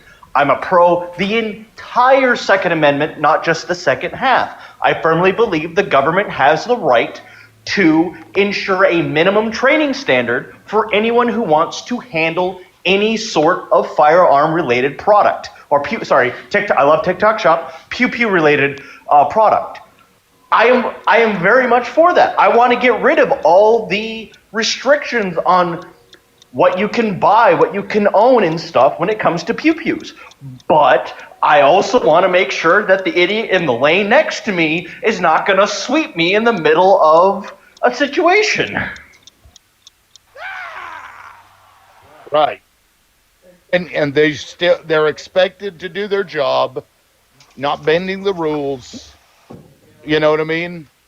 They like to use the phrase, they want to get home. All they want to do is get home safe to their families and loved ones. But so do a lot of the people they interact with, Right. Yeah. I mean, And it's like saying that is implying that other people don't want to go back home. and implies like, oh, Right. it's just a job. I'm just doing my job. Like, it's a little bit more than that, you guys. Yeah, I'm so glad that you brought up like the danger inherent in so many jobs. And like, sure, there's danger in being a cop, but again, and I keep stressing this every time I've come up and say anything, is let's not forget where the power lies. Is it dangerous to be a cop sometimes? Sure. But it's a lot more dangerous to be a person who's interacting with a cop because the power lies with them. Facts. That's absolutely right. Facts. Yeah. You know what? I should look up that number, like what the likelihood is, or per 100,000 interactions, what the unaliving rate is. I don't know that I've ever looked it up. Don't do the unaliving rates. Look up the injury rates. Or just shooting, because we know in the course of their job sometimes it is necessary to do things that will lead to an injury, because sometimes tackling somebody and or smacking them is necessary to effectuate an arrest. So I don't know if the injury necessarily will, you know what I mean? Does that make sense? I would go severe injury rate. Another argument that they were trying to press was saying that it was other people were the ones that were aggressive first or whatever, right? Like towards the officer, was another one of the arguments. But like, if you work with the public, like you were saying, you're dealing with all types of people. I mean, I've been people working electrical as a lineman. I work with the public, bringing electric to the people's home. So if you can't get something done for whatever the reason might be, or if you piss them off, I've had people that are just on the other side saying some wild stuff that you can't even say here on TikTok, Try locking doors on you, all kinds of stuff, man. I don't know what the solution is, but it ain't this. I never really try to compare my occupation to, say, a cop. On like whose is more dangerous. You know what I mean? I just know I go out and do my job. That's what I'm good at, right?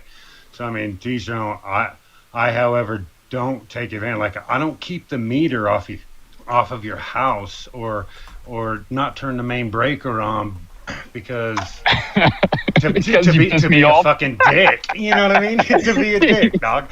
You know what I'm saying? Because I don't like your fucking attitude. Like it's not how it works. You're over my shoulder the entire time. Yeah.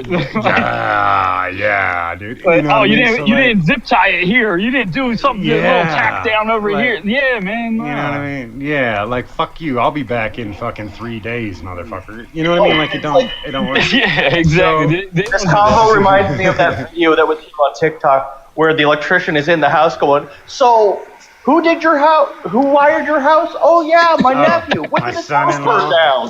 Yeah, See that all the time, bro. Okay, so I'm Well, looking it up. There are, and so this is just shootings with police interactions, and they don't have this statistic. This is just AI coming to it. It's 50 to 60 million police public interactions per year, 1,000 to 1,200 per year. Police shooting those people, so that's 1.8 shootings per 100,000 encounters estimate. So let's see, independent analysis finds police encounters resulting in 2 per 100,000.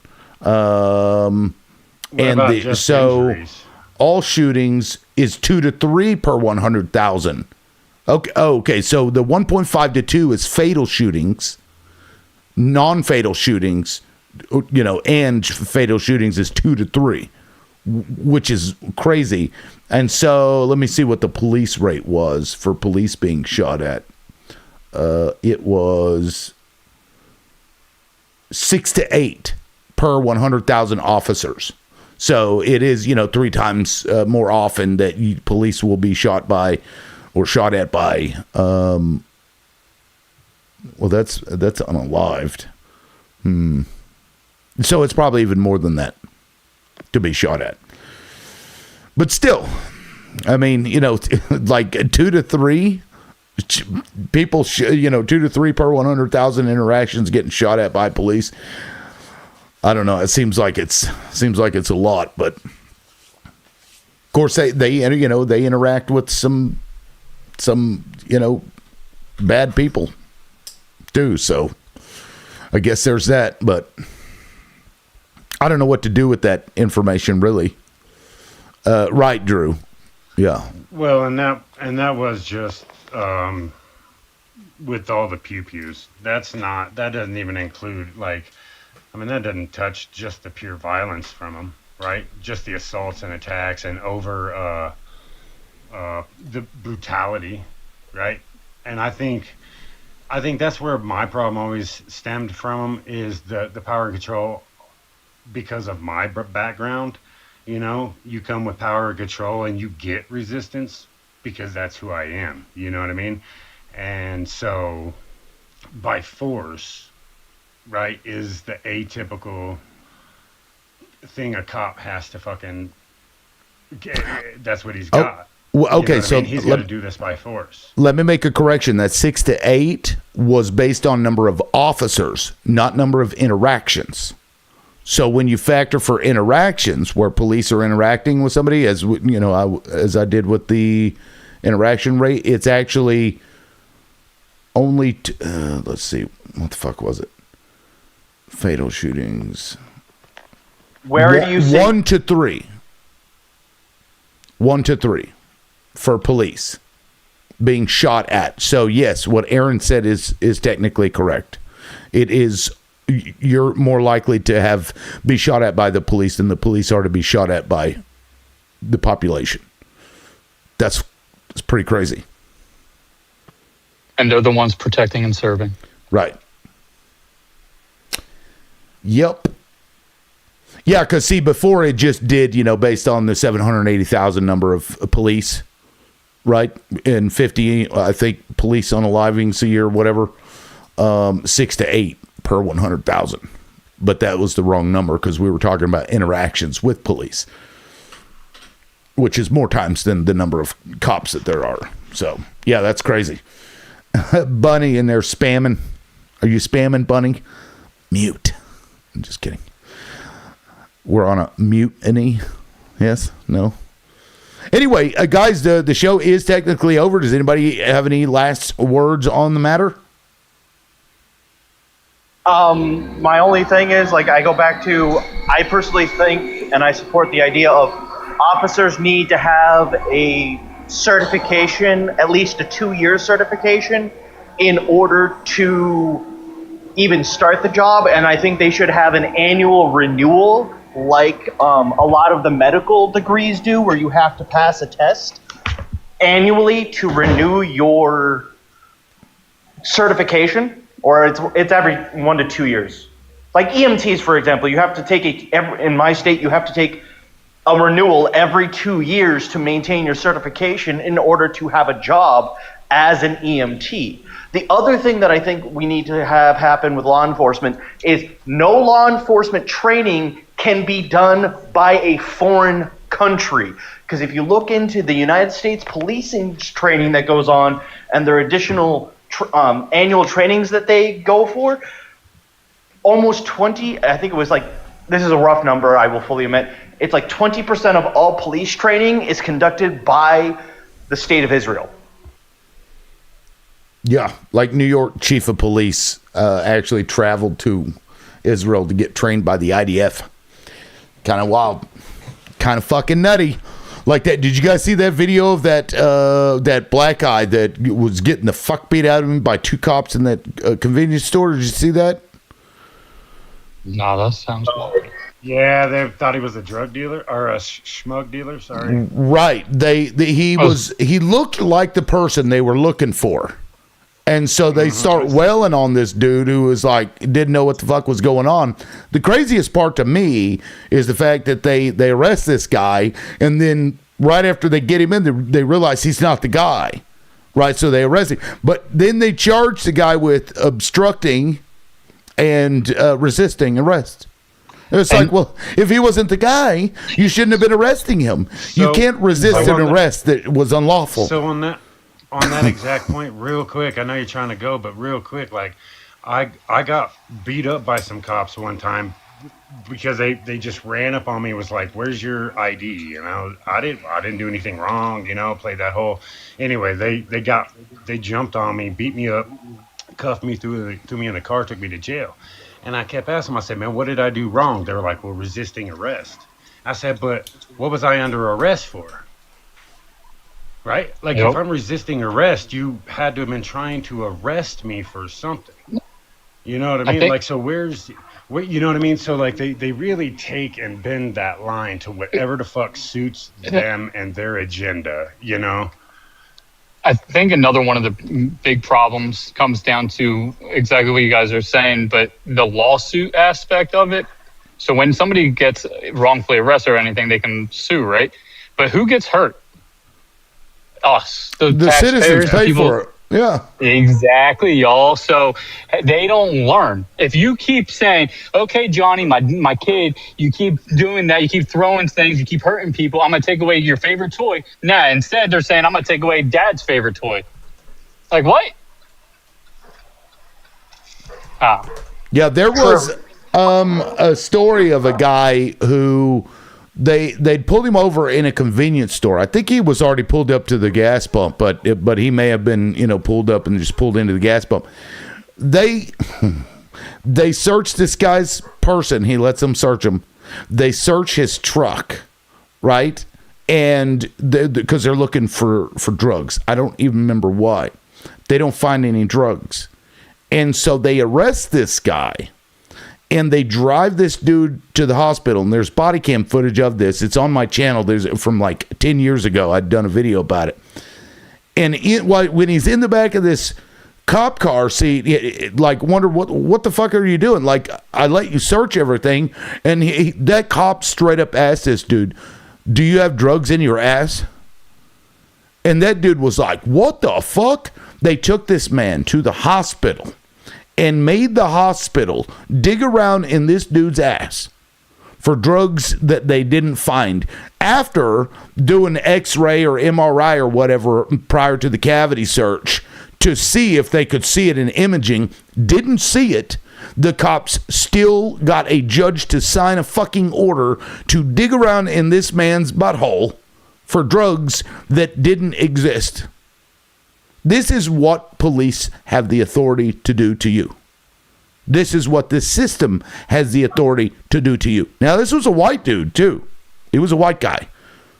But the fact that they can sodomize you forcibly without any evidence whatsoever is just, that was like one of the grossest examples I've ever seen of overreach. They don't wait for court anymore. They just do everything on themselves. And that's why people are getting more and more tired and fed up with it.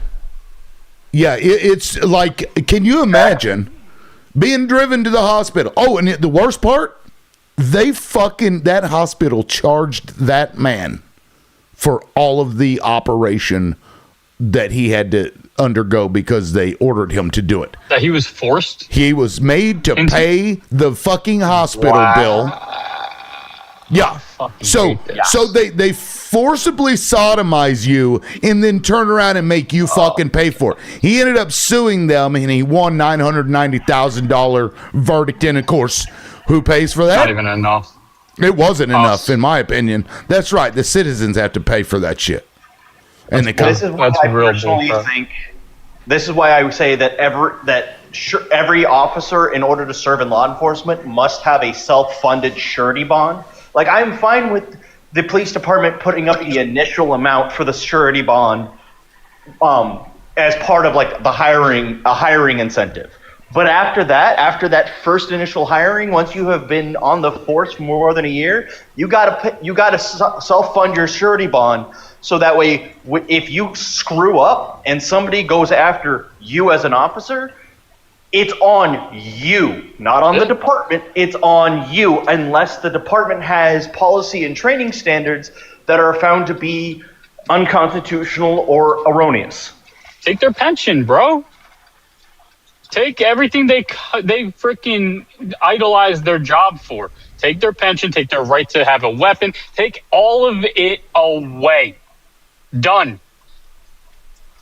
Yeah, we've got to do something to change it. I'm trying to find that video to because there is body cam footage. It's on my channel somewhere. I just remember and then there was another one failing a drug test in South Dakota. At one point, they'd passed a law, which will force them to I don't remember the exact verbiage of it, but like if you have blood, your blood is positive for drugs, they can charge you with possession. You guys don't remember this? This was like in 2016. Yeah. They tried that. I don't know if it actually went through because I hadn't followed up on it, but that was another one of those crazy fucking things where they just like. What in the mechanical BS is that crap?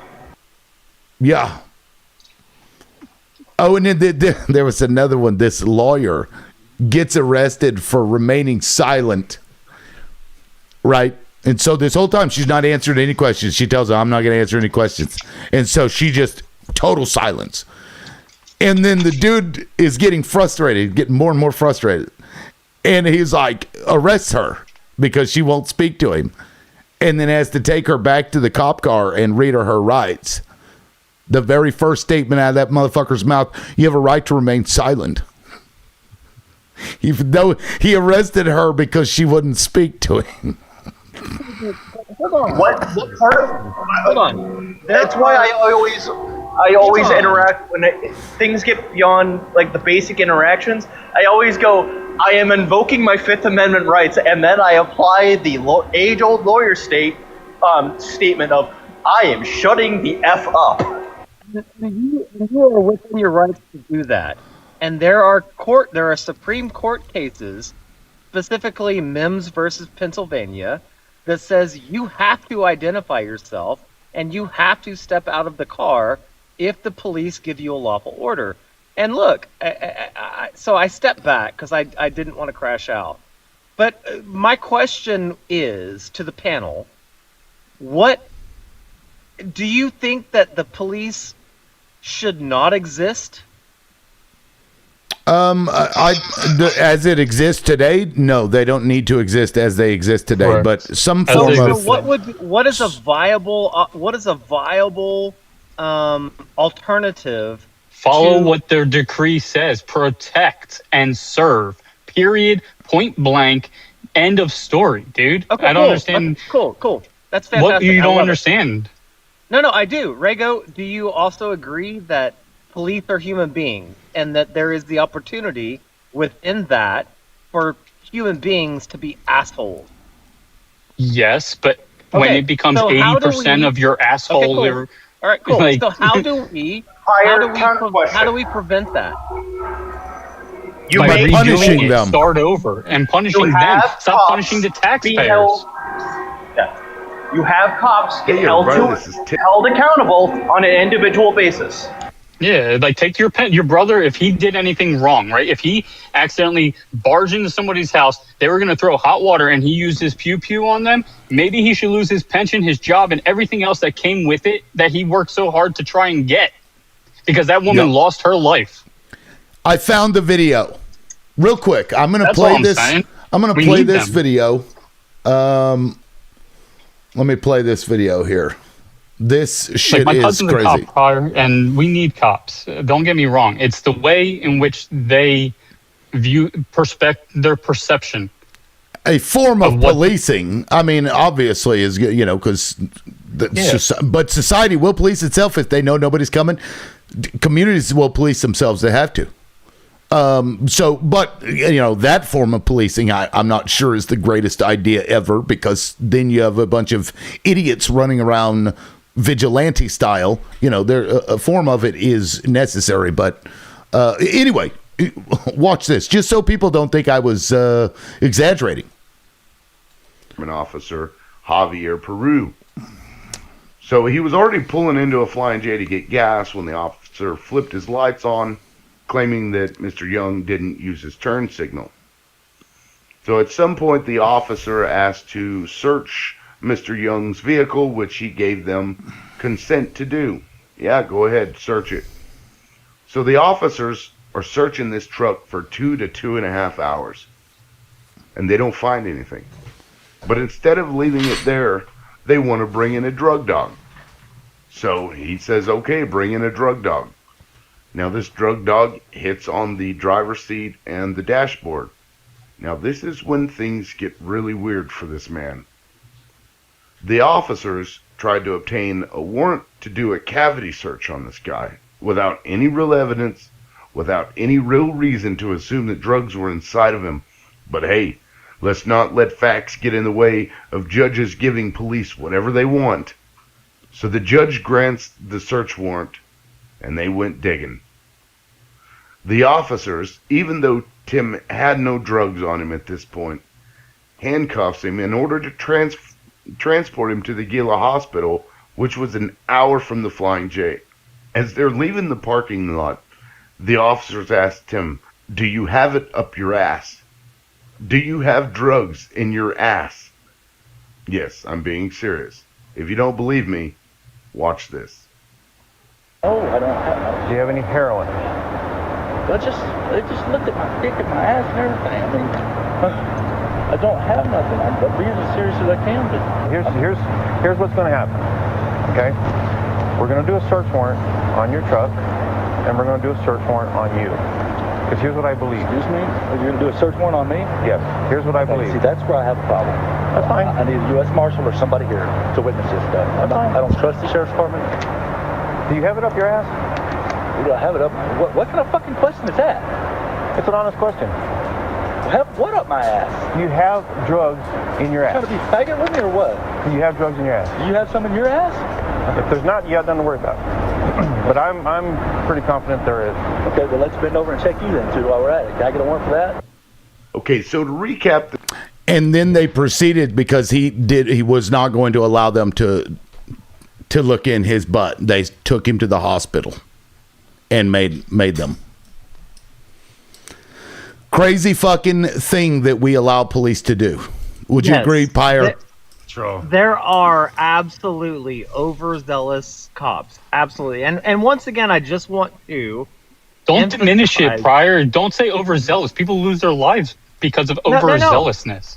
Okay, you're diminishing it. That's all I'm saying. I didn't mean to diminish it. I don't know a better word. And okay. I just want That's fair. I appreciate that. I just want to emphasize to the panel who's been listening to me, particularly the host, that once again, there's a difference between patrol officers and detectives. And so when I defend, quote, the cops, I'm talking about from my perspective as having a brother who was a detective. My brother didn't show up at your door unless he already knew that you were guilty. He did not knock on your door. Okay, so unless he already had all the evidence in line. Like, Pyre, wait. hold on real quick. Didn't you say earlier that detectives and cops were different things? They do different jobs. Okay, was this a detective in this video? That was so then why are you saying that when you speak about something you're talking about detectives when basically none of us have brought up detectives? I mean they do their own thing where when they interrogate people for like 27 hours and do shit like that, that's bad behavior. That's wrong. They lie. We've seen detectives, and let me just say, we've seen these motherfuckers write notes where they were claiming that the victim had admitted that this had happened, and they got all these statements. They wrote the goddamn note themselves. These fuckers lie through their teeth. They will torture the people that they're trying to force a confession out of and get them to plead guilty. They'll drive them so insane. They will literally think, did I actually do this? 20 years later after fucking prison, they realize it wasn't me, somebody else fucking copped to it, and yet you ask the question, well, how did somebody else manage to convince this person to confess? Because those detectives act in very bad ways, and yet we're not talking about detectives necessarily, although they do bad things too. We're talking about the police, the system. So stop taking it back to your brother. Nobody's talking about your brother. Okay, I will disengage from my brother. Here's what I will say. So just to kind of, and I'm not a big fan of analogies, but I'm gonna do this thing. So all communists are socialists, but not all socialists are communists. So all cops are cops, but not all patrol officers are detectives. So they act they have very, very different jobs.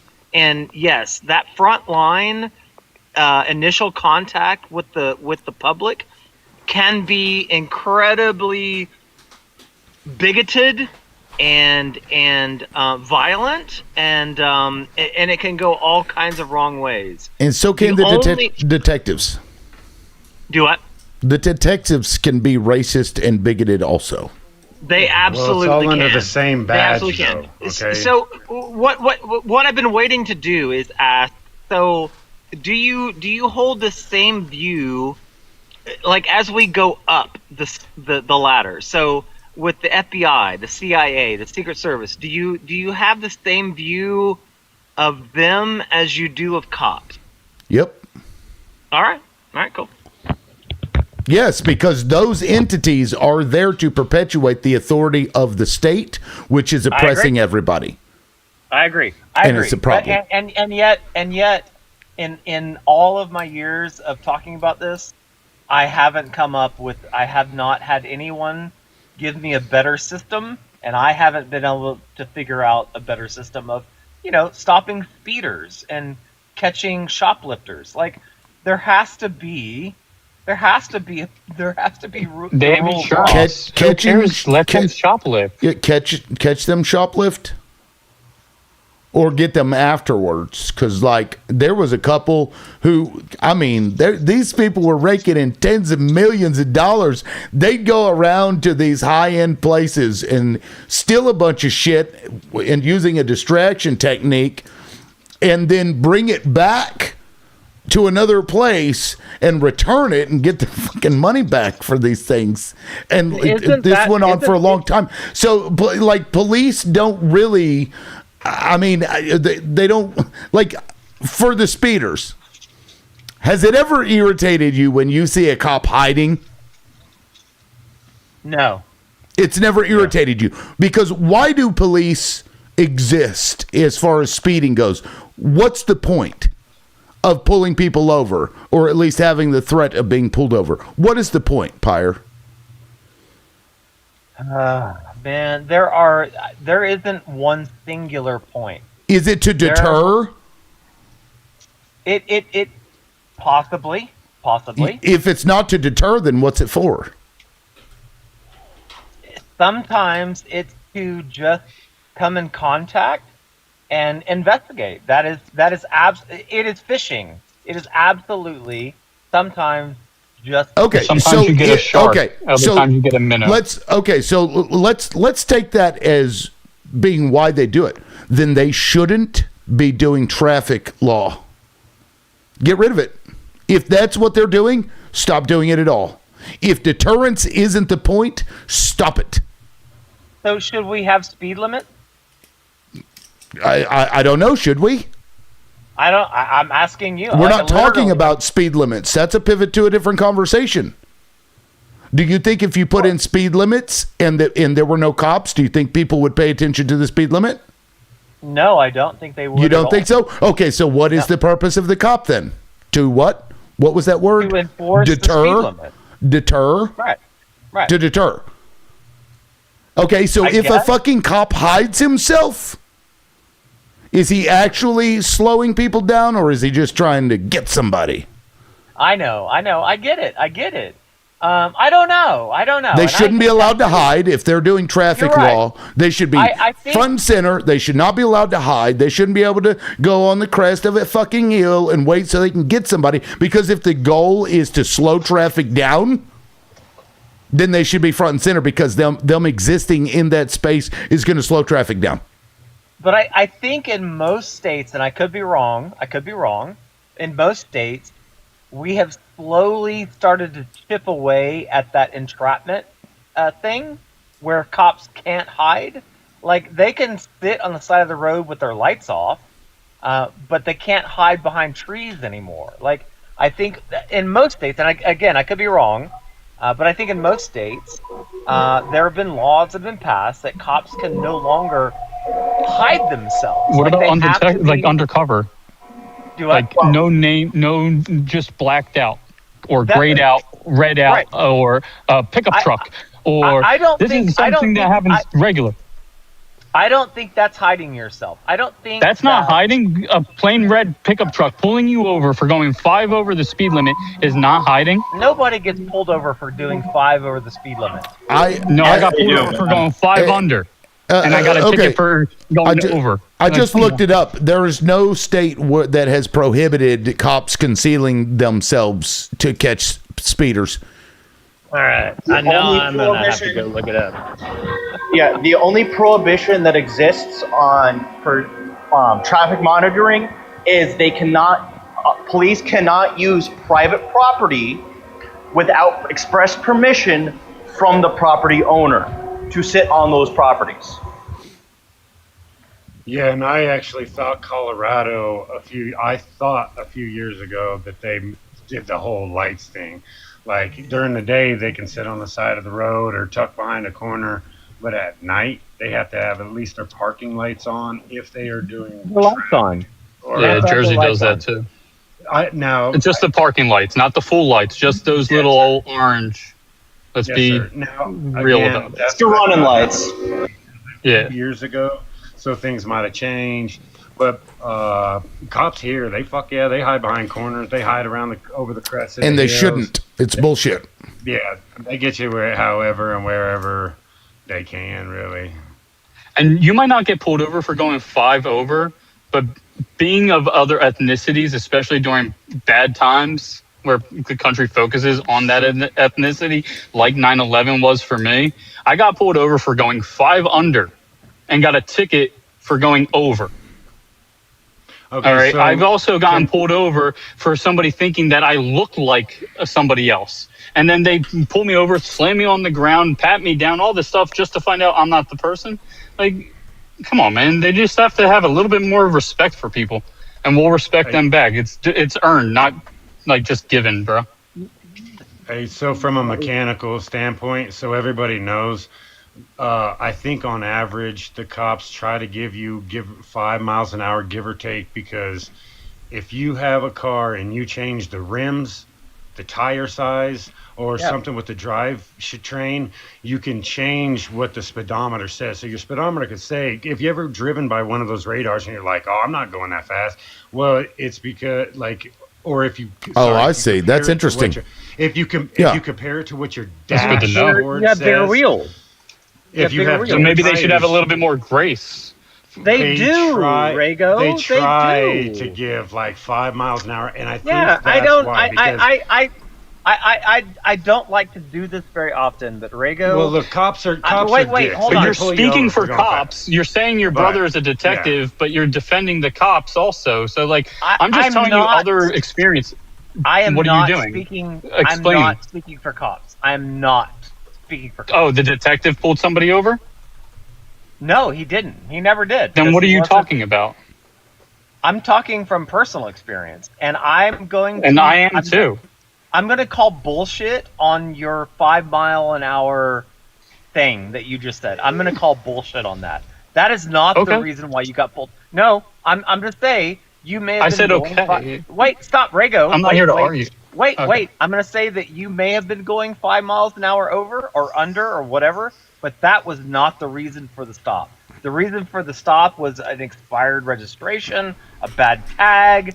They called it in, but it was not Bullshit. It was not So, for 5 miles an hour. Why was my Bullshit. ticket for something else and I didn't have that? And how come this town is known for racially profiling? Okay. I'm so brown you just- and I have a beard and I look like Arab and I am freaking European. And I So get you- Arab all the time, even from the people that work at the stations all around me, bro. And don't tell me I don't get freaking profiled. Even at my work today alone, I got profiled. I'm not from saying my you own don't get coworkers. profiled. Yes, you I didn't are. say that. No, the only thing I said was you didn't get pulled over because of your 5 miles an hour.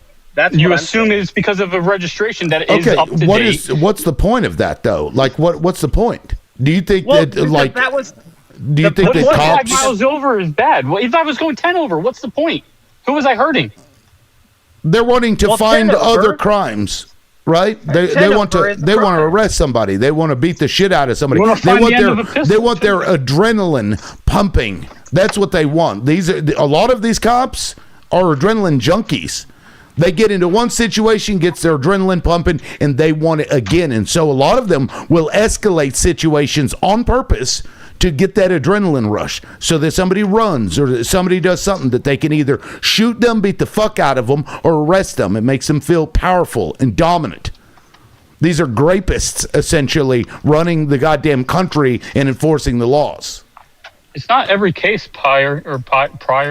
Sorry, I got a coworker named Pryor, so my bad if I keep messing that up. That's cool. It's fire. But It's Fire. Ryan, actually. My name's Ryan, actually. Just Ryan, I'm not saying it's all of them. Don't get me wrong. My cousin is a statey, bro. Like, and he can be an a-hole, but I love him to death. But I am telling you, I have been pulled over. My father's been pulled over for just driving. I don't know how else to explain. It sounds inconceivable. It is inconceivable. Imagine being the person in the fucking driver's seat, dude. It's not inconceivable. I've been pulled over just for driving. I get it. I get it. I really, really do. I don't it's not understand the inconceivable. simping. Because I don't get it. Like, All right, what are you all right, protecting? all right, wait. Well, what All are right, you know what is what? it that you're protecting?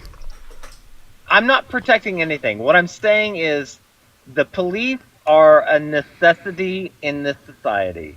And what we can do, instead of just attacking them and saying they're terrible and they're horrible and it needs to be destroyed, what we can do is somebody said it earlier, we can work on reforming them, and they're doing better.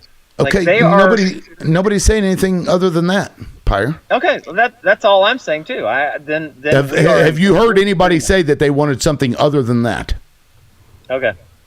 Have you? I might sound aggressive. I feel like I have. Well, and I want to point out, that people calling out the bad behavior of police is not attacking them. That's pointing out bad behavior. Absolutely, and it should be.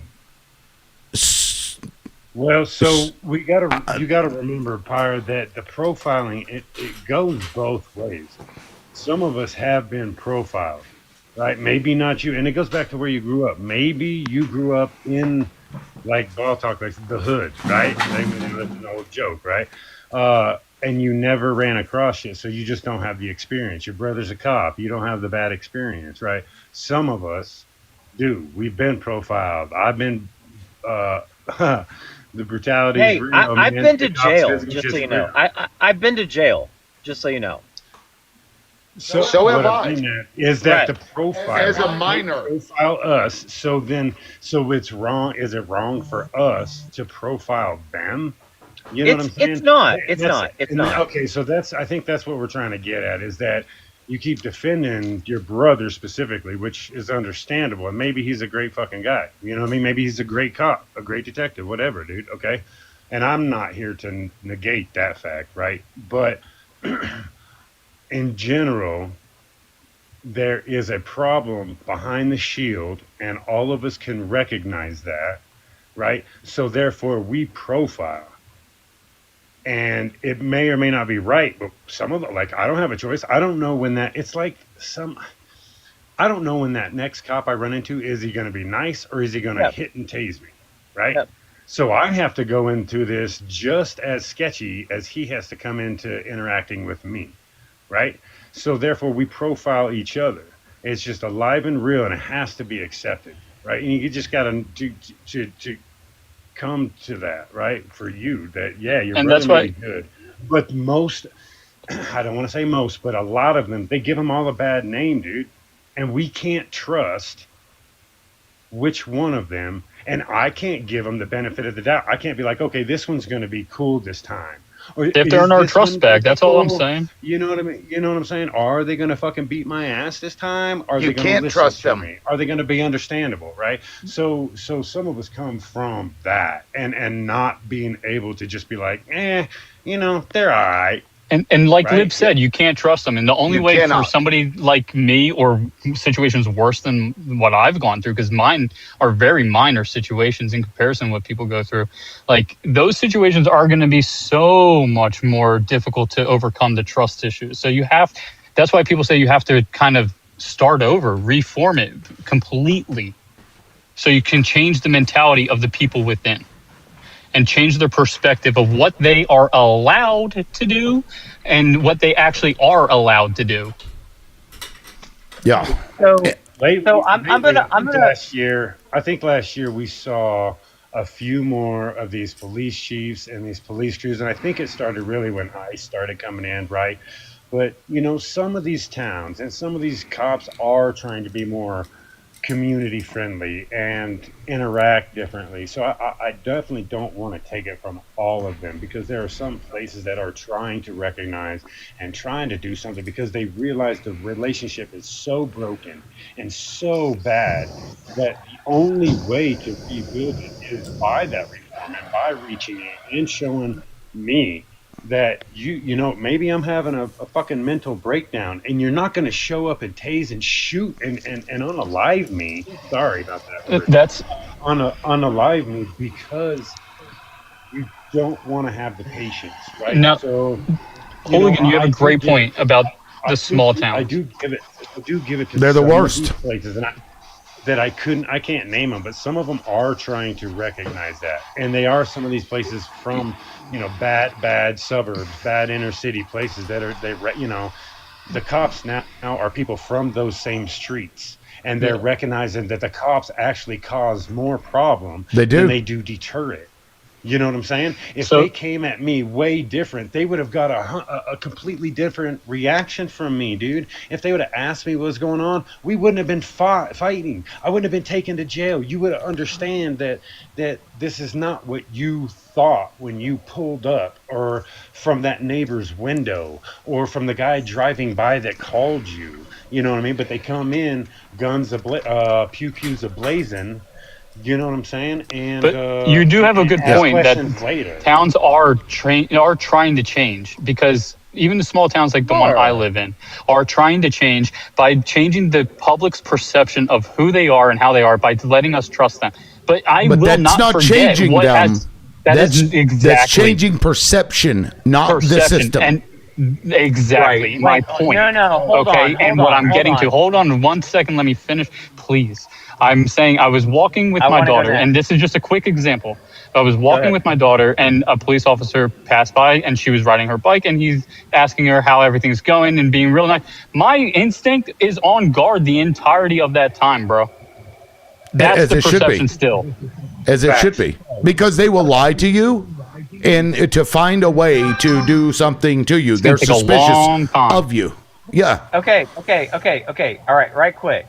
So, being, born and raised in Texas, living in Tennessee for 10 years, and now moving to Oregon, I can tell you that the cops here in Oregon are completely disengaged. You would literally have to walk up to one of them and smack them in the face to get them to do anything. There's actually As it should be. Right, They shouldn't be acting until a crime has been committed. Rego, I'm talking. Sorry. Hold on. My There bad. is. I agree with him. There's a push in Oregon for cops to do more because we're tired of other people walking around smoking meth on the side of the trail in broad daylight next to my daughter. We want the cops to do more, and they won't. And so this is where I find myself is I grew up in a place where the police rule the world, and now I live in a world where they won't do anything at all, unless there's actual like wounds drawn, like there, like blood is spilled. That's the only time they will act. And so I need to say something about Oregon. Go ahead. All right, so they've legalized all drugs in Oregon. No, they've we also. didn't. No, we yeah, didn't. you did. No, yeah, we you didn't. did. I live Okay, here, and then- no, we didn't. From what I've heard, you have. Okay, so wait. And you're also no. using, and you're Please using, mute- and you're, No, and you please are mute using. Drew for just 1 second. Please mute Drew for Decriminalize. 1 second. Drew, Let me finish. I live Let me here, finish. and you're wrong. I Oh, live here. I drive all and you're over the wrong. country, and I go to Oregon all the time. I live here. This Good. is my I'm home. glad. Good. I'm glad.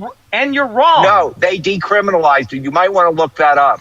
Hey, Liv, you got the computer not on only you. Can we that- just wait, end this? No. I've got to. No, We have not only computers. that- What are we doing? Arguing back and forth. Let's just find Not out. only that, but just recently, within the last year, we repealed that law that made it. It wasn't decriminalized. It was that the police weren't going to prosecute people for doing. Bingo. So can I finish what I'm trying to say? Thank you. Only So the- if you're going to be Can I accurate. finish what I Only am if being you're gonna be accurate.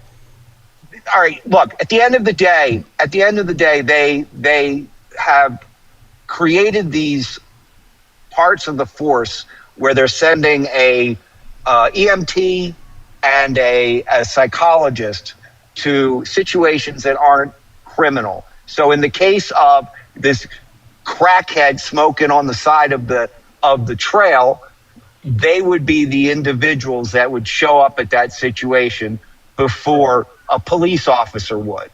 And at the end of the day, you are trying to get the cops to do more for a situation that they are not suited for. And at the end of the day, we need to reform the police, which, by the way, the defund police really was about reform.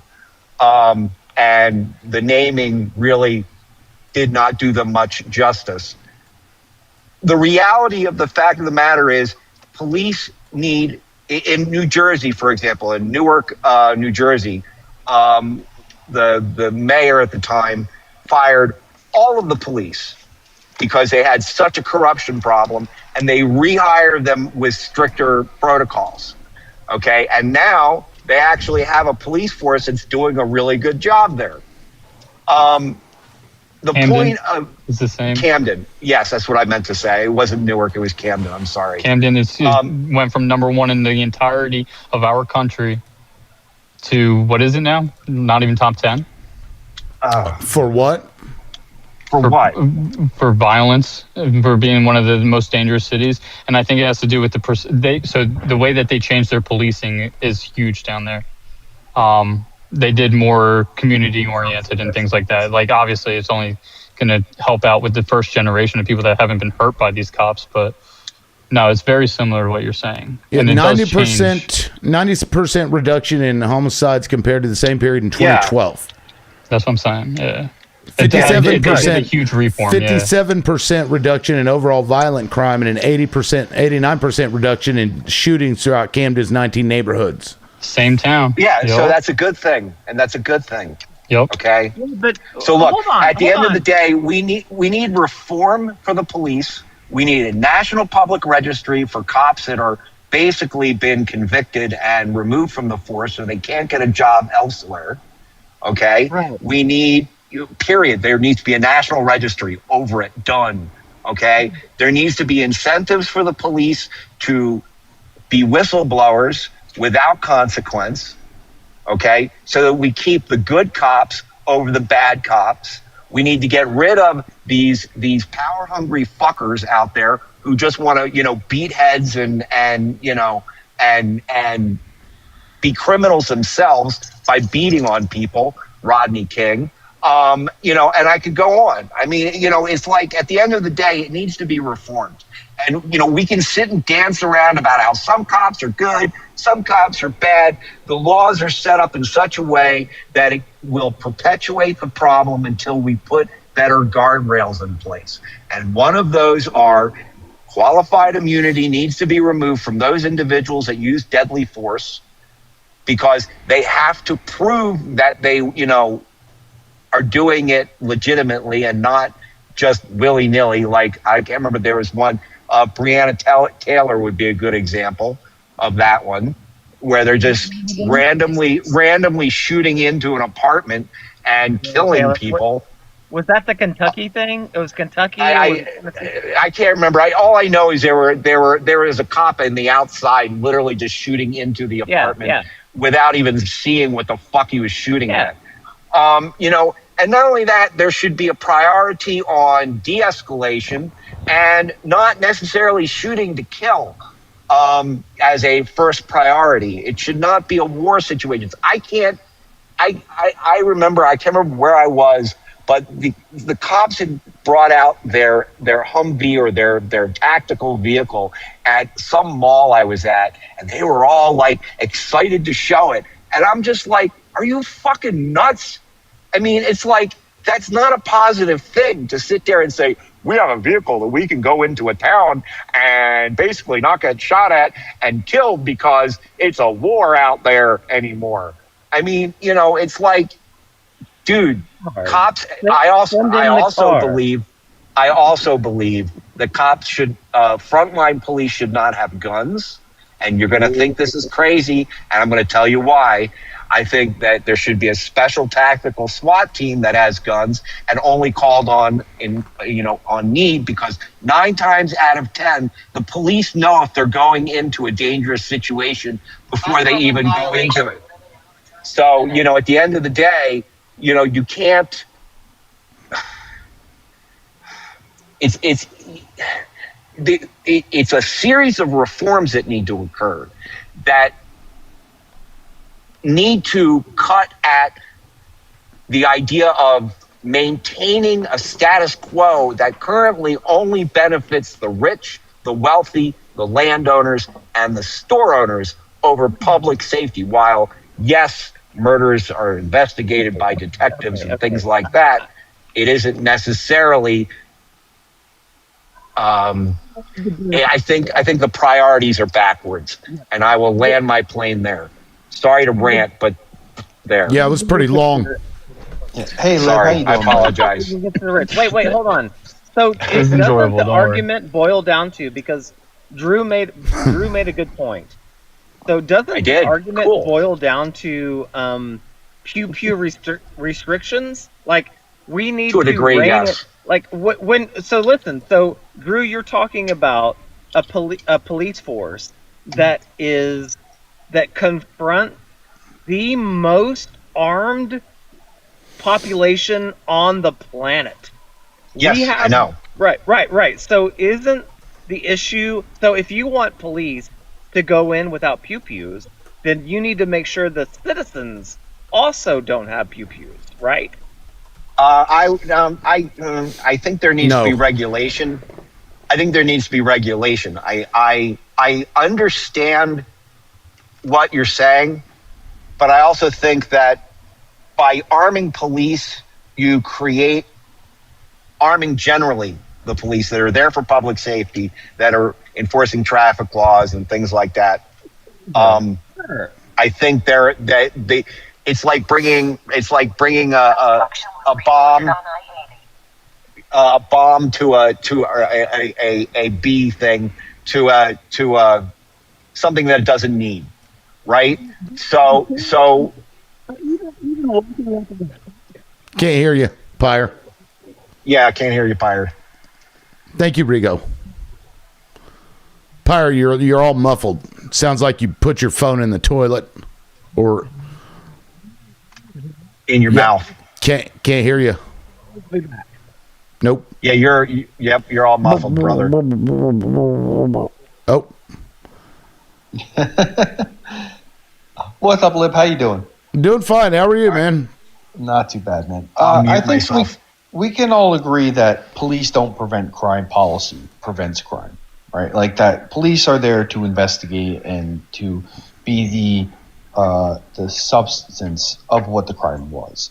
I have two cousins that are NYPD, and I have deep conversations with them about it, and they have told me they don't answer calls unless they're forced to. They don't want to be involved.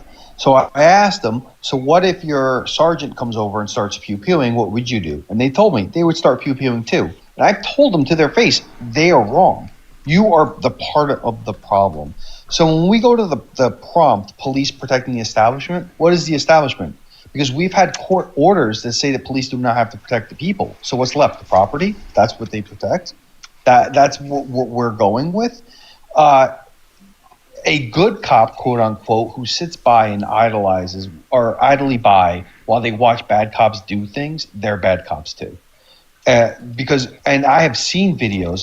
There was a famous viral video where the sergeant came with the female officer who was trying to de-escalate, and he was choke holding her because she was going against him, trying to follow the laws. Like, we cannot ignore these instances. We need complete reform in this country. It is not about good cop, bad cop. It's about policy. We need to start putting policies that forefront the people, the citizens of this country, because we are so backwards in this country of what is protecting, what is worth protecting. And our courts have even said that. Our Supreme Court said back in like 2004 that it is no obligation of an officer to get in the way of a citizen being harmed. Okay, like, so I'm sorry. I thought you were finished. Go ahead. No, go ahead. What Camden did can kiss my ever-loving ass. Okay, because I've been quiet because I've been reading about this, how they've reduced it. Right, I've been going through. They are now surveilling every goddamn body. They've got drones that are on the roof that they will dispatch, and you use Xbox controllers to track people. They can detect guns on people. They have put literally microphones on the goddamn corners around these fucking neighborhoods. They've got cameras every fucking where. They put cameras everywhere. They hired more police. They fired the entire police department, and then they rehired. They just had to reapply, and they got more police. Told them they have to go into the street and they walk around and interact with the public, and they fuck with the public more than they ever did. And this right here is going to get liberals to latch onto and say, look, by defunding the police is what they're going to go with. Yeah, right. And then they're going to go to Palantir and they're going to say, please, Daddy, watch me and listen to me more. This is not the answer. This is not the answer, guys. Obviously, and then they'll go scapegoat a country like China and say, look how much they surveil you in China. Like, that's not a place to be. Brother, they surveil us. Holy shit. Yeah, like. My bad, Lib. I didn't read the whole thing. No, you're good. I just knew it was reduced. I knew they were welcome to be. I actually think if you don't do anything wrong, then you really don't need to worry about being surveilled. Nah, fuck that shit. I don't need a daddy. My daddy beat the fuck out of me. I don't want another one that continues to do that. Yeah, right. Exactly. And how many cases have officers been proven wrong? They get quote unquote fired and they get hired in the next county. Right, Right. That happens all Which the is time. why I say there needs to be a national registry for cops that get fired. There, guys, truck drivers, and it changed. It used to be hard for truck drivers to get jobs because they had what was called a DAC report. And so these companies would run your DAC report, and it was a private company that did the DAC report. It was like your credit score. And so if a company bitched about you as a truck driver, they'd put that information on there, and everybody else could read it. If we could do that for truckers, yet we can't do it for cops. Oh, yeah. Oh, Well, yeah. they do it. Really? They just don't care. They just don't care. The unions and whatever. Some trucking companies don't care either. I'm a huge union supporter. I'm part of Teamsters, right? Like I'm part of the biggest union in this country, and I don't think any public, anything that's public, like paid for taxpayers, should be unionized. And the union is also part to blame for that. Their union, right?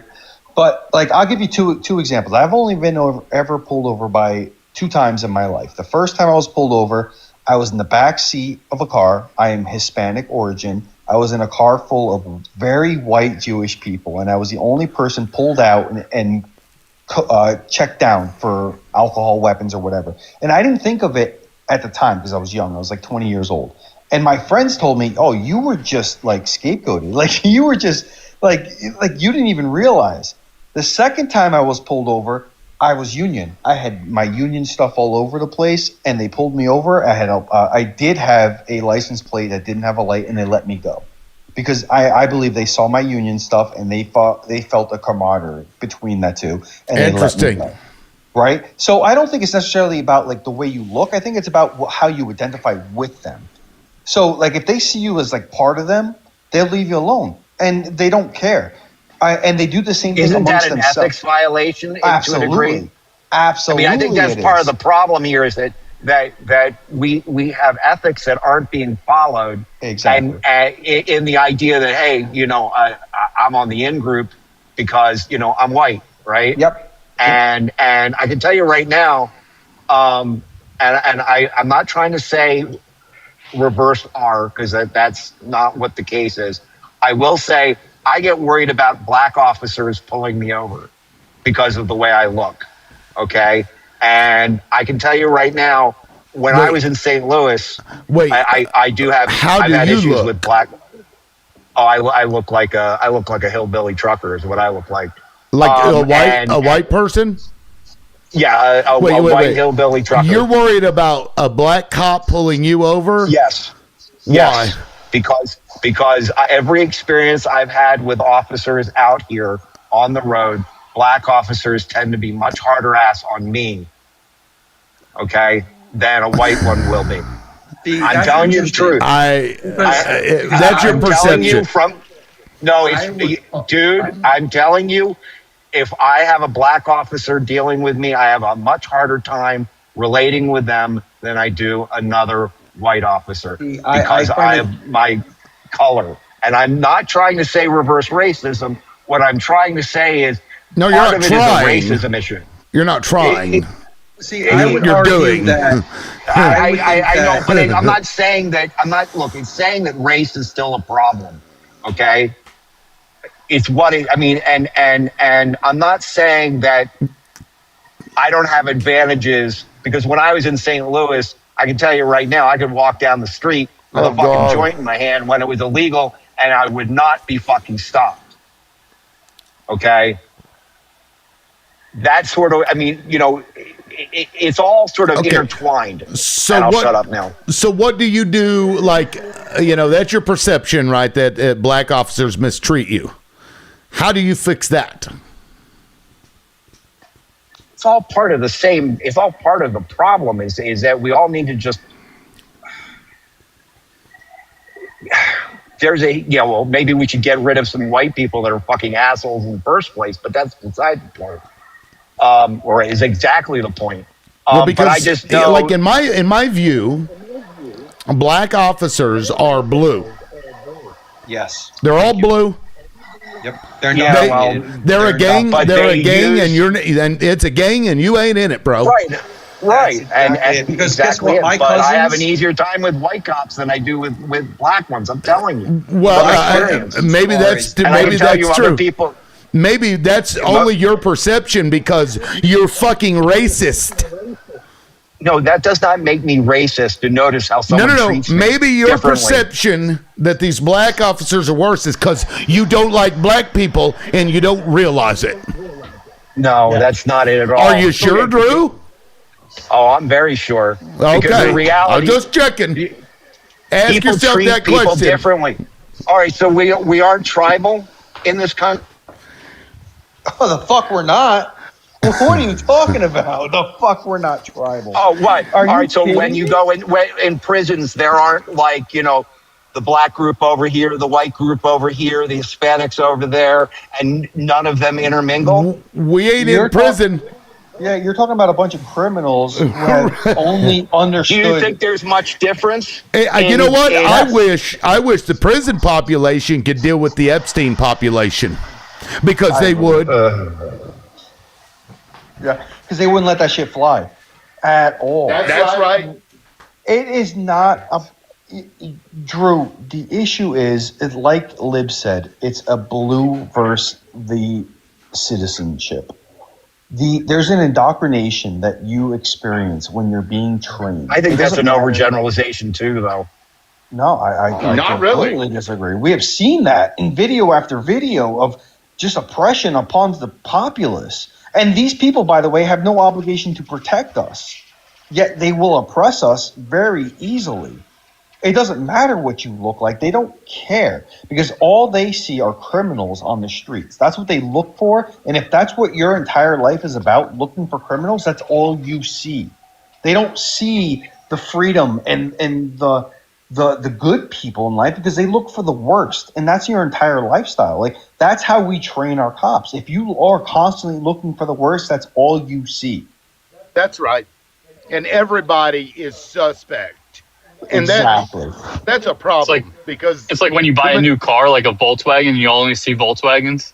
Right, exactly. It's exactly a psychological thing. It has Yeah. nothing to do with the cost aspect. Yes. That's exactly right. As if that is all you're trained for, that is all you see. They don't care. It doesn't come. They don't. They just see, like, But like Louis, if somebody to that same point, you're biased. And correct me if I'm wrong. Were you the one that said that like white or black cops were more aggressive or mean or something? No, that wasn't me. No, that wasn't me. That wasn't you. My fault. It was true. It was me. But it's a similar been. mentality, right? It's a subconscious feeling, is what Lib is saying. He's not saying you directly have racist values, like on purpose. Maybe it's an subconscious because of societal norms, because of movies, because of this, here, that, there. You know what I'm saying? Like, it's not intentional, but you have a underlying fear, like animals do to predators. That's all. Right, and we should not treat our police that way. They're supposed to be here to uphold law and order. Yet, like Drew has experienced, and I myself have experienced, when we get pulled over, we're nervous, and then they want to question, "Why are you nervous?" Well, why do you think I'm nervous? Because I've seen too many fucking videos of why I'm nervous. Why are you so calm? Yeah, Why are you so really. calm? No matter what you do, they'll find a way to twist it to allow them to further dominate and control you. Right. And that's why we have so many lawyers out there that are saying, just shut the fuck up. Don't even say anything to them. Don't give them anything because they will twist that to you. How many people have been accused who were innocent because they were interrogated for 18 hours straight and they were like, all right, I give up. I'm going to confess to this. And then they confess and that It confession happens. never gets thrown out. Because that should be. it's torture. I mean, that's Right, it literally, is they torture. torture us. Yeah. They do this. This is a system that we live in. And the only way is to get rid of it and reform it and put people that actually represent us, the common citizen, not these people who are bullied in high school or whatever, and they have power trips and they're going to get their man no matter what, even if it's not the right man. Like, that's what we live in, and we have to address that. And if we can't address that as a nation, which we can't right now, will never solve the problem. That's the problem. Yeah. And welcome in, user 476-155-929-5448. Welcome in. Lib, I got to get going, bro. Thank you for your live. I appreciate it. Thanks, every day, man. Thank Hey, you. I appreciate the gifts too. Thanks a lot, Have man. a good one, Rico. Yeah, No we'll worries. see you. Yeah, and I was See you supposed guys. to. Thank you, guys. Yeah, No. take it easy, man. I was supposed to end an ill hour will ago. towards anyone. That's all. Oh no, of course not. Yeah, So I but think it also- Hooligan. It also falls back to some of the. Sorry, man. It also falls back to some of that power and control thing, right? They already have it. So now, how do we take the power back, right? But that's like from cops all the way up to our politicians. It's policy.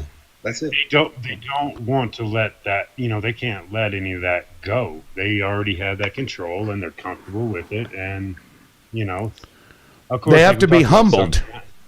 Some They have towns, to, yeah, they have to be humbled. some people in some towns have recognized it and are trying to, but in a whole, that is not how it is. It's still, you will follow what I say because I got the gun in the pew pew and the keys. You know what I'm saying? And so that's more so where the fucking struggle is, in my opinion. You know what I mean? Is how to take that back. You know what I mean? And not like back. Like I think obviously the police are needed for something. And I texted with Ball Talk earlier that for me, it's a reform, not defund, because there's a lot of things that happen that we do need someone of that nature to be there to In some handle the way. situation. Right. It doesn't have to look like it looks right now. Yeah, Schmurder, unaliving cases. Now we know they're fucking shitty on it, but the pedophiles and the shit like that, like we need an enforcement agency, right, or somebody to take care of that, right? So, I'm not going to sit here and say they aren't needed, but they definitely need to fucking learn more public etiquette, you know what I mean? Standards. That's a whole nother list of shit everybody could probably add to, right? You know what I mean? I'm just... and that is where it starts. We mentioned earlier, it takes me, I'm an electrician. I have to go to 4 years of school and have 4 years of OJT, which is on-the-job training. So, just for an electrician, right? Well, there's you don't have to do that as a police officer. Now, maybe as a detective or as a sergeant or lieutenant, right? You put in your time, but there's nothing. It takes next to nothing to get into be in that field, which is where it all stems from, because you can do mental checks, make sure this wasn't a kid being picked on, that the power trip isn't there, right? And to teach them right, if you will. You know what I'm saying? So I know that remove here in Colorado petty. Springs, Remove petty shit too. Oh, it's also on leadership. Yeah. So who? Do you know the largest police force in America is? I don't know. It's New York City. New York City has by far, it's like 80,000 cops on the streets at any time. Do you know who the leadership is trained by? First of all, let me ask you this. The IDF. Yes, the IDF. Is there a difference between military training and civilian training for policing a society? Yes, absolutely there is. But that's, so why that's is kind the of leadership... that's different from what I think Hooligan was talking about. So I'm not sure. No, I'm agreeing with him. So I blame the leadership. Well, I thought he was still talking. I'm sorry. Hooligan, were you done with your point? I can land it, dude. I think my general, thought and it has been gotten right. You know what I mean?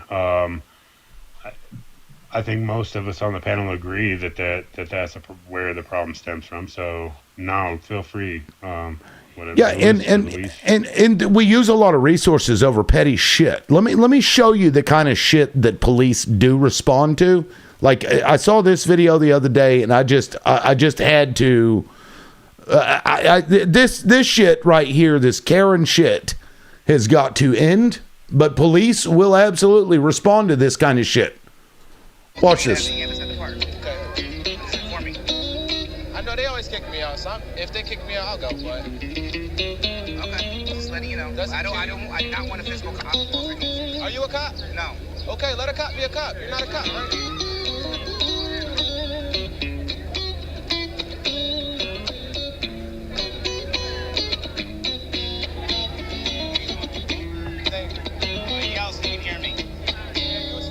Camera though. I'm going to yell so you can hear me. I can hear you. Cop says that am's not allowed legally. I don't want any physical. I don't want to get into a physical altercation.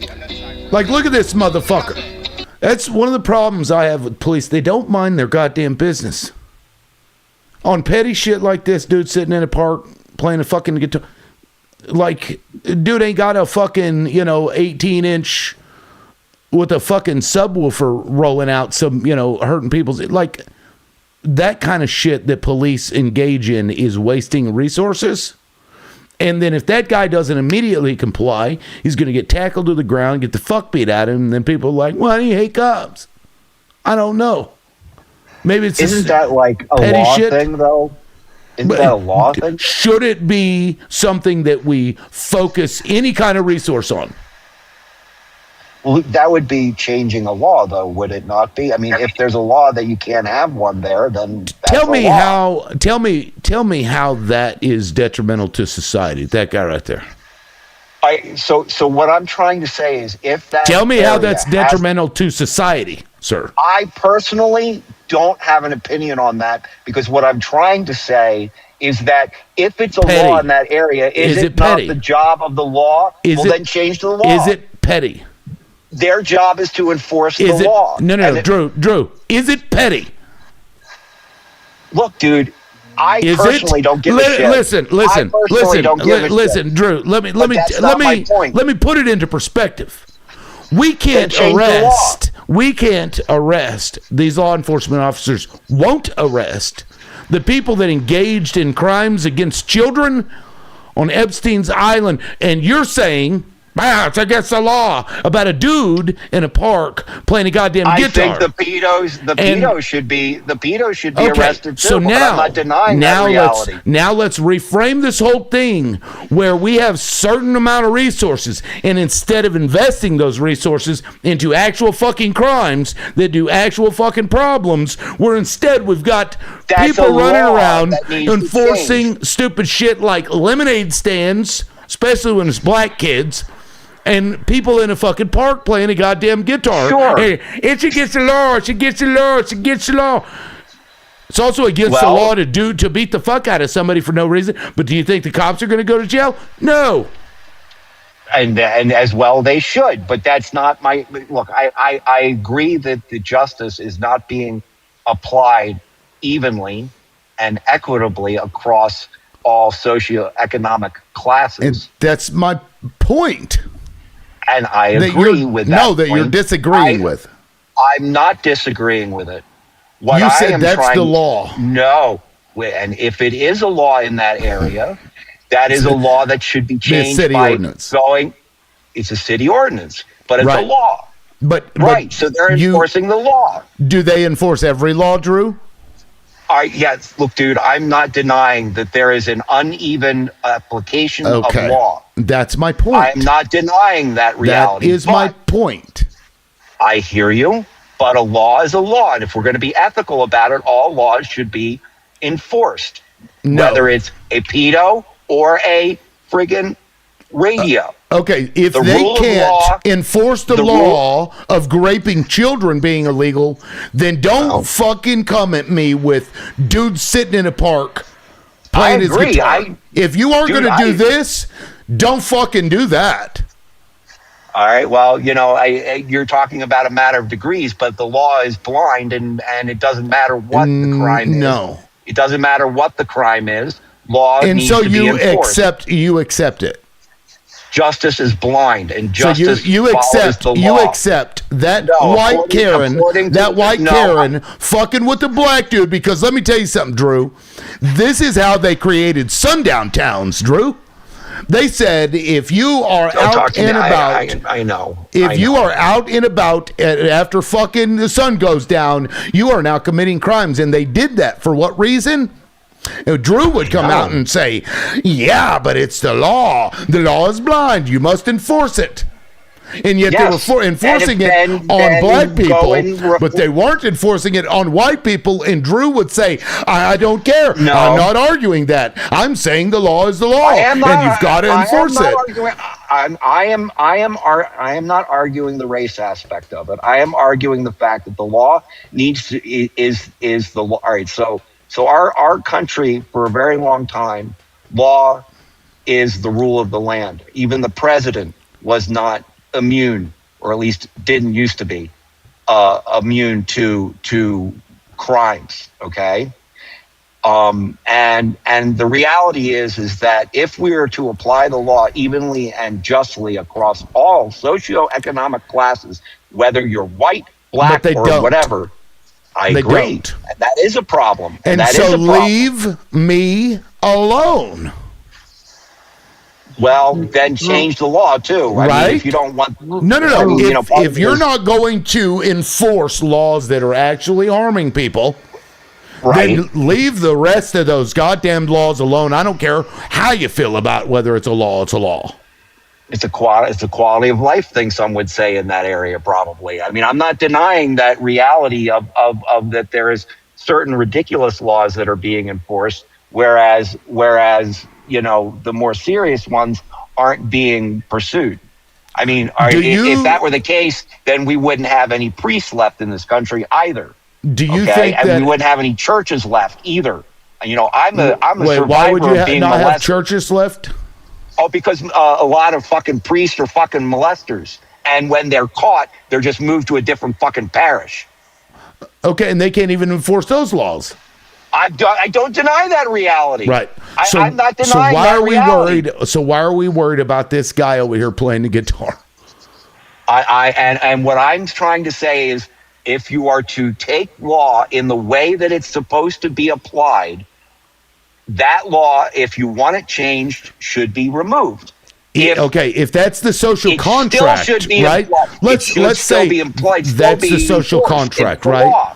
That's the social contract, right? The law's the law, and it should be enforced, and everybody agrees with that. Except they violated that contract when they stopped going after people who were breaking egregious laws that were harming people. I don't deny that so reality, we don't operate under that contract because they ripped that shit up the moment they wrote it. Let me give you a different perspective, Drew. I think the law doesn't mean shit. It's what we're willing to enforce. That's the law. That's right. That's not the concept that law is. No, that's not the way law is. No. And you're ignoring what the second half of that guy said. The second half of that guy said is, listen, I don't want to get physical with you, but the cops said this, but the law says this. He's threatening the guy, physical harm. I don't want to get physical with you, but the law says this. What empowers him to say something like that? The color of his skin. Exactly. It's a black man playing guitar and a white guy walks up and says, I don't want to get physical with you, but the law says this. You're not bothering anybody, but the law says this. It is what we're willing to enforce, not what we have laws that say you can't take a picture of bunny rabbits in the spring. That exists in this country. Is that a law we should enforce? It's like we have laws that say you can't carry ice cream in the back pocket of yours. Literally, this is what we have laws for. Should we enforce those kind of laws? It's about what you're willing to enforce, what you're willing to put violence upon. The rule of, but if we were to go by what the rule but we of don't. law We don't go by it, Drew. They don't go by it. Why the fuck would we go by it when they don't go by it? I hear you. I'm hearing you, and I understand. You don't need to get angry, and we're just having a discussion about the ethics of law, and that law. No. So do you want me to explain my irritation? That if you don't like a law, you're supposed to go to your representative and get it changed. That's part of what participative government is about. Yeah, they told you that with their foot on your neck as they pointed down at you while you were on the ground. This is what you're going to do. That's what they tell you. That's the indoctrination that you get. You are the peon, and they get to tell you what to do, and we're going to do whatever we want, but you are expected to abide by every law that we create. But we're only going to enforce the ones that we want. My friend was molesting children. Well, we're not going to abide by that law. We're going to go and fuck with this dude that's playing the guitar at the park because it's easy. It's low-hanging fruit. Doesn't require any work. Which is, and I'm not denying that it's not applied properly. Okay. And that's one of the things I've been trying to say is that not that I don't agree with you. Okay. But what I am trying to say is that if we are to go by what law is set up to be, and the reason that justice is blind is because it does not see color, race, whatever. Okay. That's or socioeconomic class. That's part of the problem. It does, because part of the problem.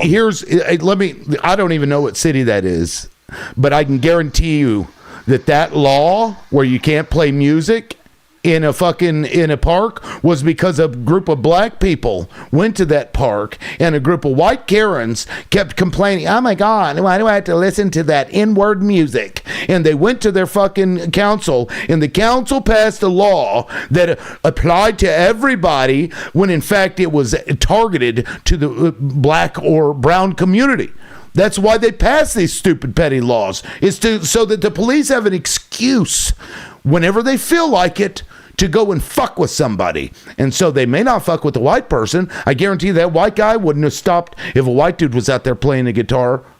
And so they target these black people. And you're over here perpetuating the very fucking thing that allows this racist shit to continue. That's why the system is so bad. Because we pass these petty laws and we say we can enforce it. Well, why didn't you enforce it on that guy? To which your response would be, yeah, but just because somebody else didn't have the law enforced on him doesn't mean that what you did was legal. Do you see how they worked all this shit out to trick you into being fucking acting in racist ways and perpetuating a racist system? I would say it's not necessarily even racism. Look at what happened recently. That guy that burnt down the warehouse. He's facing 100 years in prison.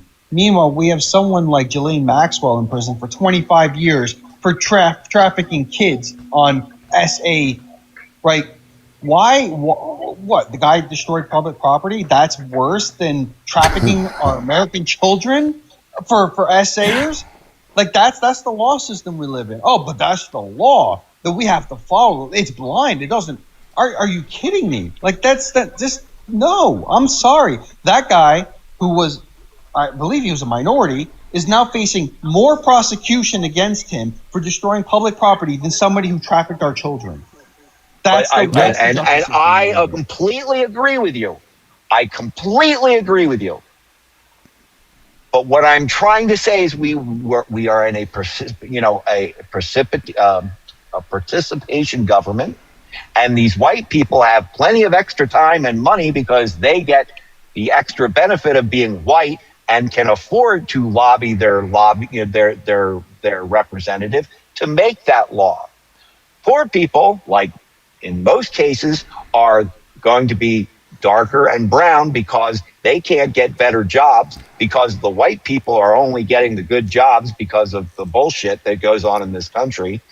Can't lobby their representatives and get people to fucking do what they want because historically they have been kept out of the voting process and have very little power to make those changes, which is also part of the problem. And to fix that, I am not denying that is a problem. Right, but to fix that, what you just stated, because you're not going to get rid of all the white people, right? You're not going to get rid of all the racists. The way you fix that is by changing the way that the laws get enforced. That's how you change it. That's like changing. Yeah, but that's the these symptom. petty laws. That's the result. See, I understand what you're saying. You get cops to come out and with stickers. They all have to have stickers in the back of their trunk. And anytime a Karen starts to Karen, they bring the sticker and give it to the Karen and say, "You got to wear this for the next 3 hours, bitch." Yeah, they're not judging jury. They're not judging jury though either. Are you white, Drew?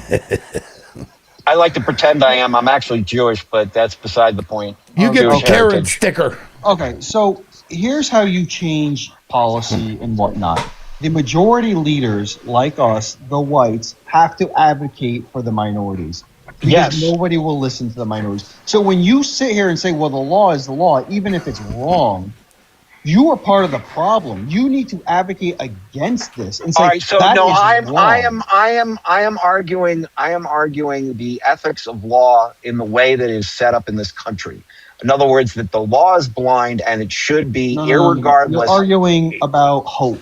You're arguing you hope that's how it is, but that's just not how it is in this country. I agree in functionality, no. But Right, the so people it is enforcing up to us. the people enforcing it are not blind. Exactly. Yes. Exactly. It is up to us to stop saying things like, well, the law is the law. We have to say, no, that law is wrong. We have to advocate for our brothers and sisters who have no voice in government. That is our responsibility. And to protect all Americans. So when I hear you say things like, well, technically that's the law. I am only that's arguing. wrong. I am arguing the ethics of the way that the way that the law is supposed to exist. It is an ideal, yes, that is not in functionality the way that it is working because of, like, let's just say, sentencing differences between races. Okay, But we're talking about ways to fix it. Yes. Right? And so when you bring those same things that perpetuate the system that we're trying to fix up, I don't think it help fix it. Because to me, well, hold on, Drew. To me, to fix it, you say those petty laws that they do to fuck with people, they end up, getting tackled or beat up or whatever it is. Stop enforcing that and focus your shit on major crimes. Do you think that when a politician makes a law, they're like, well, this is going to get them? Yes. Or demonstrably true. I don't think it's true across the board. It is because I think that if we are to argue the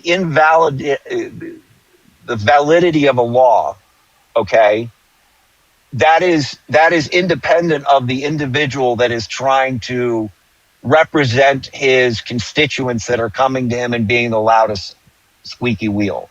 Okay, so then why did Rosa Parks get so much shit for sitting in front of the bus when it was the law and it took a Supreme Court decision to decide it was unconstitutional? Yet Georgia said, no, that's the law. That's what we enforce. Right. Well, that's the point. That's the way we're supposed to change laws. Well, right. So Rosa Parks should have suffered for the benefit of the rest of the people. I'm not saying that she should have at all. And actually, there were people, and Rosa Parks wasn't the first one that was doing that. She just happened to be the one that became the poster child for it. I don't care who the first person was doing it. The fact of the matter is that existed. Jim Crow laws existed in this country. Right, and I'm not saying that Jim Crow laws are good either. So right, but you would have been back there saying, but it's the law. You've got to go right. So then go then go and change it. Right. And what did they have to do to convince other people to change it? What did they have to do? That's the problem. Is that that's part of the problem here.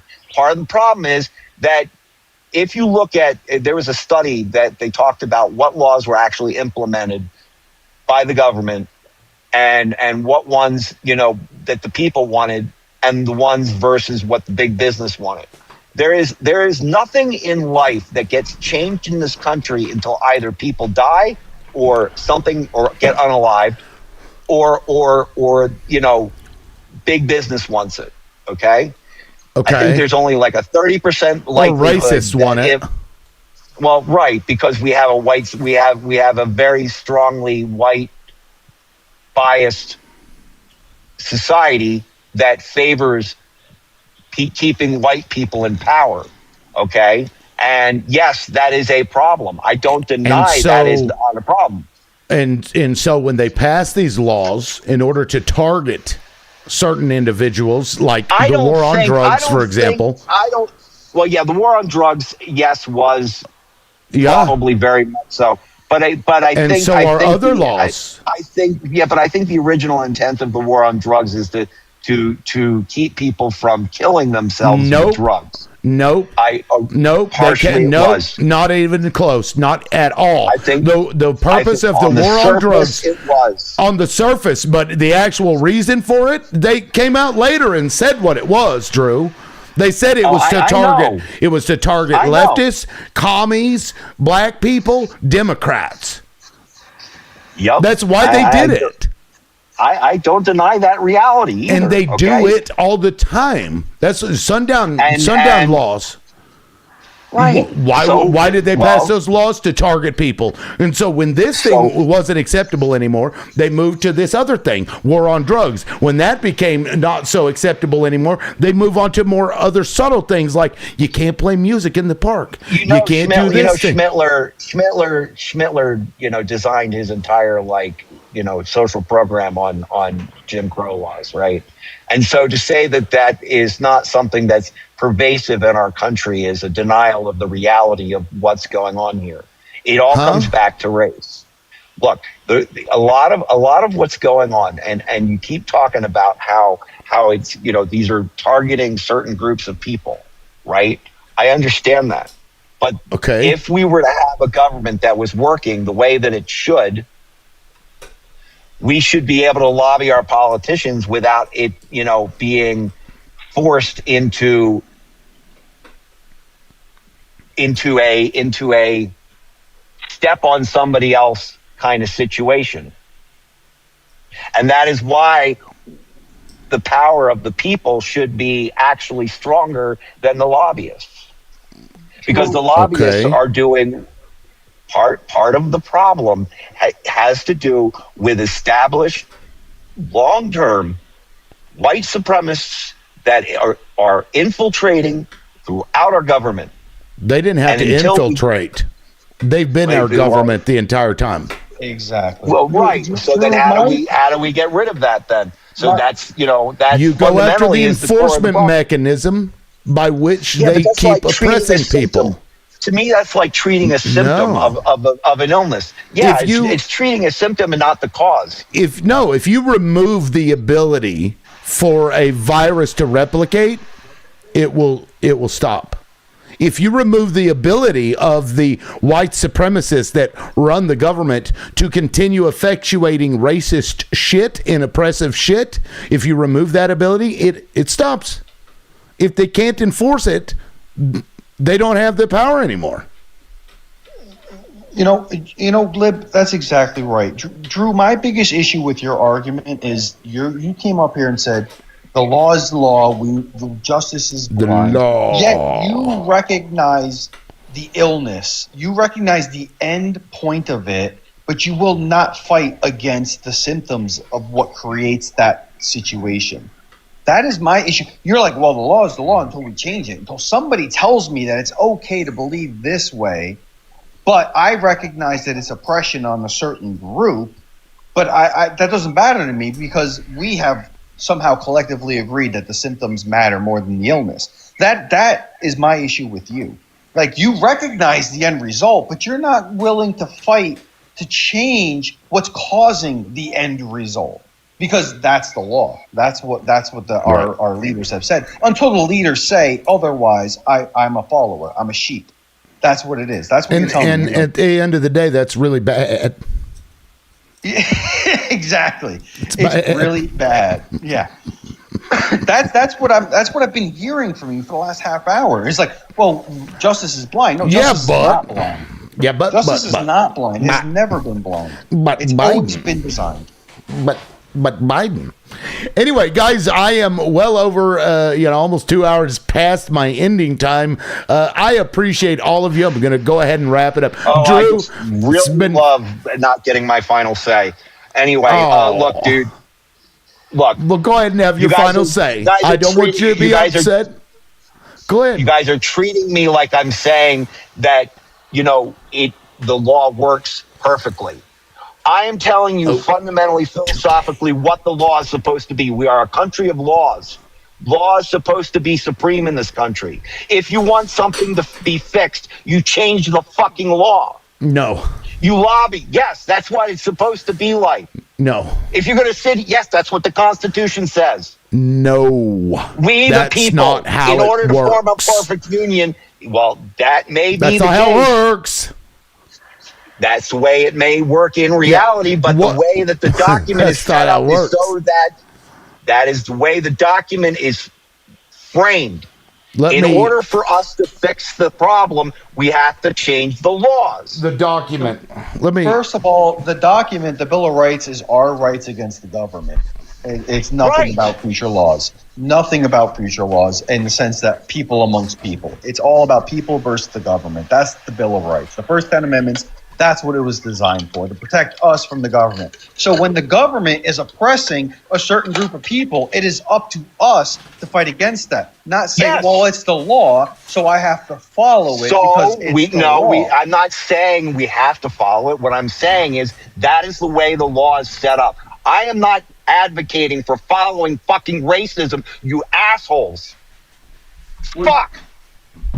I am just bringing up the fact that laws in this country are supposed to be the supreme law of the land for a fucking reason.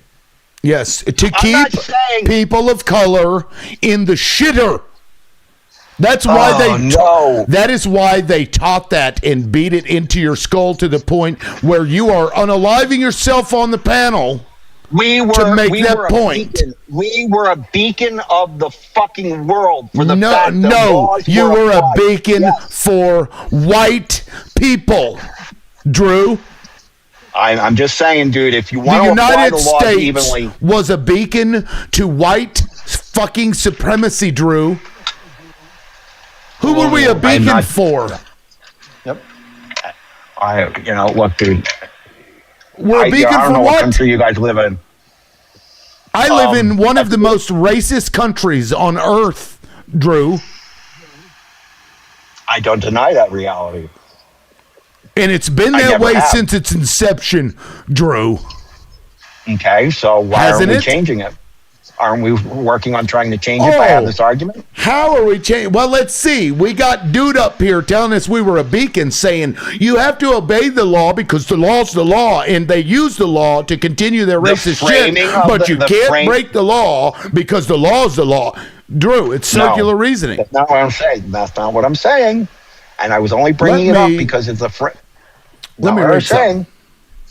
That's not what I was saying. Let me read this. It's going to take a second because this is from the law. I guess technically it's not a law, but it's what declared our independence. We have a representative government that's supposed to be able to change those laws. If you don't like it, go fucking talk to someone to change it. Let me read to you what it actually said. The founders, right? These revered people, and I'm going to mute you because you got some serious background noise. We hold these truths to be self-evident that all men are created equal, except for black people. I put that in parentheses, by the way. That they are endowed by their creator with certain inalienable rights, that among these are life, liberty, and the pursuit of happiness. That to secure these rights, governments are instituted among men, deriving their just powers from the consent of the governed. The consent of the governed. That whenever any form of government becomes destructive of these ends, it is the right of the people to alter or to abolish it and to institute new government, laying its foundation on such principles and organizing its powers in such form as to them shall seem most likely to affect their safety and happiness. Prudence indeed will dictate that governments long established should not be changed for light and transient causes, and accordingly all experience has shown that mankind are more disposed to suffer while evils are sufferable than to right themselves by abolishing the forms to which they are accustomed. But when a long train of abuses and usurpations pursuing invariably the same object evinces a design to reduce them under absolute despotism, it is their right, it is their duty to throw off such government and to provide new guards for their future security. That was the declaration. Exactly what I'm saying. And so but the law is the law, Drew says. And that is the law. That's the law. The law was the law under, when we were under the monarchy. If you don't like it, change it. And you change it by sloughing it off, by throwing it off, by saying, fuck you, I'm not going to listen to you anymore, because what you're engaging in, and what you're engaging in fact, Drew, is this continued oppression where they convince you that you have to obey what they do and what they say to you, when what they're doing is trying to hold on to their own power structures. And this is white, racist motherfuckers. And Drew comes in here with his hillbilly ass, as your words not mine, telling us that a black cop treats him like shit and white cops are really nice to him, and that you have to obey the law because the law is the law, and it's passed by the very same people that represent Drew against the people that Drew seems to have a problem with, black people. And now you want us to take you seriously, Drew? Okay, so first of all, you're calling me a racist when I never actually. I'm straight up calling you a racist now, Drew, because I can see it. Yep. I'm not fucking stupid. I read between those lines. You come up here, said that black cops treat you like. Whoa. Listen. They do. For once in my life, I get some control over a fucking white dude. Listen. You came up here and you said a black cop treats you like shit as opposed to white cops. You come up here and you tell us, especially an indigenous person, that you have to just obey the law because the law is the law and it's colorblind. And yet it was passed by people that look just like you, Drew, in order to oppress the fucking person in that goddamn video that you seem to have no issue with, telling that he had to stop playing his music because the law is the law. So yes, I'm going to call you a racist, Drew, because I think you are one. I think you are one, and you don't want to be, but you are. You exist as one. Every subtle indication shows that you are one, and it doesn't surprise me because the people in the community that you find yourself within are fucking racists, and they're supremacists too. And so when I have all of this information, it tells me that you're a fucking racist, Drew. And if you don't like that, you can drop yourself from the panel. Here, brother. You know, when you start using excuses and trying to treat the law as black and white and not a gray system. So wait a second. I'm not trying to do anything other than bring up the way that the structure exists. I know what you're trying to do, Drew. I know what you're trying to do, Drew. I've been dealing with people like you my entire fucking life. What am I trying to do? You're trying to convince us. us. Discussion. Yes, you're trying to convince us that when the white people told us that from fucking birth that we had to just obey the law because the law was the law, and there's no exceptions to that law except the exceptions that those same white people make. What do you think we're trying to change, Drew? We're trying to change it. You're trying to tell us to shut the fuck up and obey the law. And if you don't like it, go back to those white racists and beg and please, Mr. White Racist, can you please not be racist? And can you please overturn the rule that you put in place to fuck with people of color? Please, would you please not be racist this time? Please? No, I was tried to make an argument. You tried to make an argument that America was the leader of all free nations without recognizing that America is the leader of oppression of people throughout history, from putting Filipino kids in zoos, in cages, from fucking World War II, putting all Asians in concentration camps, the Vietnam atrocities. Like, you ignore all these. It's like, we're the fucking leaders of society. That's what you just said before. I'm not ignoring it. We have been. We were considered that. Oh my God! Like you can't sit here and be an obeyer if you are against oppression, because the system is oppressive by nature, and you have to be able to recognize in your morality that the fucking system is the problem. It doesn't matter what the laws are. It doesn't matter what the fucking laws are, because they're gray. It's what we decide they are. And when we start letting white politicians decide that we can oppress the fucking world for capitalism, that is oppressive and racist. I agree. You can recognize that you are racist as well. But you are part of the problem. No, I am just bringing up the way that law is supposed to be dealt with. It is blind, regardless of socioeconomic class and or race and or it's supposed to be. It's supposed to be. If you let me finish, I know. Gee, maybe I'm on your fucking side. Are you? Yes. I'm bringing up the fact that that's the way the laws are supposed to be because that's the way it was set up. Not because white people control the laws or the government or that they've done fucked up shit. My mother was fucking given cancer by a fucking ridiculous fucking goddamn experiment that they wanted to see how fucking people reacted to radiation. Okay, so Drew. So don't sit here and tell me I'm a fucking racist. So Drew, when our Constitution was made and it said fuck you. When all men were created equal, but we had slavery. So where's the law And there? I'm not denying that reality. But you Did just I fucking ever say argued. that? No. Stop putting words in my mouth. You just literally said the law was designed to treat all people equal. Yet our Constitution was not designed to be that way. Yes, it was. No. All people are Unless created you were equal. black. Unless you were black. Or a property owner, not a Unless you property were owner, black. or a woman. And you know what? That's the way Unless it was you were back black. then.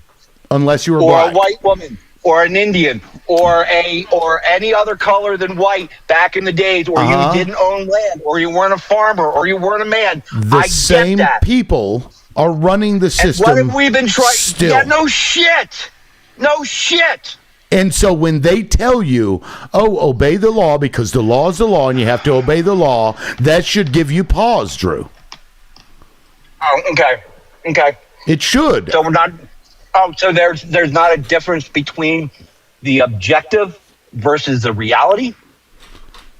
I think the objective is the reality. The reality here is that they use laws to target people that they want to oppress so that they can point at those people and say, look how bad they are. Look how terrible these people are. They're poor. They're nothing but criminals because we criminalized all the behavior that we saw from them. And so we specifically targeted that behavior and said it was illegal because white people weren't doing it anyway.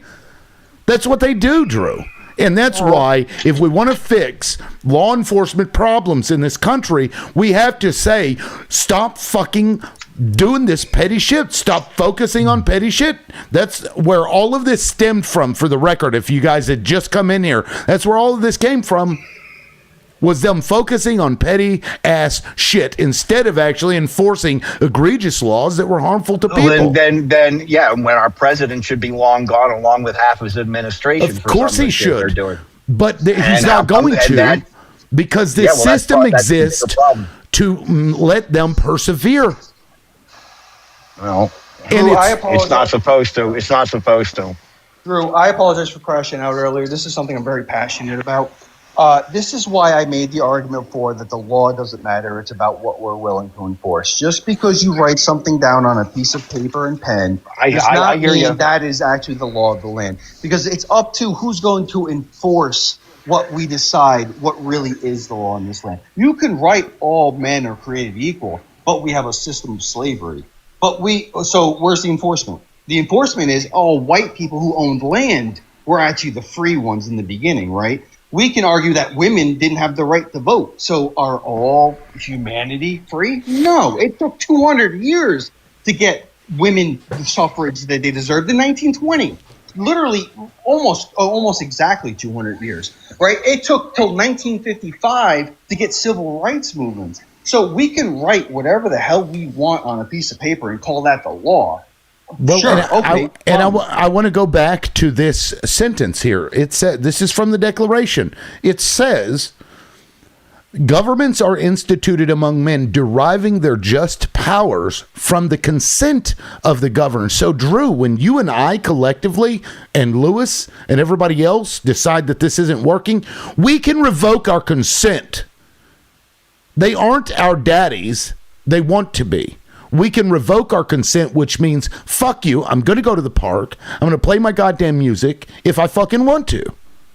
And people then support the person who is doing this and then criticizes the cop for going there to fuck with that person in the first place. That's how you remove your consent, even when the law still exists. But instead, what we have is a society where Karen asshole walks up to the dude playing his guitar goes over and tries to find a cop because he couldn't convince the guy to leave on his own, gets the cop to come over there, and if the cop makes him leave in the system that we should revoke our consent for, we would support the guy who was breaking the law and tell the cop to go fuck himself and go find something better to do at this time.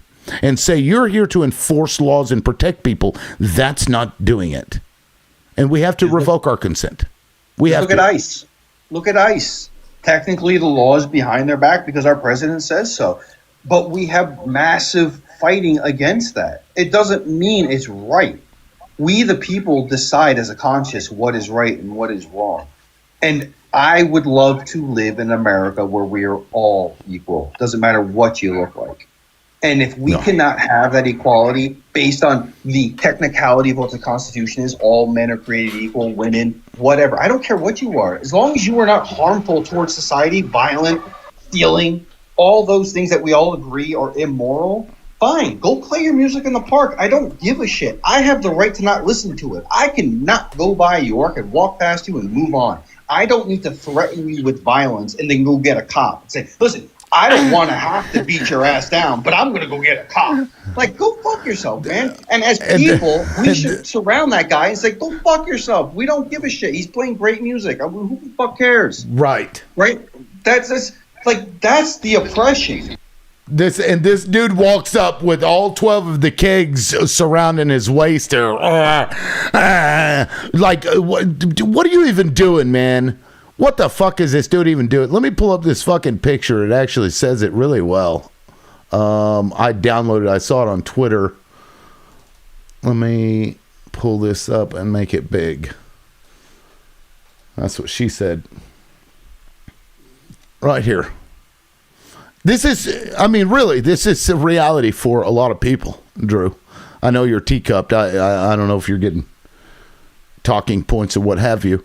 But there's always a white person. What are you doing? What are you doing? Mind your fucking business. That's what I'm doing. For real.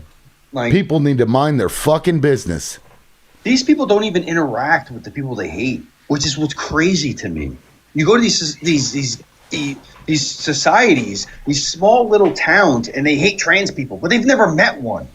Right? They hate the LGBTQ, but they've never met one. They hate Muslims, but they've never met one. Like, go fuck off, dude. Like, you don't know what it's like. Like, just let people be people. Everyone just wants to live free, be the best version of themselves, be successful in life so they can provide for the next generation. That's basically the bottom line. And we're trying to lower that bar for some fucking reason in this country. Like, we're constantly... it's not even like us. It's like our officials are constantly bickering about stupid shit, where there's Democrats fighting about Hassan and Piker. Who the fuck cares about Hassan and Piker? Let's talk about affordability. I can't afford a fucking house. I'm almost 40 years old. I can't buy a house. Like, and I have a 6-figure wage. I can hear something.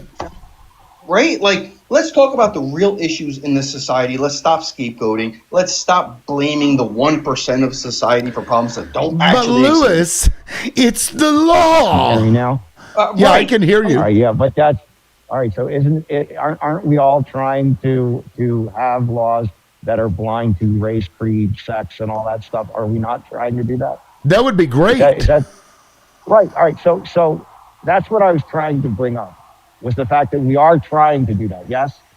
Can we all agree that we want to have? No. Can we all agree that we would like to have a series of laws that are independent of race, creed, sex, or gender, or any of that shit, and then we're all? I don't think it's going to happen. I don't think it's going to happen. That's not what I asked. That's not what I asked. Do we want it? Yes.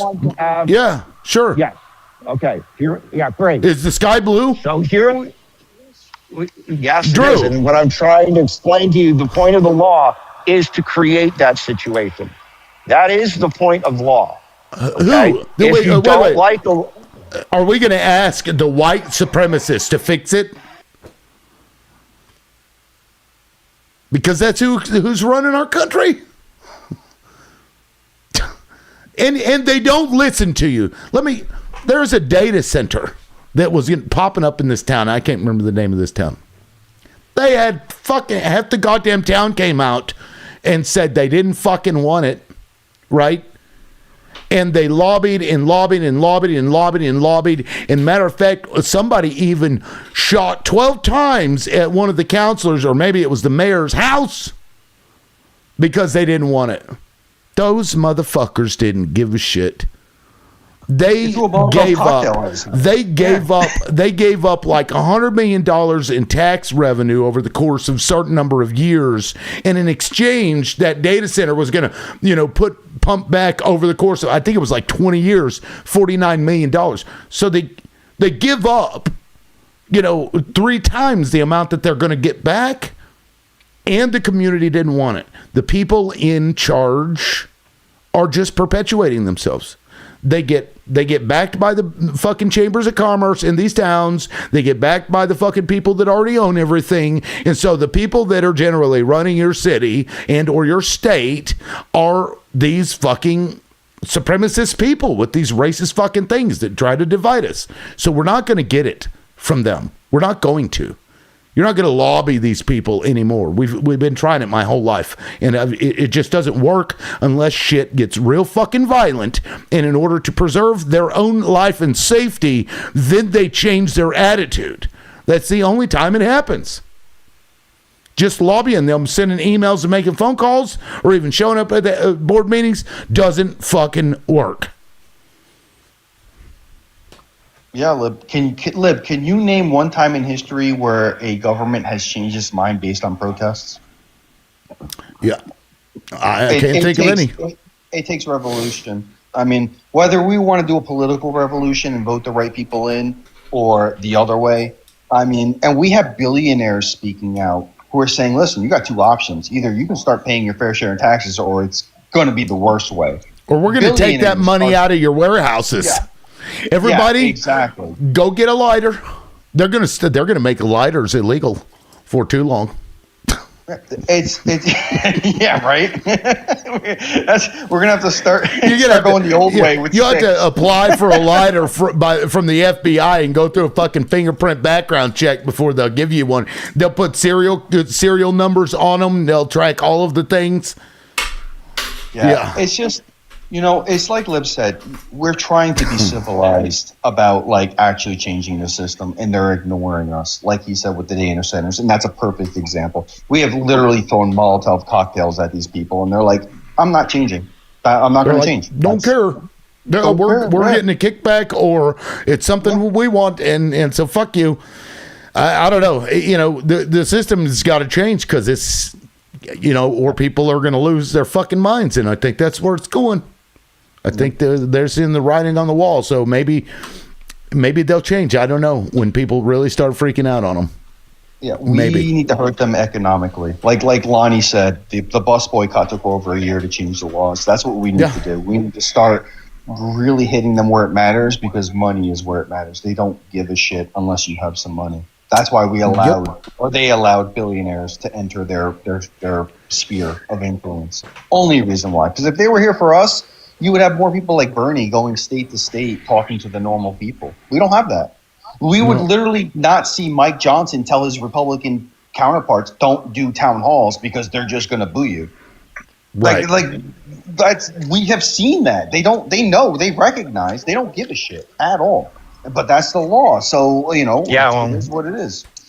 It's the law. But that's the point. All right. So all I was trying to say is the point of the law was that, and I was only bringing that up not to support the situation, but to explain that the law is supposed to be the supreme law of the land. Everybody is subjugated to that law, and that we are supposed to be able to change those laws.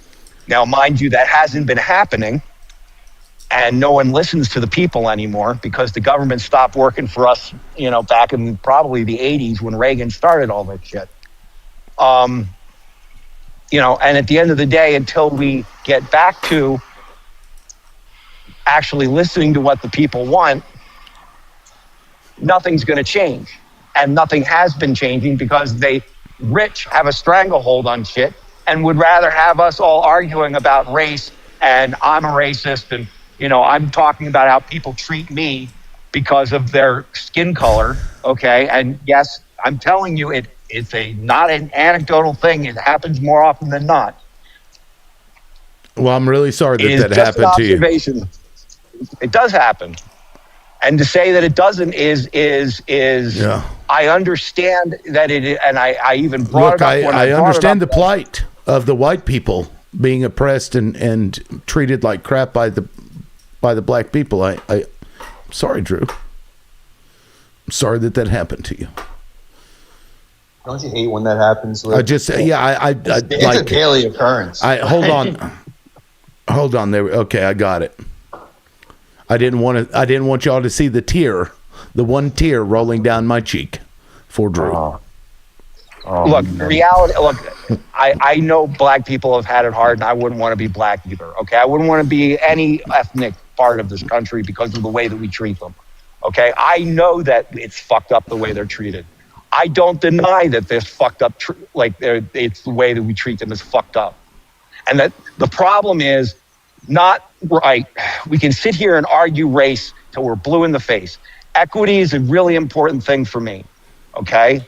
And we do need to fucking make it easier for it to be forced to be not the inept white people that are put into office because they got rid of all equity and inclusion programs, DEI. Okay? And, I think that's a fucking sin. All right? I think it's fucking wrong. And I think we should have fucking never have done that because racism isn't gone in this country. And I'm not denying that we all treat each other differently because of our skin color or our commentary or the fact that I brought up the fact that I was treated differently by black people than I am treated by white people because 9 times out of 10, they're all fucking angry at us white people. All right? Because we're fucking been proven to be assholes in the first place to even get them to that position. Okay? And to say that I am not treated differently because I am a white person is ridiculous because I can walk down the street in St. Louis and not be fucking hassled for having a joint in the open, whereas I can see black people being pulled over nonstop for shit like that. So, there are racial differences. I'm not denying that. We can sit here and call each other racist and fucked up until we're blue in the face. The problem that we have are rich people are trying to keep us fucking arguing about the straw man, which is the fucking illegals, the trans people, a plethora of other stupid shit that has nothing to do with what's going on, which is keeping us from fucking getting what we want as a people put in the law so that we have a more equitable government. Whereas all of these programs that we wanted and we had were all fucking reversed and taken away from us by this president. And you're going to sit here and tell me that I'm a fucking racist? Fuck you for that. Because I am not a racist. No, I think I'm not. that you are. I'm only stating because I stated an observation about how people treat me? Yeah, okay, that makes so me a racist? let me clarify. You may that not makes be me a racist? Well, let me that clarify. That makes me racist because I noticed something that people treat me differently because I look a certain way? I think you have unconscious bias. For sure. I have unconscious bias. Okay, I dated a black woman. I've gone out with people that are black. I think would rather that deal with a black person than a white person any day because I'm more scared of fucking fucked up white people. Unless they're cops. And then you would rather have a white cop? No, I just know how the cop fucking treats me versus the other ones do. Do this, Drew. Next time you get pulled over by a black cop, record this and ask that guy, hey, is there any way you can call a white cop over here?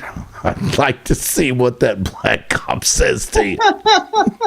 By the way, Jefferson had children with black slaves. Does that make him not a racist? I mean, come on. That's not an argument you can make. So, look, listen. No, Drew, I'm serious. I have come from the most integrated part of the country, and I would never do that because that is not what I'm trying to do. I am not trying to create a problem. I am trying to state a reality that I experience on a daily.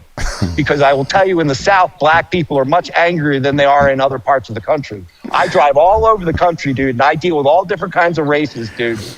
Lonnie, thank God. All the time, every day. And I have more problem in the South with black people that are fucking been oppressed and fucking treated like shit by fucking white people. And I will tell you, I would rather hang out with a black person any day over a fucking white person. Because white people have gotten away with it so long, they've reproduced and created a fucking history. My fucking nephew in St. Louis from LA. Candy, which is like in the middle of the fucking blackest neighborhood in fucking St. Louis. And this little 11-year-old white girl turned to him and goes, "Thank God there are no black people in here." And my nephew fucking flipped. I think it was the most embarrassing thing that I've ever fucking heard in my life. It's fucked up the way we are. And the way that people teach their children to be that way. Drew, that's why I was saying earlier. Is there echo? Can you guys hear echo? Because yeah, go ahead, Lonnie. You were waiting way longer. Can you guys hear me? Sorry. Can you guys hear me? There's no echo. Okay, give me just a second because my headphones died. Can you guys hear an echo when you're talking? No, we're fine. Okay. I just because it's playing through my computer speakers right now, and I wanted to make sure you guys aren't echoing. I'm going to charge them for a bit. It's noise canceling it. All right, go ahead, Lonnie. So, Drew, okay. Oh boy, here we go. Understand? Don't. Oh, he's like, oh, we got a black person up. Oh, here we go. I'm coming at you with kid gloves right now, right? Like I'm not coming at you like the angry black woman that a lot of white people seem to think that I am, because I get up here and my voice gets elevated and I start to yell. And then want to label me the angry black woman, right? Passionate. I'm yelling about something that I'm passionate about, right? I'm coming to you to help you understand from a perspective that you don't live every day, right? And I'm going to use this analogy and I'm going to leave skin color out. And I'm going to say men versus women. We do not have any laws on the books that tell men what to do with their body like we do with Roe v. Wade, right? Laws have been made against women, right? Like this is the part that you're missing, right? And I understand that like there are good and bad in this world. I'll tell you the same, right? I can come on this panel, right? And Lib does not look like me. Lib has different privileges than I do. First off, he's a man. Second off, he looks closer to white than I do. Not saying he is, he just looks closer to white. So his privileges are different than mine, right? But the nuances in this conversation that a lot of people miss when we say racist, right, is the system is built upon race, right? It is classism and then racism comes underneath of that, right? And that's the part that you're missing, that a lot of people are missing in this conversation, right? The fact that you encountered a cop that was mean to you versus a white cop that wasn't mean to you happens, right? Like, it does. Bad, right? We and I've had some white cops that are assholes too, but in general, I agree with you on that, right? But hear me out, right? I need you to hear me out, right? The fact that, I don't know if you were here earlier, but I'm going to say it again. I am in a town in Pennsylvania where in 1969, there was race riots and a lady was unalived and they pew-pewed up the car and she unalived in that car, right? At the same time, an officer unalived also, right? Mind you. I was around for MOVE, so I know what our government does. This is what I'm saying. Let me finish my point, please. Right? I need you to hold your composure. Right? It's a different perspective, dude. Right? My point is this: is that there was a gang of white people shooting into a family vehicle. Who the family was not Pennsylvania citizens. They were from the South. They came up to my town to visit family and was on the way to the supermarket when their car got bum rushed and piled up. Right, the lady passed by white people, right? Her name by was white Lily people, Bell right? Allen. Can I finish, please? Can I have some respect? Thank you. I was just asking, were the perpetrators white? Yes, it was a gang of white men, and it was race. Yeah, that's and why I would rather hang out with black people. Can I finish my point? Goodness, this is the disrespect that we speak of. pause, please. Put yourself on mute so I can finish my story, not just for you, but for everybody else, because you're taking me away from my point. I need to get. I was just trying to ask. Okay? Go. I'm asking you nicely now. She already said it, Drew. You weren't listening. She literally said a group of white people, and then 2 seconds later, you're like, were they white? Were they white? I missed it. I didn't hear it. Okay. Because you're not listening, because you're fucking, you're doing this. I am listening. Shut. Stop talking so I can finish. Go ahead, Okay, Lonnie. so my point is this. It was 1969 race riots. There was a gang of white men bum rushed a family in a car, a black family in a car, and pew-pewed it up. One of the family members died. It was a black lady. Her name was Lily Bell Allen, right? On that same week of those race riots, there was an officer. His name was Detective Shad. He passed away too, right?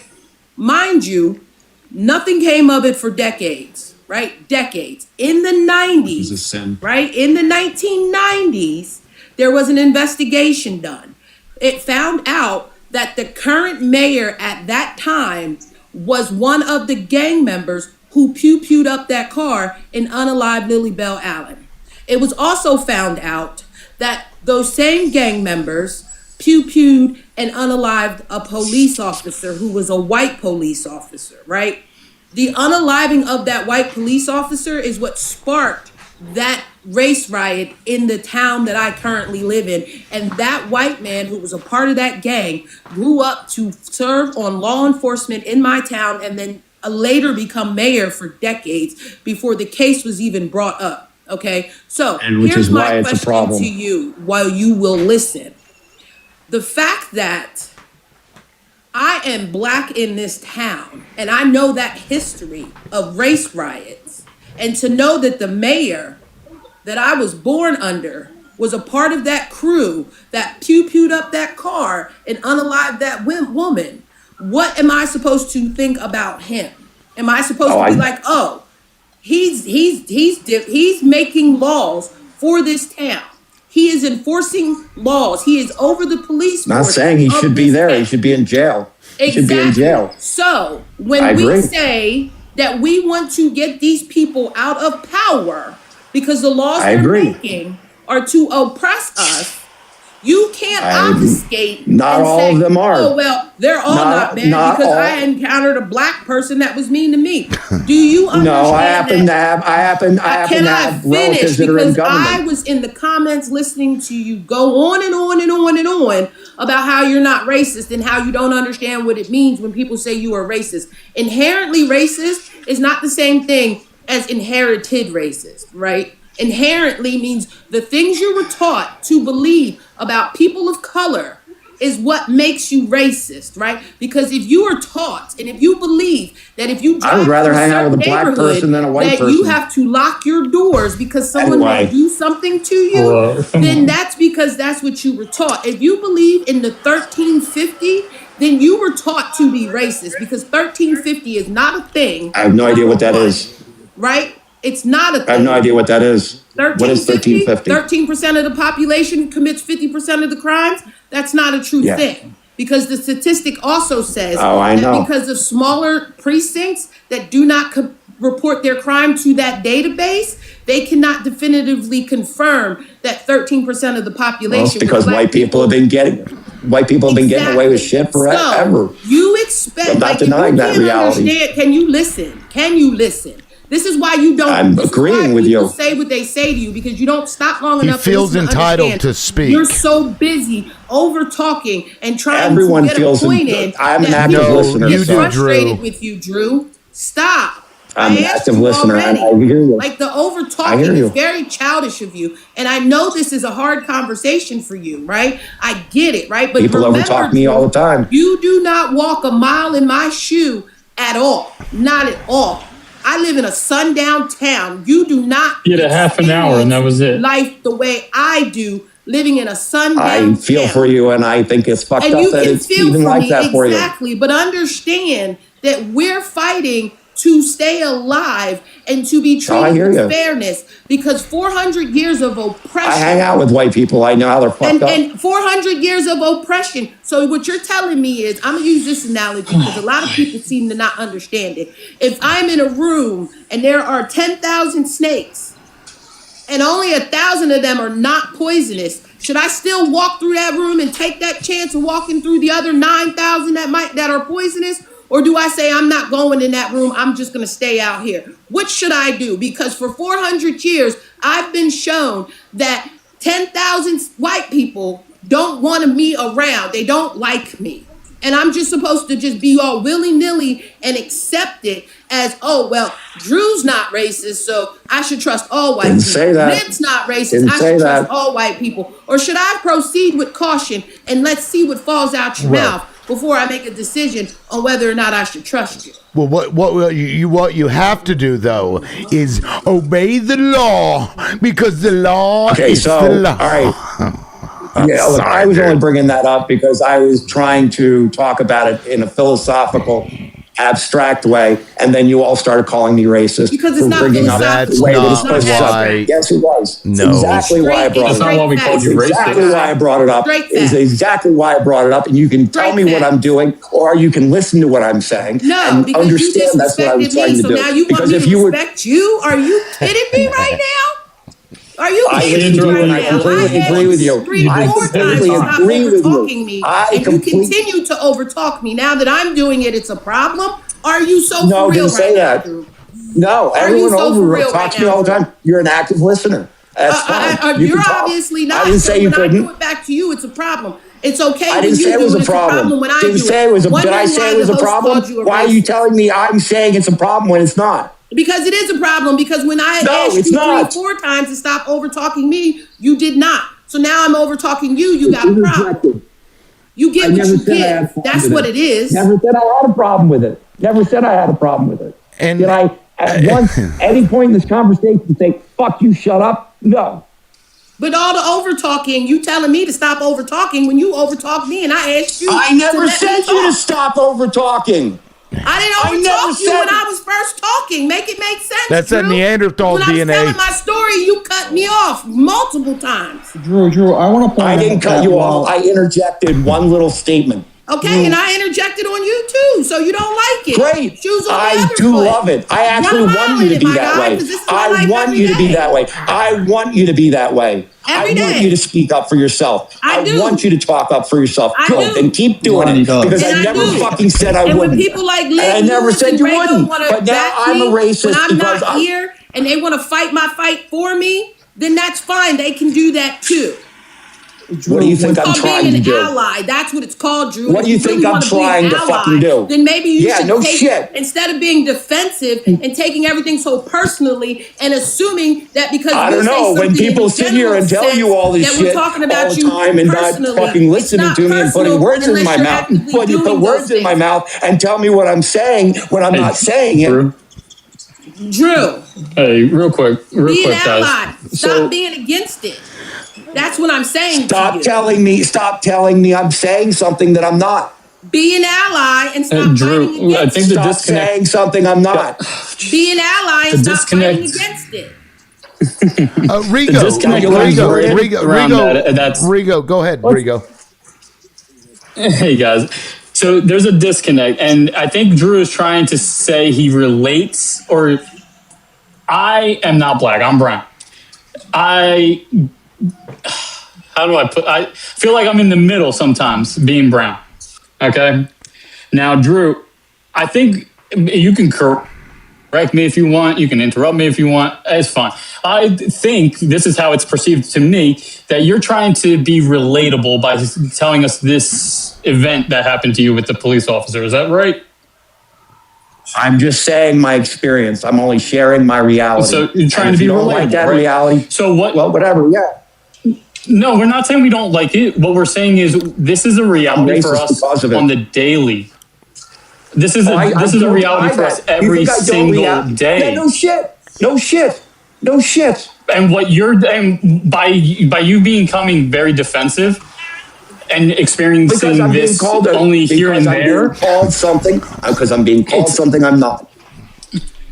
Because it's inherent. It's something that's built into you from the system. It's not you. You might not want to be that way, and that's what everyone is saying. White it's fragility. Not you. I've read it, okay, and I understand what you're talking about. And this is not the point. Okay. I brought up the topic Then because I was I'm trying mistaken. to share a perspective of something and an idea.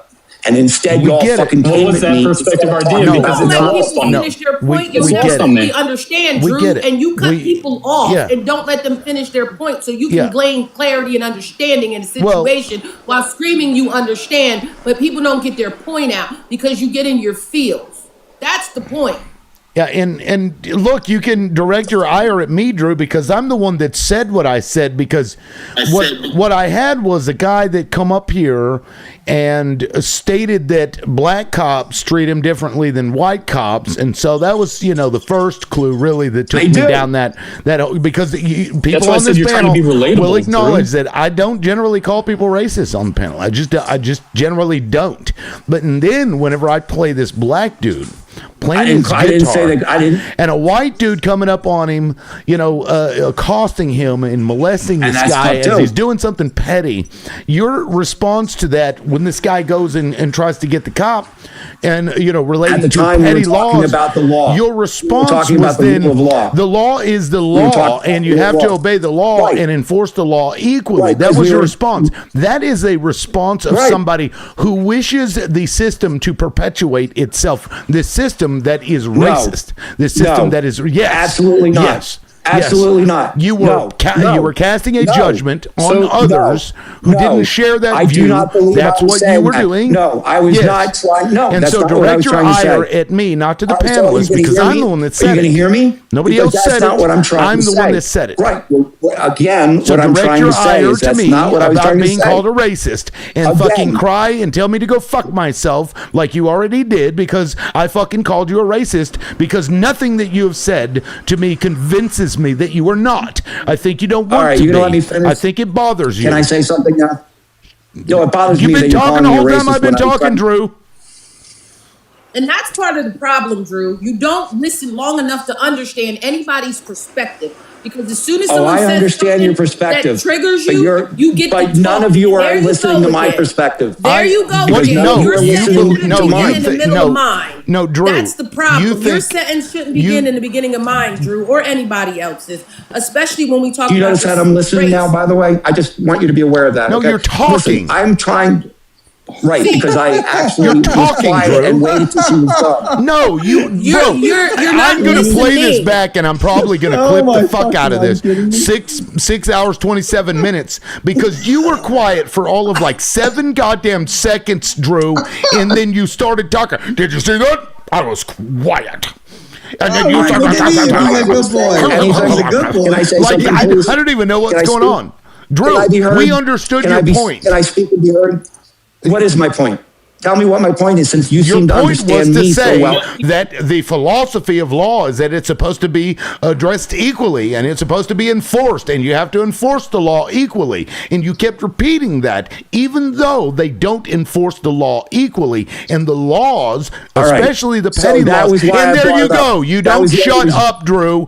Why do you think that I should give you a fucking second to speak on this panel when you won't let me fucking finish my goddamn statement, bro? You are like this every time you come on my panel, and then you bitch about it, and now you want to fucking tell me to go fuck myself. You've been doing it the whole time, Drew. You need a little self-awareness, bro. If you want people to believe that you're not a fucking racist, you need to look into yourself and understand what it is that you're doing. Other people can see it, but Drew's the only one that doesn't see it. You need some self-reflection, dude. We call that Darvo, right? Like deny, reverse, and then play victim, right? Because that's exactly what you do every time we have these conversations, Drew. You deny that, first off, I told you, don't take it personally if that's not what you're doing, right? If it don't apply, let it fly, right? We all know that if I say men can be harmful to women, we know that statement doesn't mean all men because we know all men aren't harmful I'm not to harmful to women. Sorry. Because if you're not, then you wouldn't have spoke up and said, and that's the problem. This is why we say I agree with Lib, so you can come at me all day that I believe that you're racist because the things that you say are racist statements. Right? And if you were trying to be an ally, instead of being in your feels like, oh, well, I had a black cop disrespect me and a white cop didn't, that proves the point of racism, right? That proves the point, right? Then the fact that the video of the guy playing his guitar in the park and the guy walked up and told him, oh, a cop said that's illegal to have an amp in the park. Like the guy said, let the cop be a cop. Let the cop come and tell me, right? If the cop sees me, the cop will stop me. I'll pack up my shit and I'll go. But the fact that you think that white people with this mindset seem to think that because we're not following the rules, that it's your job to enforce rules that you don't get paid to force, when we know that police was first slave catchers. Like that was their first job, was slave catching. So to understand that and then to be like, oh, we got to go get the cops because you're playing a guitar in the park, like you're sicking the problem on black people, right? The fact that this justice system is definitely a problem. Now, for those of you that want to be a little bit more educated, I'm going to give you two things in case reading isn't fundamental for you. We got the documentary called The 13th, right? Which is a documentary about the 13th Amendment. You should go watch it, right? I think it's by Deja Devaney, I think is how you say her name. That's number one. Number two, we all got YouTube. I want you to go to YouTube. I want you to hit the little voice button, and I want you to say Kalief Browder. Right? And I want you to watch his story too, right? Because he was a black kid who was 16 in New York who got wrongly convicted, sent to Rikers, an adult prison, got assaulted to the point where, first off, he couldn't even get bailed out because they gave him bail, but he was raised in the hood. So therefore, like y'all like to use, his parents couldn't afford to bail him out. So he spent 6 months in Rikers getting assaulted by grown men, okay, in a justice system that wrongfully convicted him. So then he got out on probation and he got stopped and frisked and got put back in again, wrongfully convicted in the justice system, to then turn around and actually get out and delete himself off this freaking planet because the racist justice system that we have in the United States. And you get on here and you say, oh, well, black cops have been mean to me, but the white cop wasn't. You're just shoving the racist justice system back into our faces to prove our point. And to prove the point that Lib said that you're racist, because for you to say that and think that it's justifying something, it does not justify anything on your side of the argument. It proves everything on Lib's side of the argument. Because if that was the case, if you wanted to be an ally, then you would be out there helping people change these laws. Because if the law is the law, then they put in the law to control women's bodies. They're currently trying to change how we vote by saying we need to have passports and birth certificates. The laws are changing, and because we're fighting back against the laws that they're changing to benefit them, we shouldn't be doing. We should just comply and put our heads down and everything will be okay. My ancestors did that for 400 years and it got them nothing. Because guess what, Drew? I cannot tell you in all of my research what continent from Africa, where I came from. What country in Africa did my ancestors come from? I can't tell you that. Why? Because this system erased my heritage, my ancestry. Why a lot of y'all get up here screaming, I'm Jewish, I'm Irish, I'm German, I'm this, I'm that. Majority of black people can't tell you what country in Africa they actually originated from, because they erased black people origins in this country because we were looked at as chattel. We were sold on a stock market as a commodity, and you get up here and act like the system is not racist, and it is. And you voted for it, and you went along with it, and you accepted, and then you get up here and you tell people like myself that we got to pull ourselves up by the bootstrap because life can't be all that bad, because he's breaking the law by playing an instrument in the park, not knowing that that cop could be one of them racist cops that you know exist and could put him in the system, and now he's wrongfully incarcerated using your tax money to house and feed him in a justice system he doesn't even fucking belong in because his ass was playing a guitar in a park. But you obfuscate from all of that just to prove that you specifically are not racist when the whole freaking system is racist, Drew. And that's where I pause. Thank you for being patient, everybody. And thank you, Drew, for staying. Now, go ahead and you can respond. Then I'm going to get to the new panelists. Go ahead, Drew.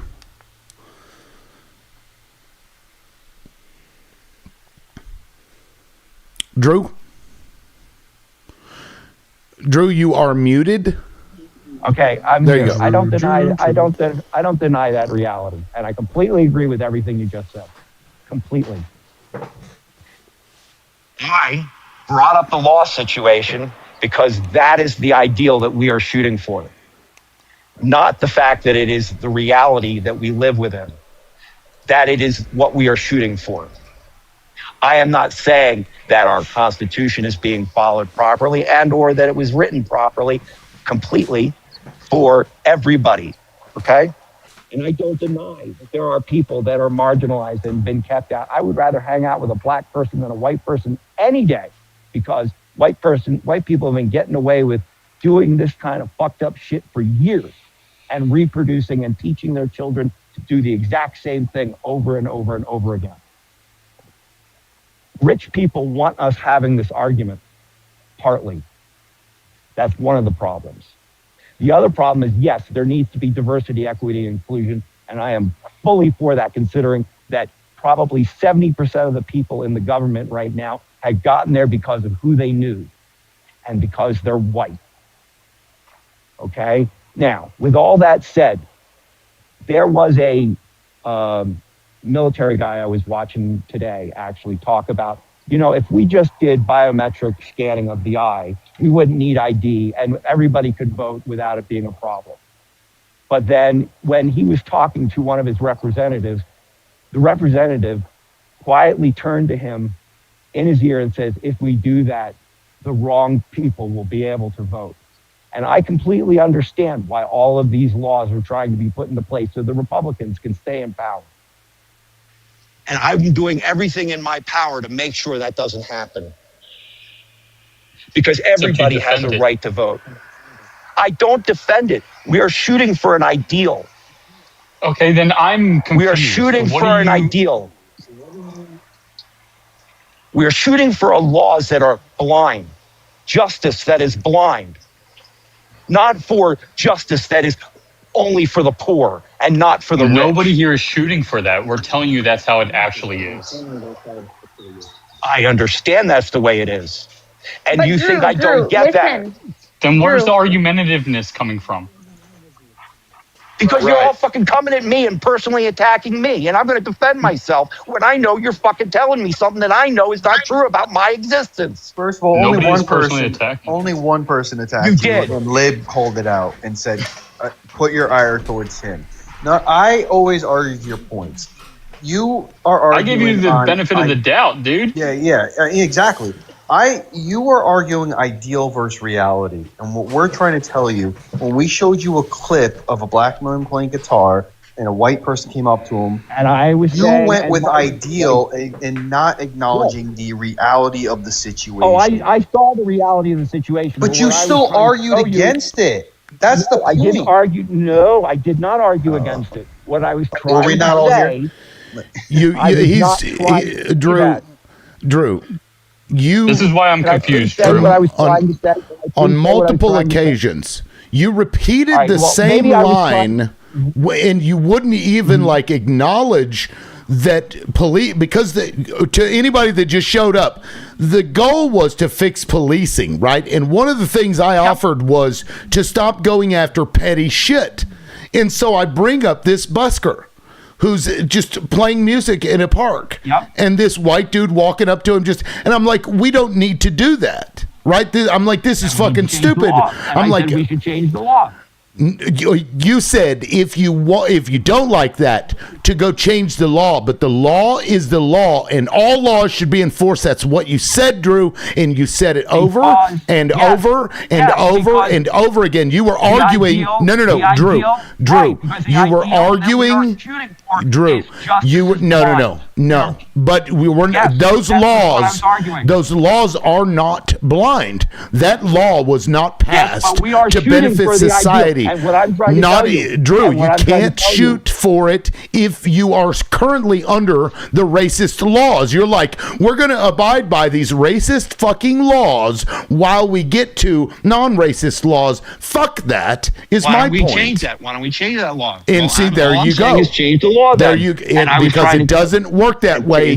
The people that are in charge of doing these laws are the racist people, and until you get rid of that, and you're not going to, like I said, you're not going to get rid of all white people. You're not going to get rid of all the racists that exist in this system that perpetuate their own. I don't think that's and there you go. That's why I called you a motherfucking racist, and I'll say it again, bitch. You're a fucking racist, and you don't want to be. You feel bad? You are the liberal that Malcolm X warned everybody about, Drew. That's what you are. And I don't call people racist, Drew. You're probably the first fucking liberal I've straight up called a racist before on this panel in the year that I've been going live. And I'm just calling it now. You can get mad at me. I don't give a fuck. But my perception of you is exactly that. Because you are trying to perpetuate this fucking racist now you are system. Personally attacking me. What? It's not an attack. It's an observation, sir. It's an observation. I am not trying to perpetuate anything. Well, if you let me finish and actually explain why I said what I said, then it doesn't matter. Yes, you already explained it 13 times. We already heard you. You saying the same thing that you've been saying isn't going to change my opinion about you. Oh, right. We tried to now understand I'm you by giving you the way out by saying it's, not you being racist, but the system I need a way out into you. I need a way out. I need a way out. I would hope so. When I'm trying to just speak a philosophical idea, I need a way out. That's not what you were doing, Drew. So now I'm all of a sudden. That's not what you were doing. That is not what you were doing. No, you came up with that shit. You came up with that shit 30 minutes later. No. Yes. No. Yes. No. No. Yes, you came up with that shit after you teacupped over and over and over again and crashed out, and then you came back with, well, I'm just talking philosophy. I am. Okay. Anyway, I'm trying to talk about the topic and not attack anybody personally. Drew, all right? Did I call you anything derogatory? Did I fucking say anything about you being an asshole to me right now? Call me an asshole. Other than you're attacking me? You are being an asshole because you're not letting me finish. That's an observation. And you're calling me out as something that I'm not. Right. Okay, and if so you're your not, then you're look. could If be you're not, incorrect, too. then you're not. But remember, whenever you said that the black cops treat you different, worse than the white cops. Remember what you said? You said, "Well, that was my perception." Well, guess what, Drew? My perception of you is a what? You do. That's my perception of you. So you get to have a perception, but I don't get to have a perception. Okay. Now let's get to the new panelists. Say that. I think Carson may have gotten in told first. what I'm being told to say. Bullshit. Well, look, I don't know what to tell you, man. That's my perception of everything that the totality of things that you've stated in the way that you've treated other people on the panel in this entitlement to be able to speak whenever the fuck you want to, even over the host, leads me to believe that you're exactly what I perceive you as. Prove me wrong. Carson, go ahead. Yeah, I mean, I was just going to ask him if he really truly believes that those black officers treated him poorly because he's white, and then I was going to expand and just try to explain to him, I don't think that he is so ill-intentioned, I just think he just needs more understanding. And what he was saying about, I understand why they're trying to pass this legislation and they're trying to marginalize further certain communities, and I'm fighting against that and blah blah blah.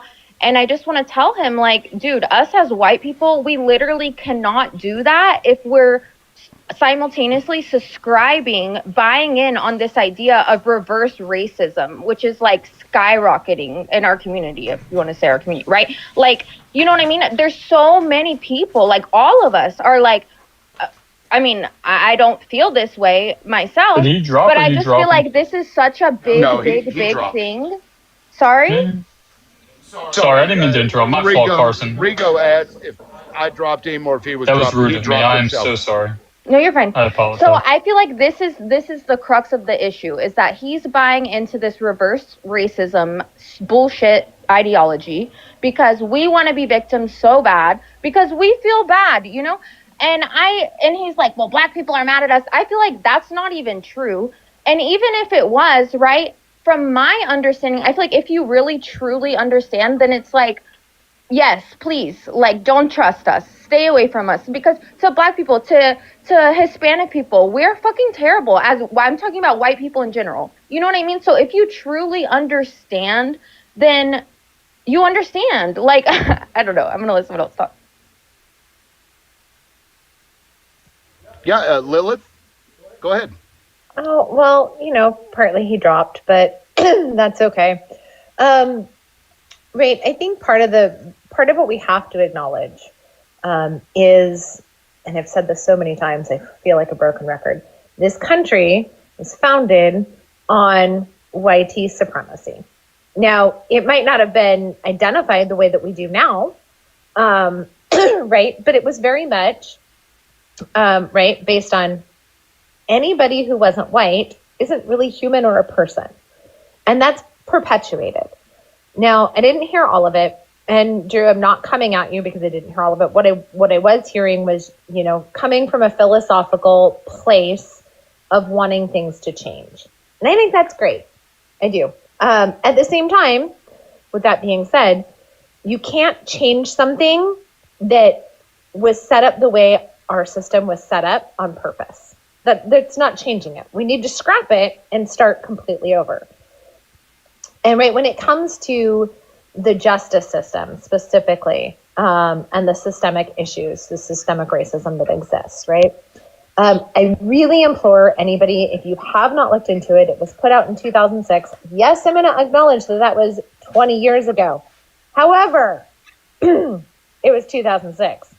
And the FBI did an investigation into law enforcement agencies and found that they were being infiltrated by YT supremacists, right? The KKK, the A Brotherhood, all of these other groups were specifically going in to law enforcement to perpetuate the systemic issues that were there, right? Now, in 2016, the FBI revisited that and saw that there was not much that had changed, right? And this might be, you know, Joe Smith joined, but Daddy and Brother are part of these groups. He might not directly be, but it doesn't mean that he's not influenced by that. That's a problem, right? When our law enforcement agencies have been infiltrated and have known YT supremacist ties to the people that are there that are supposed to, quote unquote, protect. I have big feels on that statement, but right, that's a problem. And then we can go into and if you have not looked at it, have not seen it, I again implore you to look into it and do some research, is the 100 million stop study that was done, I think, by Stanford. And that it's a super fascinating study that they did. They took police stops from multiple different agencies across the U.S., 100 million of those stops, and looked at, compared daytime to nighttime, and those that were being pulled over. Interestingly enough, during the daytime, the number of non-white people pulled over was substantially higher. Except at night, all of a sudden, those numbers became almost dead even. Interesting. Now, the difference is, right, the sun's up, the sun's down.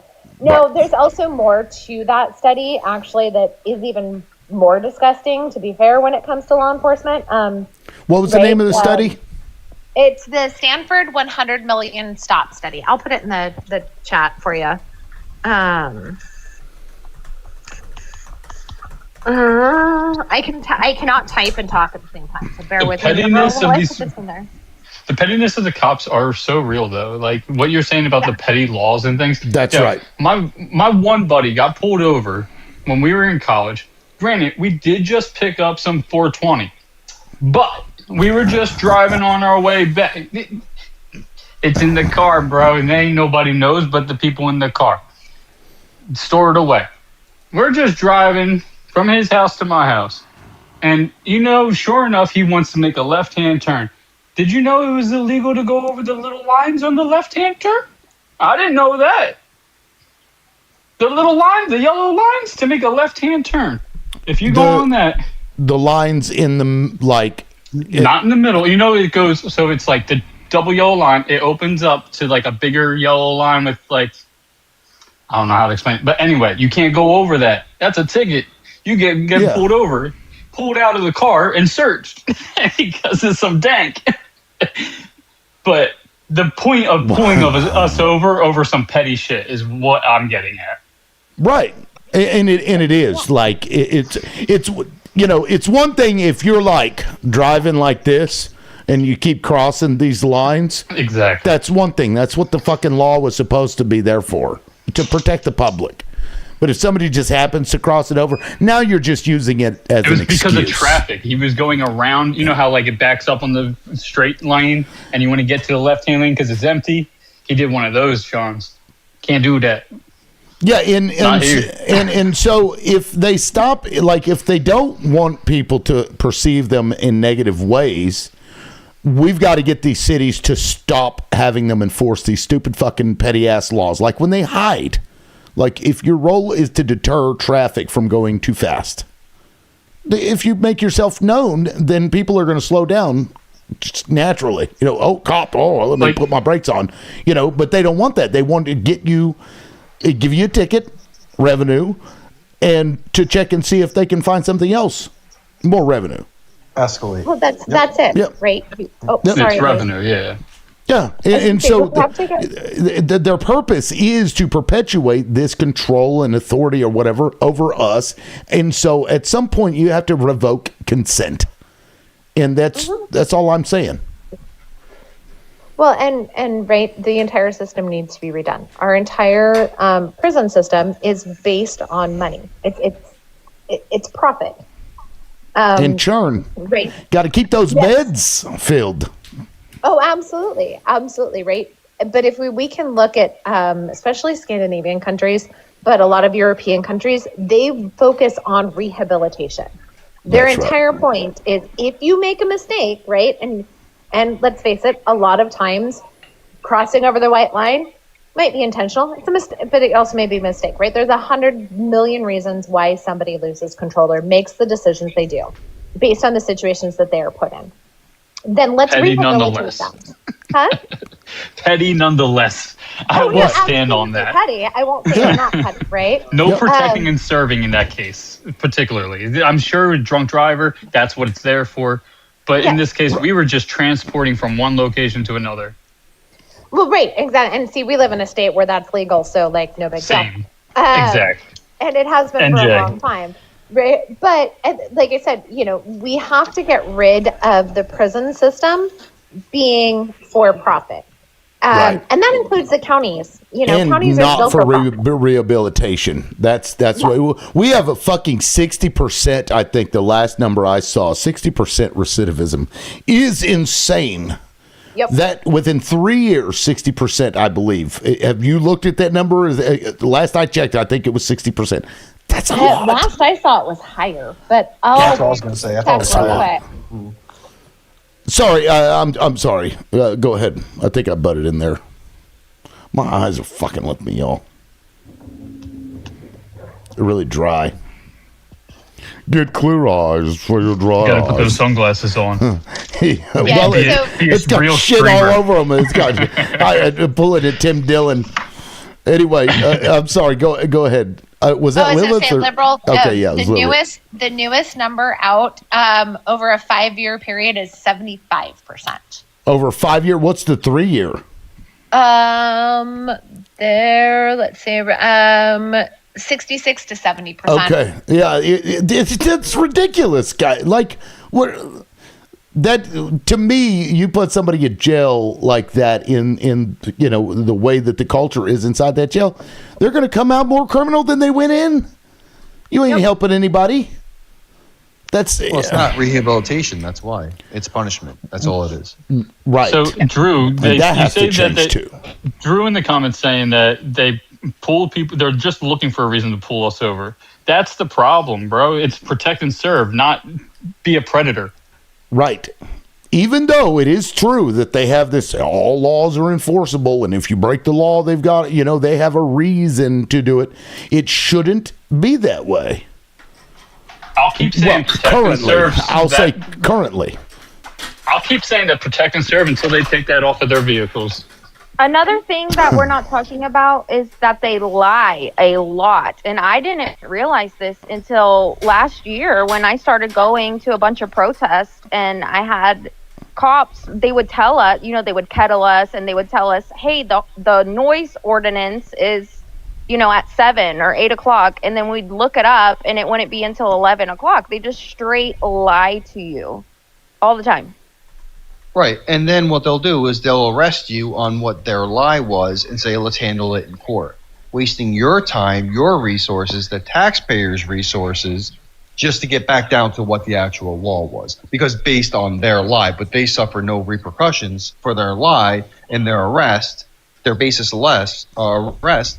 It's ridiculous. It's a ridiculous system. Anybody that can come up to you and say, I say the law is this, fight me in court about it, and has no repercussion against them lying about it, is a failed system. Full stop. Like, that's a failed system. You cannot have that. You cannot have trust in your police when you have that.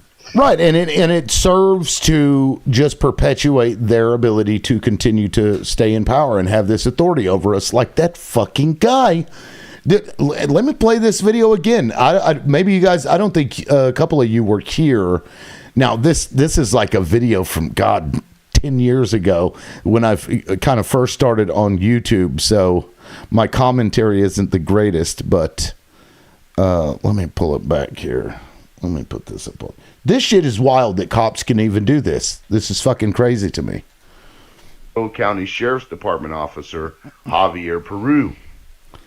So he was already pulling into a Flying J to get gas when the officer flipped his lights on, claiming that Mr. Young didn't use his turn signal. So at some point, the officer asked to search Mr. Young's vehicle, which he gave them consent to do. Yeah, go ahead, search it.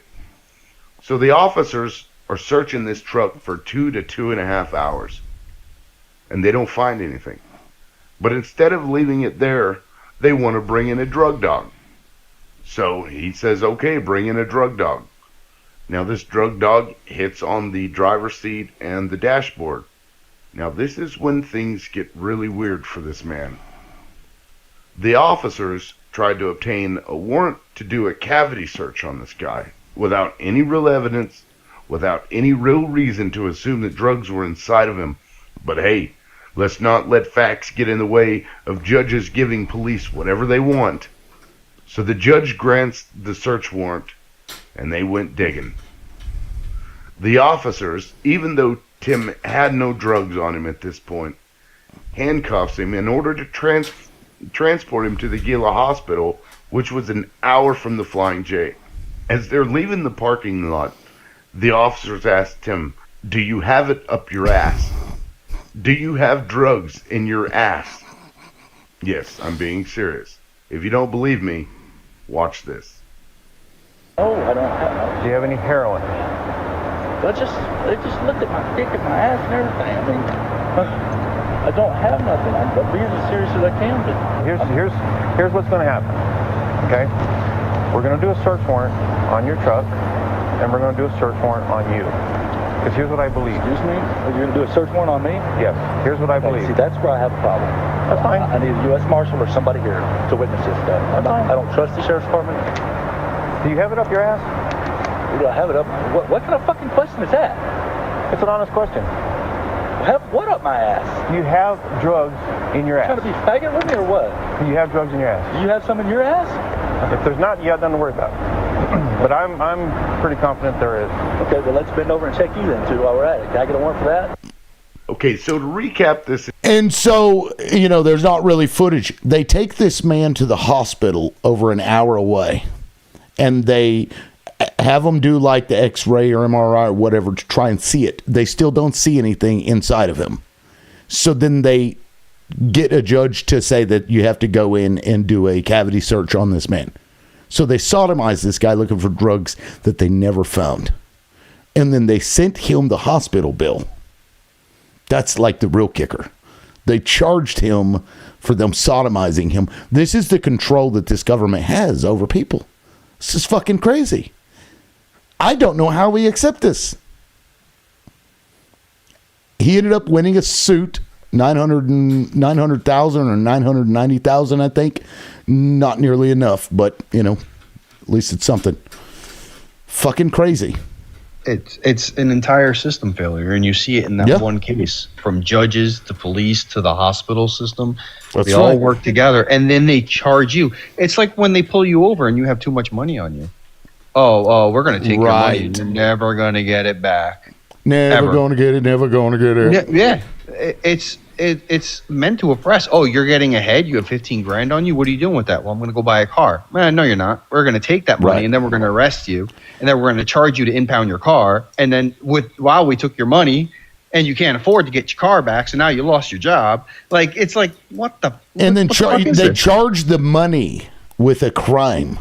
They literally, it's the state versus $15,492. There are court cases. You can go look this up. It's like barrels of oil and syrup and all kinds of weird fucking shit that they have court cases. The people versus or the state versus these items, the civil asset forfeitures. They exist to keep us oppressed. And so I don't know. Something's got to give here. This shit's crazy. Carson, had you ever heard of that story with that guy? No, that's insane. But it made me think of, for some reason, the woman, and it was a black woman, of course, that I think in Georgia, that they kept her alive, even though she was literally unalived, just for, it's sick. And forcing C-sections on women. I mean, literally. The video of that one lady recently, right? Is that what you're talking about? Yeah, where she's in the fucking hospital bed. Yeah. The court on a tablet. She doesn't have a lawyer, and they literally have the authority to cut your stomach open and pull shit out of you. Did you see the one black woman that was in labor and they were triaging her, and the white nurse or whoever was just on the computer typing so nonchalant, and she was literally in active labor? Did you see that video? Yes. Yeah. It's the whole system's got to change, and so I just these petty laws. They got fuck a cop that will accost people for those stupid things, those stupid violations. You know what I mean? Oh, you spit on the sidewalk, that's illegal. You can't do that. And then if you argue with them, now you're going to get beat up and thrown in jail. With 4 more charges on you: obstruction, fighting back, resisting, biochemical warfare. Right. Like the ridiculousness. Yeah. I mean, that's what happens when you have a system where your oppressors are allowed to do whatever they want to, lie to you and make up stuff on the spot. They don't have to know the laws. Like, it's ridiculous. Like, and then we have the auditors, right? Like, people give them flack. All they're doing is exercising their First Amendment right, standing on a sidewalk, filming. It's so annoying. Yeah. It's kind of entertaining, though. It is really entertaining. It's a little. Some of them are annoying, but it's funny to see some of the cops. Yeah.